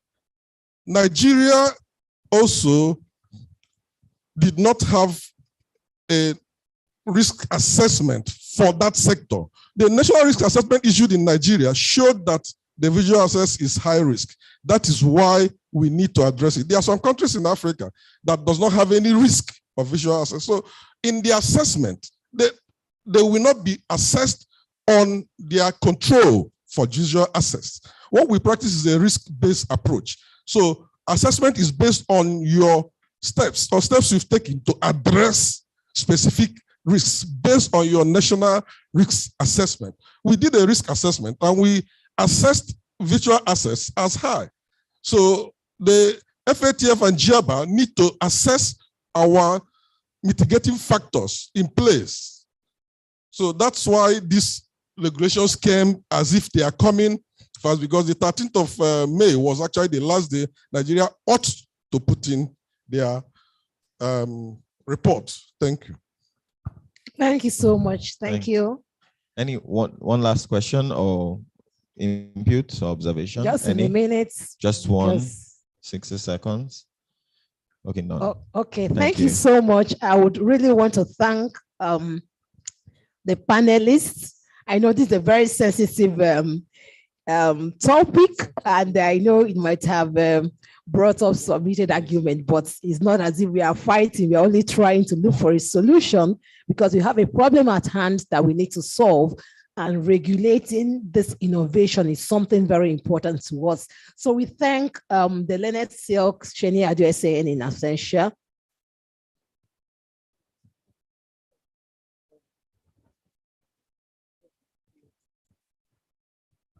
Sheni Adu SAN had to leave to catch his flight. We thank him. And we thank Chair Goze. Thank you very much for being here. Chair Goze has been here since morning before the first panel. Chair Goze, thank you very much. Mr. Awonubi, thank you very much. And I believe you look for a way to engage Dr. Agama on a lighter note. We stay in the same estate, we know ourselves. I know. On a lighter note. So it's all about finding the balance. So we are not fighting. It's the same cause. So Dr. Agama, we also thank you. Rauno Kinka joining us from Estonia. We are very grateful for honoring our invitation and even for still joining after the session was a bit delayed. So thank you very much for your patience, and we are glad to have you. So now we'll have the session will come to an end, and we'll just have a quick photograph, committee members with the speakers who are here. So thank you all for being a very attentive and interactive audience.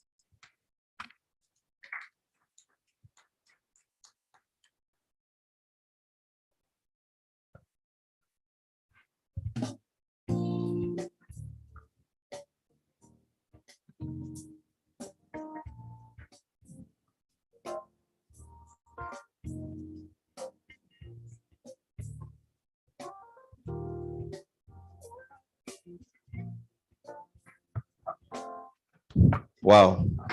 I encourage you not to check the time for your own sanity.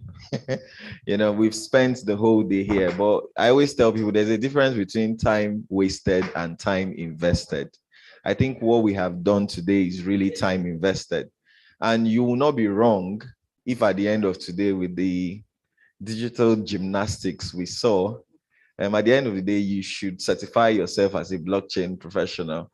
You know, generally, you know, we've really learned a lot today, and it just shows the caliber of people. We've had 2 sessions, and I'm still informed if you suffer from knowledge overload, I think you should call it a day at this point. But if you are open to learning more and becoming the professional in this space that you desire to become, then the last session, perhaps we've left the best for the last, and only those who stay behind would be able to reap the dividends thereof.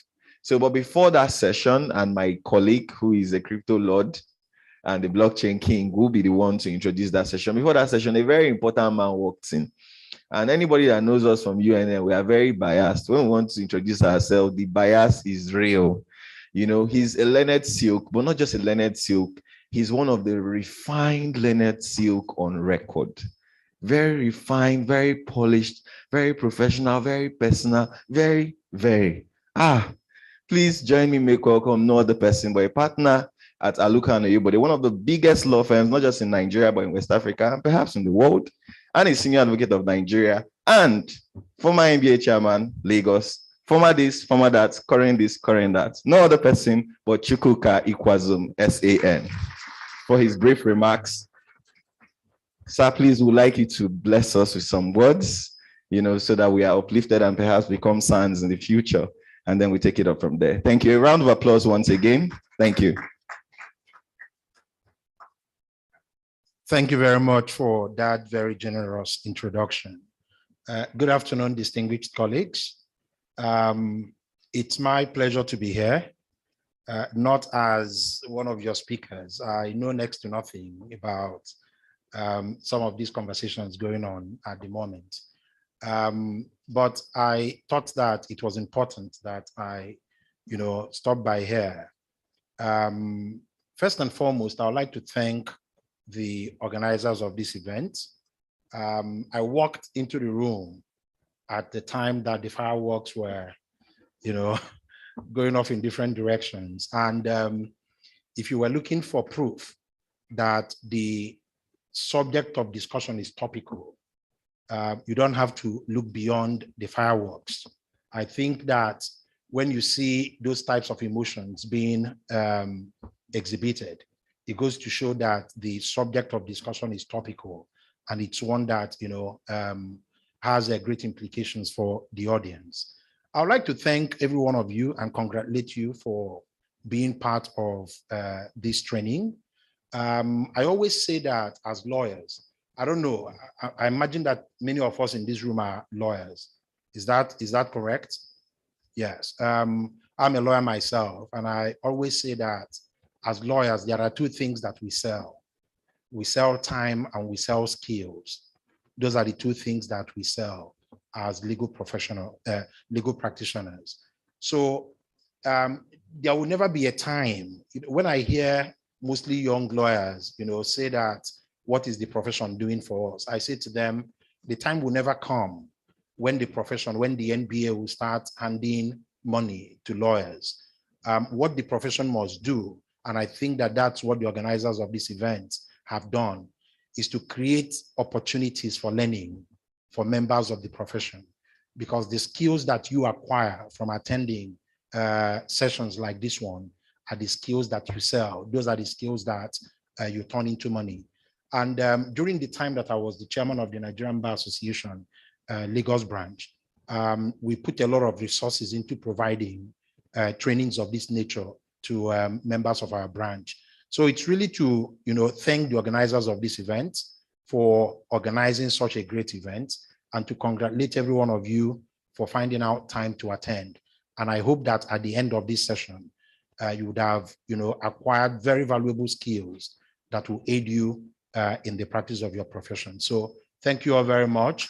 And I wish you the very best in the remaining part of this event. Thank you.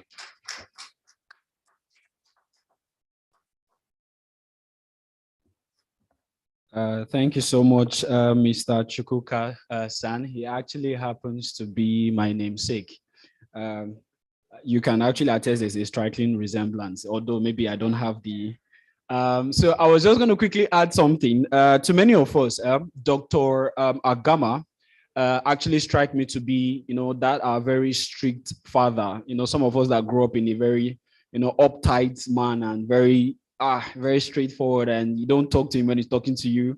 You know that, and you must listen to him and what he has to say. If not, they'll tie your leg on the fan, and then whatever comes. Okay, so ladies and gentlemen, just to celebrate you all for still being with us, please, this time around, I want us to give ourselves sort of like a genuine round of applause for still sticking with us and staying around. Thank you. You guys are the real genius. Thank you. Okay, so the final session is going to touch on lawyers, blockchain, and tech innovations. We are going to be discussing opportunities, skills, as well as setbacks. And this session is supposed to have, or is meant to have. Okay.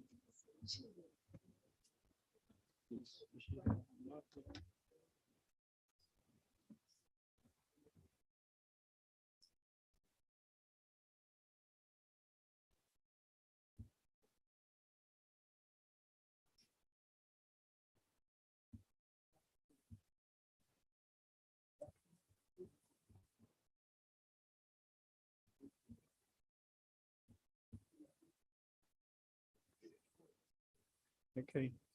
All right. So I've just been informed by our phenomenal organizer that we have a distinguished presence, and that is Chinere Okorocha. She's a partner, Jackson, ATT, and Edu. AT and Edu. Thank you, please, ladies and gentlemen. Let's put our hands together for her. Thank you for coming. Thank you for gracing this occasion with your presence. We celebrate you. Okay, so to the final session, we're supposed to have about 4 panelists, and being told that due to the time zones, one of the panelists will not be able to join us because as we speak, the country is right now is actually 12 a.m. So imagine joining an event by 12 a.m. and that. So we are just going to go straight to entertain just 2 panelists, and after which we call it a day. So like I mentioned earlier, this session is going to touch on lawyers, blockchain, and tech innovations, the opportunities, skills, as well as the setbacks. And the first panelist in this session is none other than the chairman, NBA SBL ICT committee, Mr. Rotimi Ogunyemi. Please, let's put our hands together for him. Thank you. Thank you. And the second panelist, someone we've already seen spoke to us, and he's none other than the lead partner at Infusion Lawyers and the president of CBAN, and also a very good friend of mine, Mr. Senator Ihenya. Please, let's put our hands together for Mr. Senator. Okay, and just the 2 of them. And then the moderator for this session is the founder of Tech Lawyard, and that is Kelechi Achinono. Please, let's put our hands together for our moderator, Kelechi. Thank you.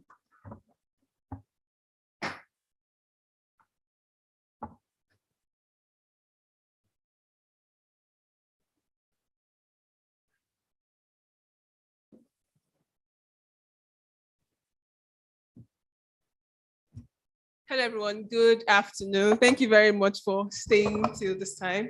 Good afternoon, panelists.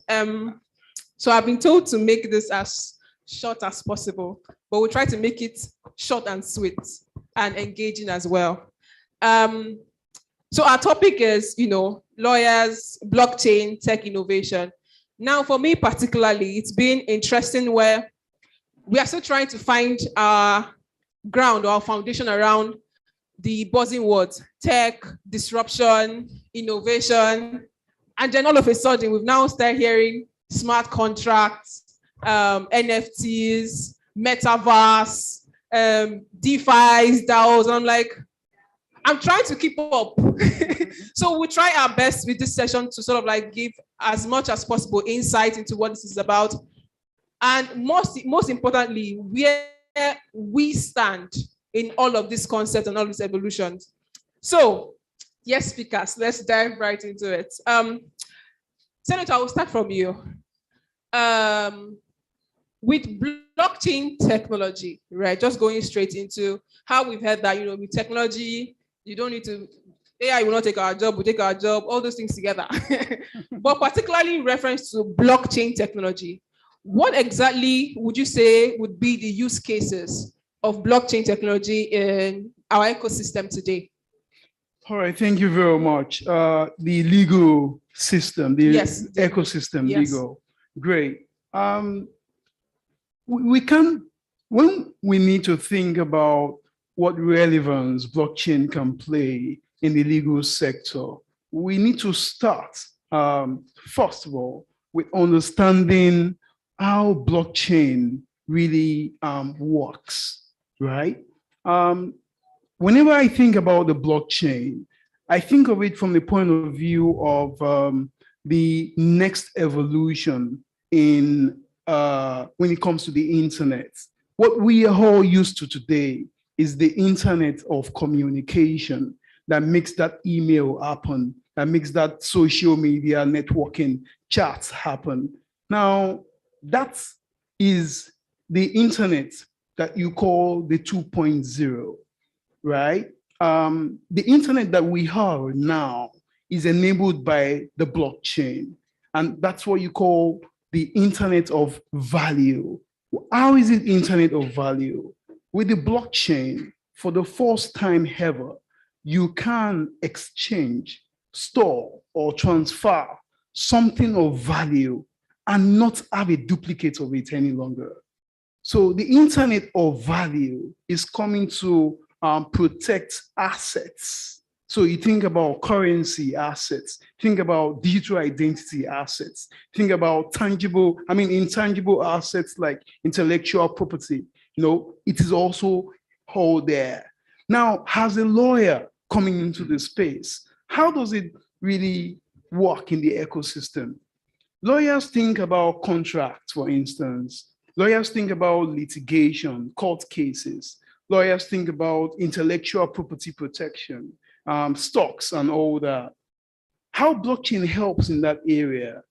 One, think about, let's take intellectual property. I'll be biased because that's a bit of my background as well. So today we talk about intellectual property protection, copyrights, trademarks, patents, and all of them. And we are relying on the internet of communication to protect them. It's not going to happen because any research you see out there will tell you that since the internet came in, there has been digital piracy everywhere. Now, what blockchain does in that space is ensure that every intellectual property, right, can be protected with the blockchain, ensuring that if you use an NFT, for instance, non-fungible token, you have an NFT, right? It means that you have digitized an asset. Now, having digitized it, what happens is this. If I share that thing okay, if I was in a WhatsApp group and I shared a photo of mine in this section, I have the photo, 250 people will also have the photo. With NFTs in that space, from the point of view of intellectual property protection, you can actually have a way of protecting that photo and having the digital ownership that can't be duplicated. So originality, source, authorship, all that, creator is protected. That's just intellectual property. We move to contracts. Now, we talk a lot about smart contracts. I have to say that smart contract is a very broad one. Sometimes when we say smart contracts, what we mean is smart legal contracts. They are different. When you talk about smart contracts, you're pretty much looking at codes and programs, to enable communication and all of that in a decentralized space without a central authority. But when you talk about smart legal contracts, you're not looking at how the contracts we know today, the transaction contracts that lawyers draft, can now also be programmed in a way that you don't need a third party or central authority to be able to enforce those contracts for you. All of those cases that go to courts and spend years, you could actually have a way of using smart legal contracts to program all of the rights and liabilities of each party in a way that is just between both parties. Now, is that going to get lawyers out of the room? The answer is no. The answer is no, because when you talk about smart legal contracts, they are still essentially legal rights and liabilities. And ask me who will be able to tell you in a smart legal contract involving divorce, for instance, or in a smart legal contract involving shipping. It's a lawyer in that sector who understands what's going on in that area that would be able to work with the smart contract developer to say, this will be the rights based on the Marriage Act in Nigeria. This will be the liabilities based on the, you see what I mean? So the lawyers will forever be, how would I put it now, relevant in that space. So just think about everything you do today. We are looking at how smart legal contracts can take care of all of that. All right, thank you. Thank you very much. So as a follow-up to that question, I mean, I hear the use case, but I'm particularly interested in how you think blockchain technology can be used in an election situation. I'm asking because we all know, right? And I'm just interested in all this buzz and conversation around blockchain. How exactly can that actually, because it sounds exciting, blockchain, no rigging of election, something like that. But then how do you think that, that can work for us? Okay, should I take that? Yes, yes, please, yes. Okay. Think about the elections we have now in the conventional system. It's all about, first of all, you have to have the voter register. You ensure that the voter register is administered and stored by an umpire who is expected not to be biased. That's on one part. On the other part, you want to ensure that all of the candidates, you have the ballot paper that has all the names of the candidates and the political parties and what have you. And then if you look at the system we have now, it relies on a centralized system where all of these data are kept. Perhaps, as someone said, that it is INEC that keeps all that. Yeah. I can imagine that the NIMC also has a role to play there. And in terms of keeping the ballot paper itself, I've also been told that the CBN has some role to play in ensuring that some of these materials are well kept. Now, these are traditional systems that rely on that regular centralized data protection that we are always looking at. Now, blockchain changes all that. First of all, identity. When it comes to a voting system, you want to ensure that you have an identity system that is safe, that is immutable, that is secured. Blockchain helps you to ensure that every voter that is registered all of that identity is stored on the blockchain.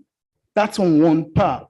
So with that, since it is stored on the blockchain, things around traceability, things around immutability, things around transparency, you can see exactly where every voter is coming from. You can see exactly that you cannot change a voter's name or put, some people say that in some parts of the north, it is cows that votes, whatever. So what I mean is, in terms of an authenticated system and a secure system of ensuring a voter system that is transparent, it is not only INEC that will have access to who is who. Everyone in that entire space, the electoral agents, the political parties, the international observers, the citizens themselves, everything will be transparent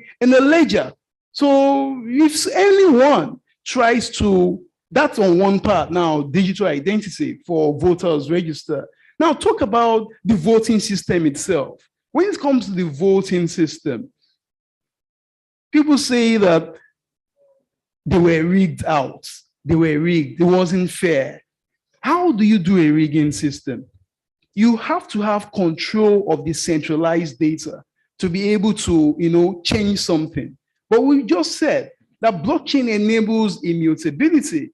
And if you change anything, what it means is that all of the validators, because you're going to be using a blockchain, a public blockchain, all of the validators in that blockchain, right, will include all of the political parties, all of the electoral observers, all of the candidates themselves, right? In a way that if you change anything, everyone sees that something has been changed. And each participant in that ecosystem must validate what has been changed to make it authentic. Now, if APC changes something, PDP sees what has been changed. If it agrees to what has been changed, then it means that it is valid. That's how it works. It's transparent. So that's what blockchain voting is all about. A lot of people, though, are saying that we do not have that scalability yet to be able to have up to, say, 60 million people or 25 million people vote at the same time. But it gets better by the day. And I think that if we apply blockchain voting, say, at the local government level or at the university level, some members of CBAN who created or developed a voting system, a blockchain voting system, they already apply it in some campuses, universities. So that's where to start. Then we can scale from there. Thank you. Thank you so much. Mr. Rotimi, I'll come to you, sir. Now, for us as lawyers, with all of the interesting buzzwords coming out on a daily basis, blockchain, disruption, innovation, all those things together. As a young lawyer, sort of trying to find my way around things, I'm fresh out of school. I want to be the next top shot lawyer in Nigeria, in Africa. I would like to ask, where do you think that I should sort of like focus or channel my energy to learning, that I don't seem to get distracted with all of these words? I mean, I can stay on top of it, but then I'm not distracted. I can still channel my energy to some place. Thank you very much, Kelechi. Great question. I will put that question in context and hopefully do justice to it. So, to the young lawyer or the established lawyer, the truth is, this is one ecosystem that is emerging, and to a very large degree, we are all learning. So the first thing I would say is this: your response to anything new should be curiosity. Once you have a curious mindset, I promise you that's all you need. Because one thing leads to the other, and to the other, and to the next. And before you know it, you have a body of knowledge, which I must say, you may not understand at a go, but at the tail end, it all fits together, it all connects. So specifically to the question, Senator has thrown a lot of industry lingo around. And for those that are comfortable, that's fine. But to that young lawyer, what I say to you is take a deep breath, right? And understand that your first course of action is not chase the buzzwords, but to understand the ecosystem as a whole. The first thing to understand is understand technology. Now, that goes deeper than computer appreciation and all of the ABCs. For some of us, it needs to start from there. But understanding technology is understanding how technology works. Blockchain, fintechs, DeFi, these are all things that has brought us here today. But if you attempt to understand these concepts outside of the actual context, it becomes a struggle, right? So when I say understand how technology works. Understand technology. What I mean is this: don't seek to understand blockchain in isolation.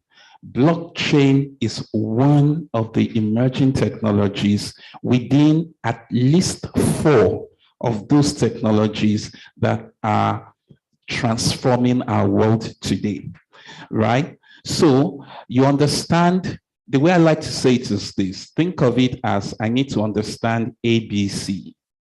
A, artificial intelligence. B, blockchain. C, cloud computing. D, data, big data, right? That's your context.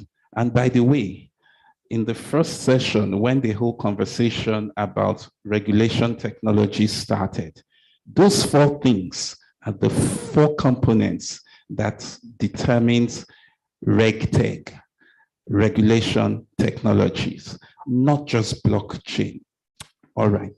So that means your journey starts from understanding how technology works. Then you understand the technologies that are transforming the world we live in. And these 4 technologies are the 4 that make up what we call the 4th industrial revolution. Then, having that base, you move to what Senator said, which is understanding Web 1, Web 2, and Web 3. Web 1, the internet of just what we'll call reading, right? Emails. Web 2, internet of reading and writing, social media, two-way interaction.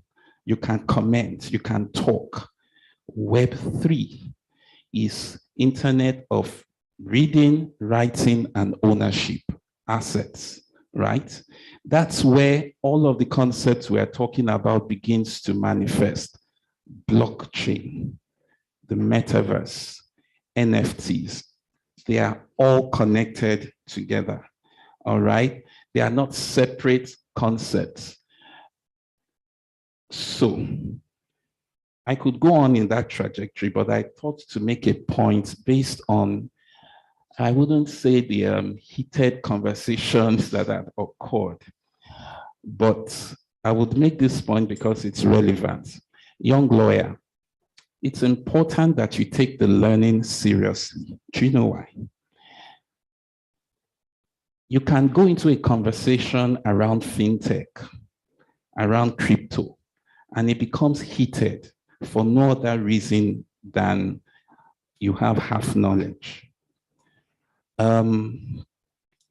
Fintech always looks like finance and technology on the surface.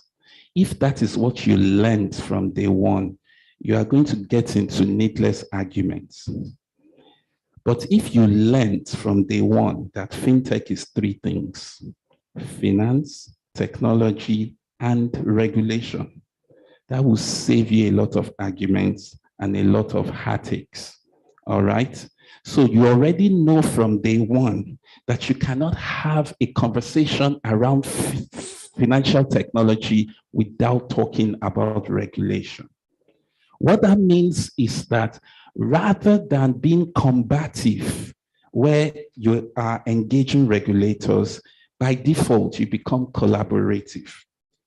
Rather than demonizing regulators to your clients, you actually position regulators as partners that needs to be engaged, right, to play in the space. Kelechi, I know I have digressed from your question, all right? But self-learning is the way to go. Self-learning, not because there are no formal classrooms to go to, but so far, I have found that much of the formal structures are not adequate. But with self-learning, you can re-educate yourself, give yourself the right context, and ensure that you do not go off half-baked into this space. Thank you very much. Thank you very much, sir. So I would ask a follow-up question to that, especially because you touched on learning. Now, with respect to technology, blockchain tech, every kind of technology, we know that one of the major barriers or obstacles to certain adoption or use is regulation. But another thing that is also seen as a barrier is literacy, digital literacy. And so I would like to ask, in your capacity, sir, what can organizations do to help we lawyers? Because as much as for the tech ecosystem, one thing that they particularly thrive on is community, right? So there's like a community of people that are able to gather around you, and you can learn together and grow together. So even if we decide to self-learn, we still need to have that sense of community to be able to connect and learn together. So I would like to ask, what are the kinds of things or activities or steps that an organization like MBA can take to ensure that to help us as lawyers, pick up or adopt these emerging technologies? Once again, great question, Kelechi, and I think that's an easy one because you mentioned it. So community is the way to go. Self-learning, yes, because that's where you start. But community is where you then engage with the knowledge you have, and then you are able to stitch this together. So yes, what are we doing? I would speak for the NBA, whether at the level of the section or at the level of the overall mother body, the NBA. The truth is, this NBA is big on capacity building because we understand that we are not going to get help from anywhere else if we do not help ourselves. So at the level of the ICT committee of the section on business law, there's the capacity building subcommittee. And the truth is, for every lawyer here, you are invited. Sign up with the ICT committee, be a part of this capacity building subcommittee, and there are efforts ongoing to ensure that we learn together, right? The same is happening at the NBA space. Much of the activities of the ICLE, please do not think that this is just, for some people. It's for everybody. Sign up for these courses, and the good thing is they are free, all right? I know that they are quality because I get to teach some of them, right? And everything I'm saying here are things that I say there, and we go at a deeper dive. So yeah, embrace community within the legal community. It's a budding community and it's growing. I can't but say this, just to give emphasis to the question Kelechi asked. We've had 2 sessions here this morning and they've been extremely, extremely insightful. However, you can't but help but notice that 90% of the conversation, rest on what we'll call crypto money, all right? And perhaps a 10% focused on crypto tech. I understand that there's the obsession with money, with investments and all, but that's just a tiny, minute, and negligible part of this conversation. But in communities, as the ICT committee of the NBA, we ensure that we take the conversation away from what is trending, just the buzz, and we talk about the entire spectrum, all right? Because you can get lost in this crypto craze and forget that there's actually the backbone where lawyers specifically are required to be trusted advisors. So engage the NBA, the ICT committee, and the mother body. Thank you. Thank you very much, sir. So, Senator, my next question is to you, but it's around crypto money. And Mr. Rotimi just, I would ask it either ways. Permit me to read from here because it's like, I really want to give you like enough context around it. So looking at the scale of evolution, comparing technology with regulations, it seems that countries, African countries, are trying to strike a balance between preventing scam and promoting growth. It feels like the more there are regulations that are trying to curb that or put a ban on crypto transactions, the more we have crypto transactions. Now, I would like to know what your thoughts are, particularly not because I would say, oh, you were a regulator, but then because it'd be good to start this as a conversation so anybody can come back to refer to this. What do you think can be done to sort of help balance this? Thank you very much. It is important that we understand the idea of digital economy, the idea of digitization and digitalization, where business models have changed, not because they just want to change, but because increasingly we are going into a world that will become a decentralized economy. In looking at the discussions around data privacy, one of the things that most lawyers, or I think at least those I've met, some of those I've met, get wrong is to think that all that data privacy, data protection, privacy talk is all legal talk. There's a lot of economy going on in that conversation. If we trace back the evolution of data protection and data privacy, even from the UK under the GDPR, the idea is how to enable the individual become, a bit more, I would say, have some more rights over your personal data.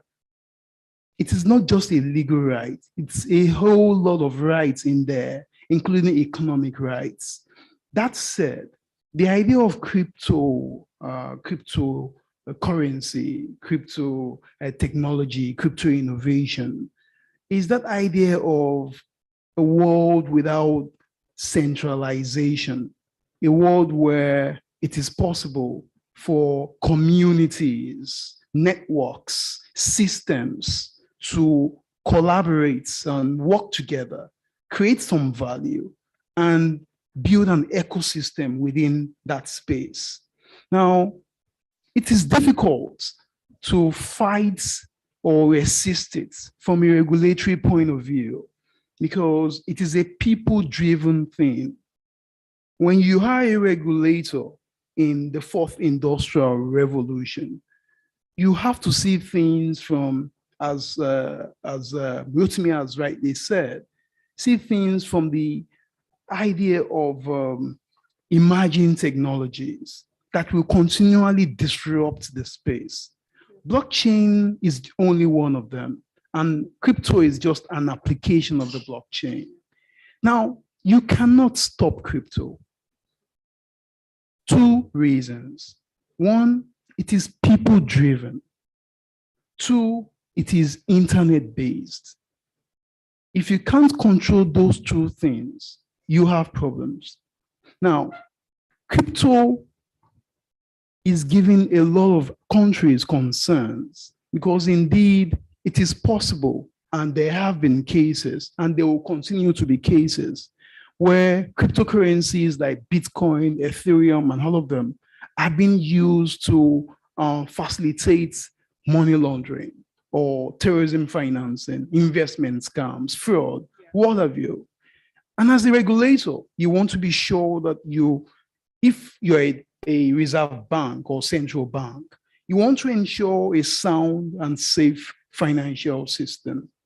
If you are the Investment and Securities Commission, you want to ensure consumer protection and investor safety. If you are the NFIU, the Nigerian Financial Intelligence Unit, or the Economic, what's it called, Commission on Crimes, you want to be sure that things are transparent. You want to be sure that when you investigate, you can get information. Now, crypto, there has been a lot of stigmatization when it comes to crypto. And I think a lot is because of the misconceptions around it.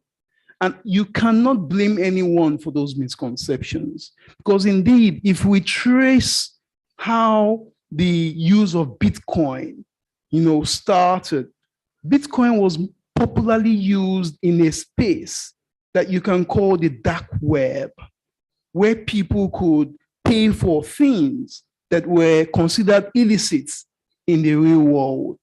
Now, that ugly history has caused a lot of stigmatization for Bitcoin and other cryptocurrencies. But guess what? The world has moved fast away from there. From when Satoshi Nakamoto invented crypto, today you talk about mainstream adoption across the world, and things are happening faster, even in emerging markets like Argentina, Brazil, Ukraine, India, Nigeria, Kenya, South Africa, more than even the United States. And so, what should be the approach to this? We need to look at it from a risk and opportunity perspective. We need to look at the strengths and the weaknesses. Understandably, if you look at the Nigerian regulatory space, the CBN is a very powerful regulator and a regulator of a very critical sector or industry.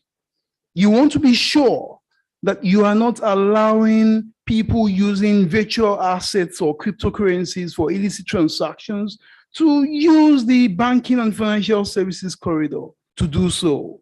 That is understandable.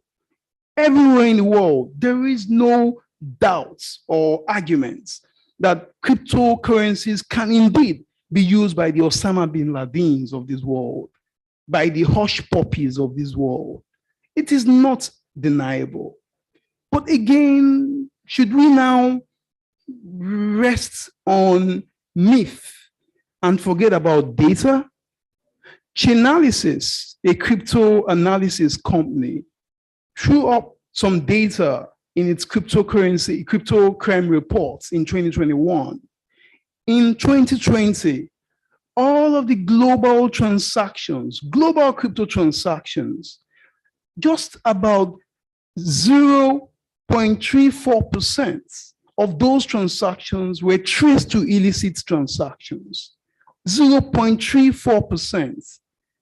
In about 6 months later or so, it's looked at it again, and it had risen to 0.64%, still less than 1%.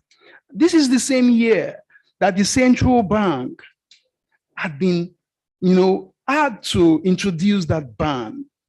So if you look at it, and from what Adedeji and others have said in the panel, you see that there is need for us to focus on facts, not just myth. We need to focus on what is on the ground. Now, if you have fiat currencies being used for 45% of illicit transactions, wouldn't it be ridiculous or funny if the central bank of a country says, what we should do is to shut down the use of naira or dollar in the banking system? It will be ridiculous. It is the same way that those who have adopted Bitcoin and cryptocurrencies legitimately for legitimate transactions believe that it is not the answer to say stop transacting in cryptocurrency transactions, right? In that space. How has it been done in other places? Talk about Mauritius. Mauritius is an African country. Mauritius looked at this space very early. And interestingly, it was not the economic and financial crimes agencies that looked at it. It was not the law enforcement agencies. It wasn't even the central bank of that country that started that conversation. It was what we call here the Nigerian Investment Promotion Council, NIPC. The equivalent there started the conversation. The cryptocurrencies are good but they can be used by bad actors. How do we come in to ensure that we harness this technology for the purpose of also expanding the economy? If you go to Mauritius today, you find some of the biggest companies in the blockchain and crypto space in that country, employing people in that country. Why? Because regulation tried to see how we could minimize the risk and maximize opportunities. In that space, what they looked at was the need to look at AML and CFT compliance, anti-money laundering and countering of financing terrorism compliance. What does that mean? It's not strange in Nigeria. The CBN had that conversation in 2017 when it issued its first ever love letter to the crypto industry, saying, hey, we see that Nigerians are adopting cryptocurrencies, but please be aware that it's pretty risky because it's not regulated and it's not legal tender. Please be careful. He then told the banks and financial institutions, don't deal with these guys. But if you must, okay, I'll wrap up now. If you must deal with these guys, ensure that they comply with AML and CFT compliance. Nigeria is not a lawless country. We have a money laundering act. We have a terrorism act in this country. And it states clearly how entities, individuals can be monitored. So what the CBN directive in 2021 did effectively was to suspend legislation. It suspended legislation. It suspended the laws made by the National Assembly in terms of money laundering and terrorism financing, and said for now, just shut down the entire industry. Has it worked? The answer is no. I can tell you the CBN, what's it called, restriction, although it might have been a temporary solution, but I didn't think that it would have taken up till now. And there's no other action by the CBN. Because what we have today, P2P transactions have gone crazy. People left all of those Binance bundle and went to P2P transactions. If you ask anyone today, which one is easier? If you were the EFCC or the Nigerian police or the NFIU, which is easier for you for investigative purposes? Is it to go into the world of P2P, the world of Telegram, WhatsApp, and OTC transactions? Or would you rather write Binance, who is a registered company, and say, we are investigating this, provide data? Your guess is as good as mine. Yeah. So we need to push conversation away from all of those stigmatization and demonization, yeah, and move into real compliance. And I do not doubt that Nigerian financial system, including the banks, have the capacity to do so. Thank you. Thank you very much. Yeah. So earlier I mentioned that this was going to be short and sweet. So please, if you have any questions, you can jot them down or just, come up with them together and all that.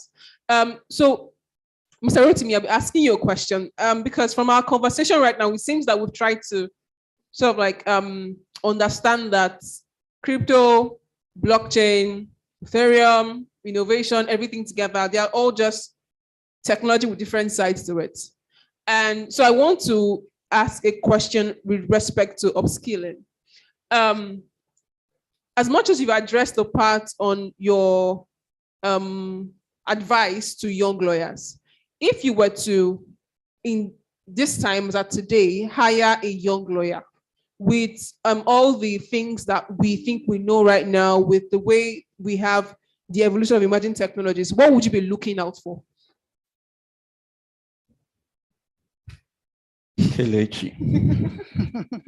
All right, but again, it's a great question. And quite frankly, my response is simple. I'll be looking for someone who, first of all, has a broad understanding of the law. But let me restate that, not just the law, because this is in context. someone who has a great understanding of the law, technology, and business. Because we could get so caught up in the technology and forget that we are lawyers. Or forget that we need to pay the bills. So I'm looking for the fellow with enthusiasm or lady with enthusiasm, that's fine. But I want to know that you understand the basics of commercial law. I want to know that you understand how business works. So say I was interviewing you. The given is that you have done very well in all of your law courses. But I want to know what you are reading right now. What are you reading? It tells me a lot. Or what did you read 2 months ago? 2 weeks ago? 3 days ago? You see, that's what tells me whether you are curious. And so, for instance, if I asked you, oh, you are this person enthusiastic in blockchain and all of that, what have you read? Quite frankly, you should be able to give me about 4 books, of which I'm looking out for 1, right?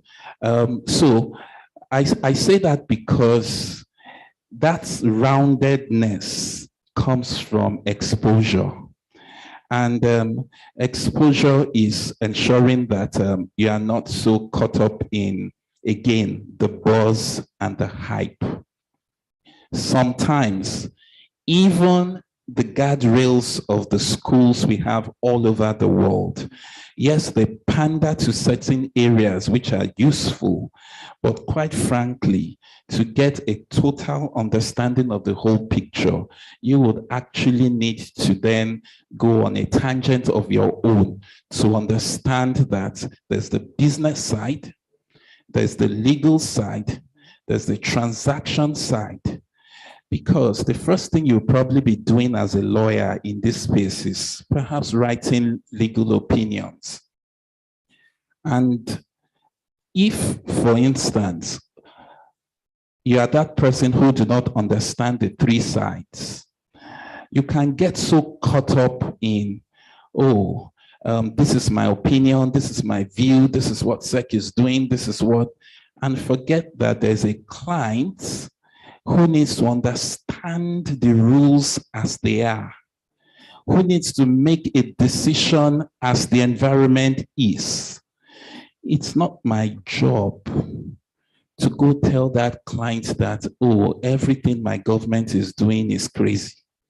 Take your money to South Africa. It is my job to help the client understand that this is the regulatory environment. We want you to play here. This is the regulatory risk. This is the legal framework. I will give you an informed opinion, and I will guide you navigate this path of what appears to be regulatory uncertainty and hold your hand through this quagmire and land you where you want to be. So if that's what I will do, that's what I'm looking out for from the person who would work with me. We are living in a regulatory era.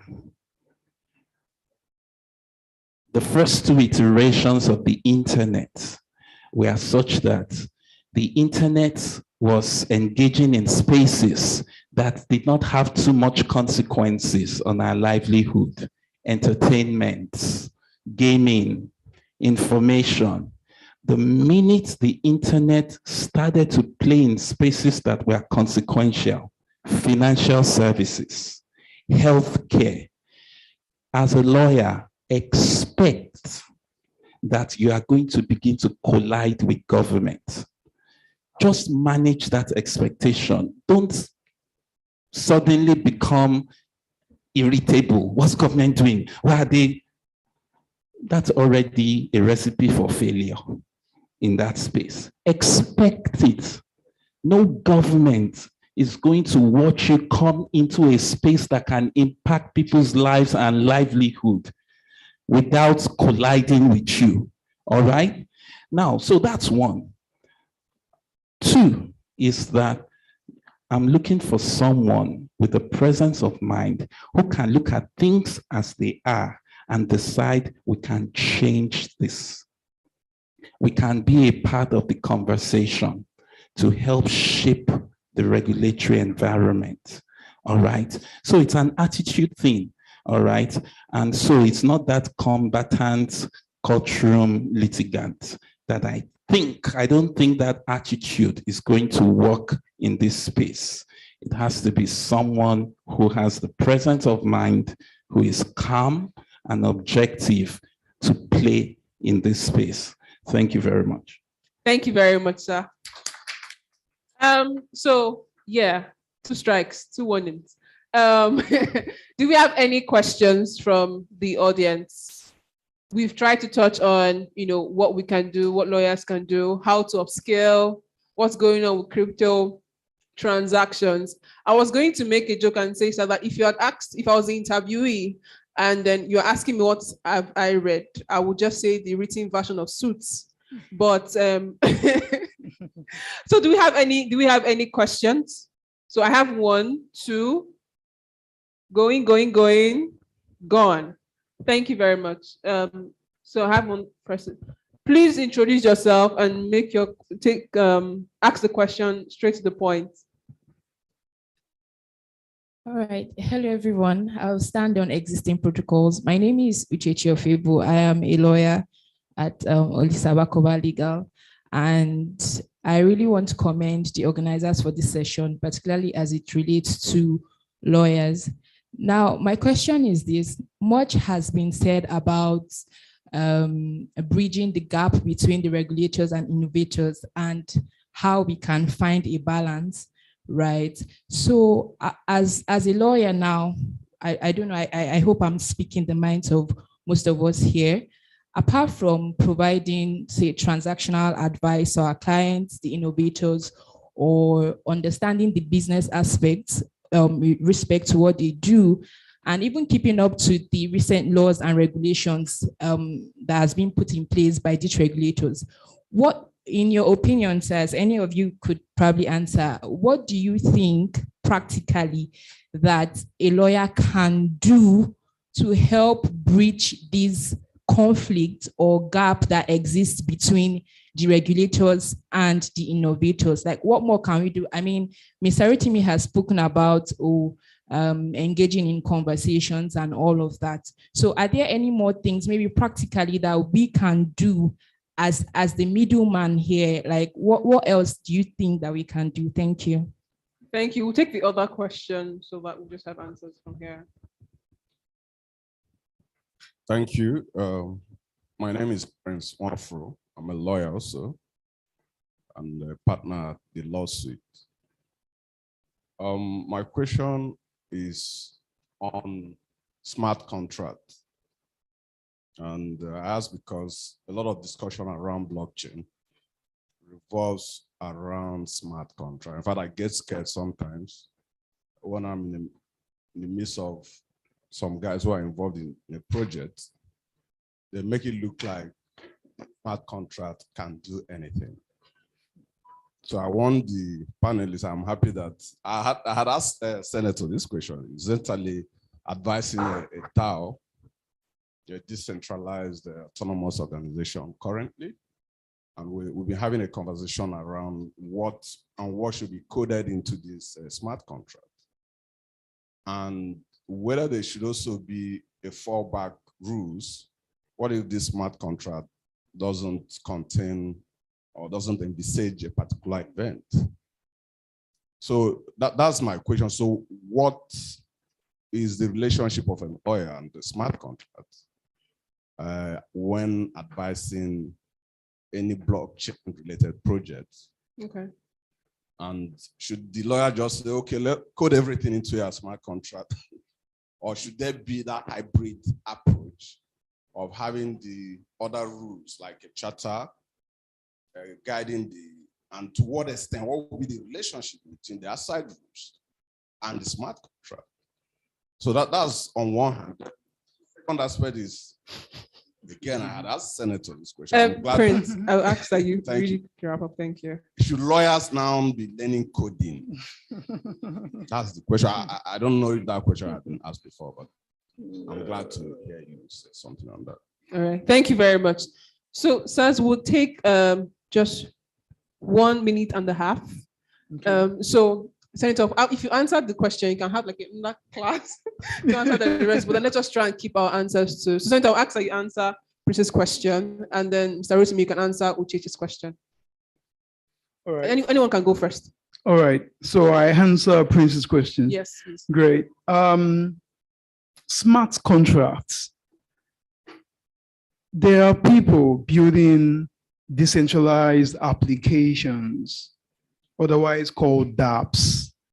And the purpose for which they build these dApps is to try to avoid all that requirements for running centralized platforms. Now, there are a lot of risk involved in smart contract developments. There will be the developers, the IT guys, the coders, all of them engineers, and then they would need a lawyer to advise on, I think, 2 scores. One is within themselves in that community, the founders, there will be founders, there will be people they are getting to come and work with them, whether develop code or do marketing or run Telegram community and all of that. Let's be practical. On that score, you as a lawyer, you should be able to put the right contracts together to ensure that all of their expectations, all of the rights and liabilities are properly documented. I do not think that this should be in a smart contract. I think that you should be able to draft contracts that would help in that regard. In terms of the smart contract itself being programmed, there are certain risks. Today we talk about, there is an NFT transaction that went on recently. It was a $37 million NFT transaction. It left one person's wallet and never arrived anywhere. Disappeared into thin air. That's smart contract. There must have been something wrong in the codes. Now, as a lawyer, you can't get into all that stuff. Law, for me, I don't know about you, is already codified for me. So what you should do is to be able to advise on those the project should work with. There are smart contract auditors, advise that they should work with such. Yeah. There are certain risks involved in throwing projects around. You should be able to advise around that too. Recently, an NFT project, came to our firm and asked for help in that regard. We want to launch this, we want to launch that. It's not just blockchain everywhere. Otherwise, you block your head. You need to know that this is still the real thing. As a lawyer, you take a step back and, like Rotimi was saying, don't get too much into the coding to the extent that you forget your real thing. Thank you very much. Yeah, Mr. Rotimi. All right, I will take the first question, but before I do, very quickly, this is just to emphasize what Senator has said. The truth is, some things would work on chain, some things should not be on chain, particularly in a world that is now more privacy conscious. Conventional wisdom is that there are certain information that you should not put on chain if you are even going to comply with privacy regulations anyway. So it's a practical thing to understand as a lawyer, knowing that smart contracts at its heart, it's actually code. What should be code and what should be dealt with practically? So that's on the one hand. To the first question, I would say this very simply. And this is making reference to something that happened within the ICT community. A group of lawyers Then, many of them were not even members of the ICT committee. They decided to write guidelines for lawyers to guide their data management processes as law firms, right? In a way, we could call that self-governance. And then they came to the committee to say, we had written this. Can we look at it together as community, adopt it, make recommendations for the NBA? And if it passes, maybe in 2 years from today, that guideline will be a reference point for all lawyers in Nigeria. What am I saying? It's easy for myself and Senator to come here, sit down, trash the rules, legislation, regulation, and all that. They don't know what they are doing. They are a waste of time and space. It's very easy to do. It's a different thing if we sit down together as community and say, you know what? Just like the Learned Silk said in the last session, let's write the rules ourselves. Yeah? Write it from scratch, and then we push it. I think that that's a better use of our time than whining and lamenting. Now, what that does is this. We have something as a community to take to the authorities to say, this is the way to go. So I just use that as a practical example of what more we can do. We can engage at the policy space, start writing, start putting together those things we want to see. And as a group, we begin to push them. Thank you very much. Thank you very much. Thank you very much, speakers. Thank you very much, everyone. I already have that look, so it means I have to bounce. But we have come to the end of this session. I hope it was engaging. I hope you learned a thing or two. I think we're supposed to take pictures with the committee members. Thank you so much, speakers, for your time. Thank you. Thank you very, very much. So please, let's have pictures. Thank you.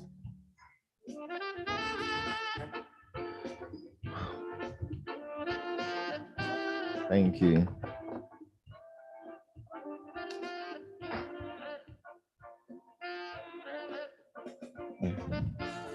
The way Ifeoma is smiling, I think she has one BTC each for everybody that is still here till this time. You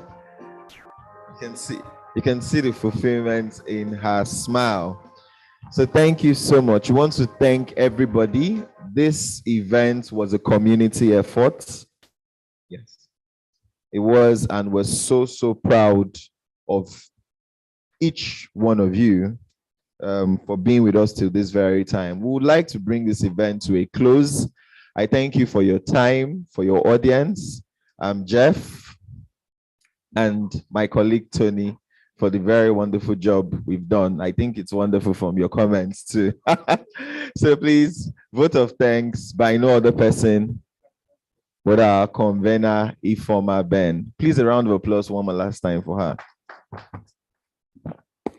Thank you, Jeff and Tony, for such a wonderful job. Thank you very, very much. And I must thank everyone, all the attendees. It's been a very, wonderful time spent here today talking about blockchain technology, talking about regulation, talking about finding a balance between the blockchain technology and innovation. So I want to, since morning we've been here, we talked about different aspects. The first session talked about the opportunities and the risks in the blockchain space. And, we know that it's really a baby that is still growing. So there's so much to learn, so much to do in respect of that. So we went on to also talk about the main issue, which is regulation and public policy in blockchain and tech innovation, finding a balance. And in that, we were able to talk about different areas that we need to strike this balance, and even what the different regulators, especially the Securities and Exchange Commission, what they are doing to make sure that this balance, we strike this balance. Then we now proceeded to the part that concerns most of us, because I know that most participants are lawyers, and I also believe there are also non-lawyers here. There are tech enthusiasts, blockchain enthusiasts in the room as well. So, but I know that we are predominantly lawyers, and that was why that particular session was apt, lawyers, blockchain and tech innovations, opportunities, skills, and setbacks. We know that in order to advise our clients, we need to understand the business of our clients. So that's the need to upskill. So just having done the just like a recap or the summary of the different sessions. So I want to thank everyone, especially the committee members. In fact, I want them on stage. For those who are still here, I know a few of them had some engagement and had to leave. So I want to call on the organizers. In fact, they are actually the main organizers. I'm just coordinating. And without them, we wouldn't have had what we had today. So I want to thank Senator Iheye, who played a very major role. Please, I want the committee members to come on stage, please. For those of them that are here, please come on stage. We need to acknowledge you in a very special way. Prince Nwaforo was the head content and faculty. So all you, everything about putting the theme together, the various sections, the talking points, he was at the aim of the affairs. So thank you very much, Prince, and he worked closely with Gabriel in that regard. We thank the media team, Fernandez, please on stage, up stage. We need to see you very clearly, yes. So we thank the media team led by Fernandez. Unfortunately, he wasn't here because of health reasons, but he was still coordinating, and they did a very wonderful job. You can agree with me that we had a good setting and everything, was well done by them. And Vera was also a member of that committee. We had Buki, who was part of logistics. She was also instrumental to, seeing that we get a suitable place like this to have the conference. So we thank Max, though he's not here, he's based in Abuja, but they all did their part. We thank Kelechi Achinono in a very special way. When it comes to, okay, we want to draft this or that, she was always there, also working together with Bookit to make sure that when we have our corporate communications content going out and all that, they put together, some of those write-ups. So we thank everyone. Ridwan, sorry if I've not mentioned you, he wasn't here, but so I thank everyone. In fact, they did a wonderful job, You can agree with me that at least this was a very big improvement from last year, and we keep going higher and we keep getting better. So I thank you all. Please, a round of applause for them. Please remain there. We still need to take a picture. So once I wrap up, we'll take a picture. So I wouldn't end this vote of thanks without thanking the Nigerian Bar Association session on business law, and particularly the Information and Communication Technology Committee of the MBA SBL, ably led by Mr. Rotimi Ogunyemi, and they played a very important role in this conference. We partnered with them in this conference. So please, let's put our hands together for Mr. Rotimi. He was working in the background, making sure that we get everyone. It wasn't easy to get somebody like Dr. Gama, but when he has of MBA SBL, he will have to obey. So the SBL was instrumental to getting him to come because of the topic we are discussing, which has a very big relationship with the Securities and Exchange Commission. So we thank you, especially Mr. Ogunyemi, and we thank you particularly also for being here since morning till now, even when some of the sessions were delayed. Very grateful. And Mr. Rotimi has always been there, always been supportive, right from inception. He spoke at the first edition in 2020. He was also there last year. And he has spoken in our webinar. Yes, during the COVID, we called on him when we had a webinar. He was always, he always obliges us. So, Mr. Guyemi, thank you so very much. And we keep drinking from your wealth of knowledge. We are most grateful.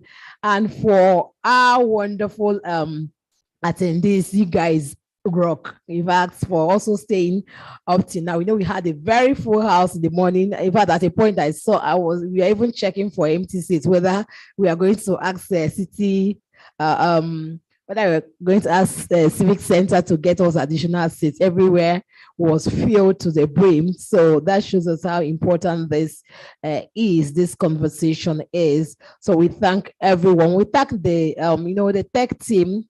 They've also been wonderful.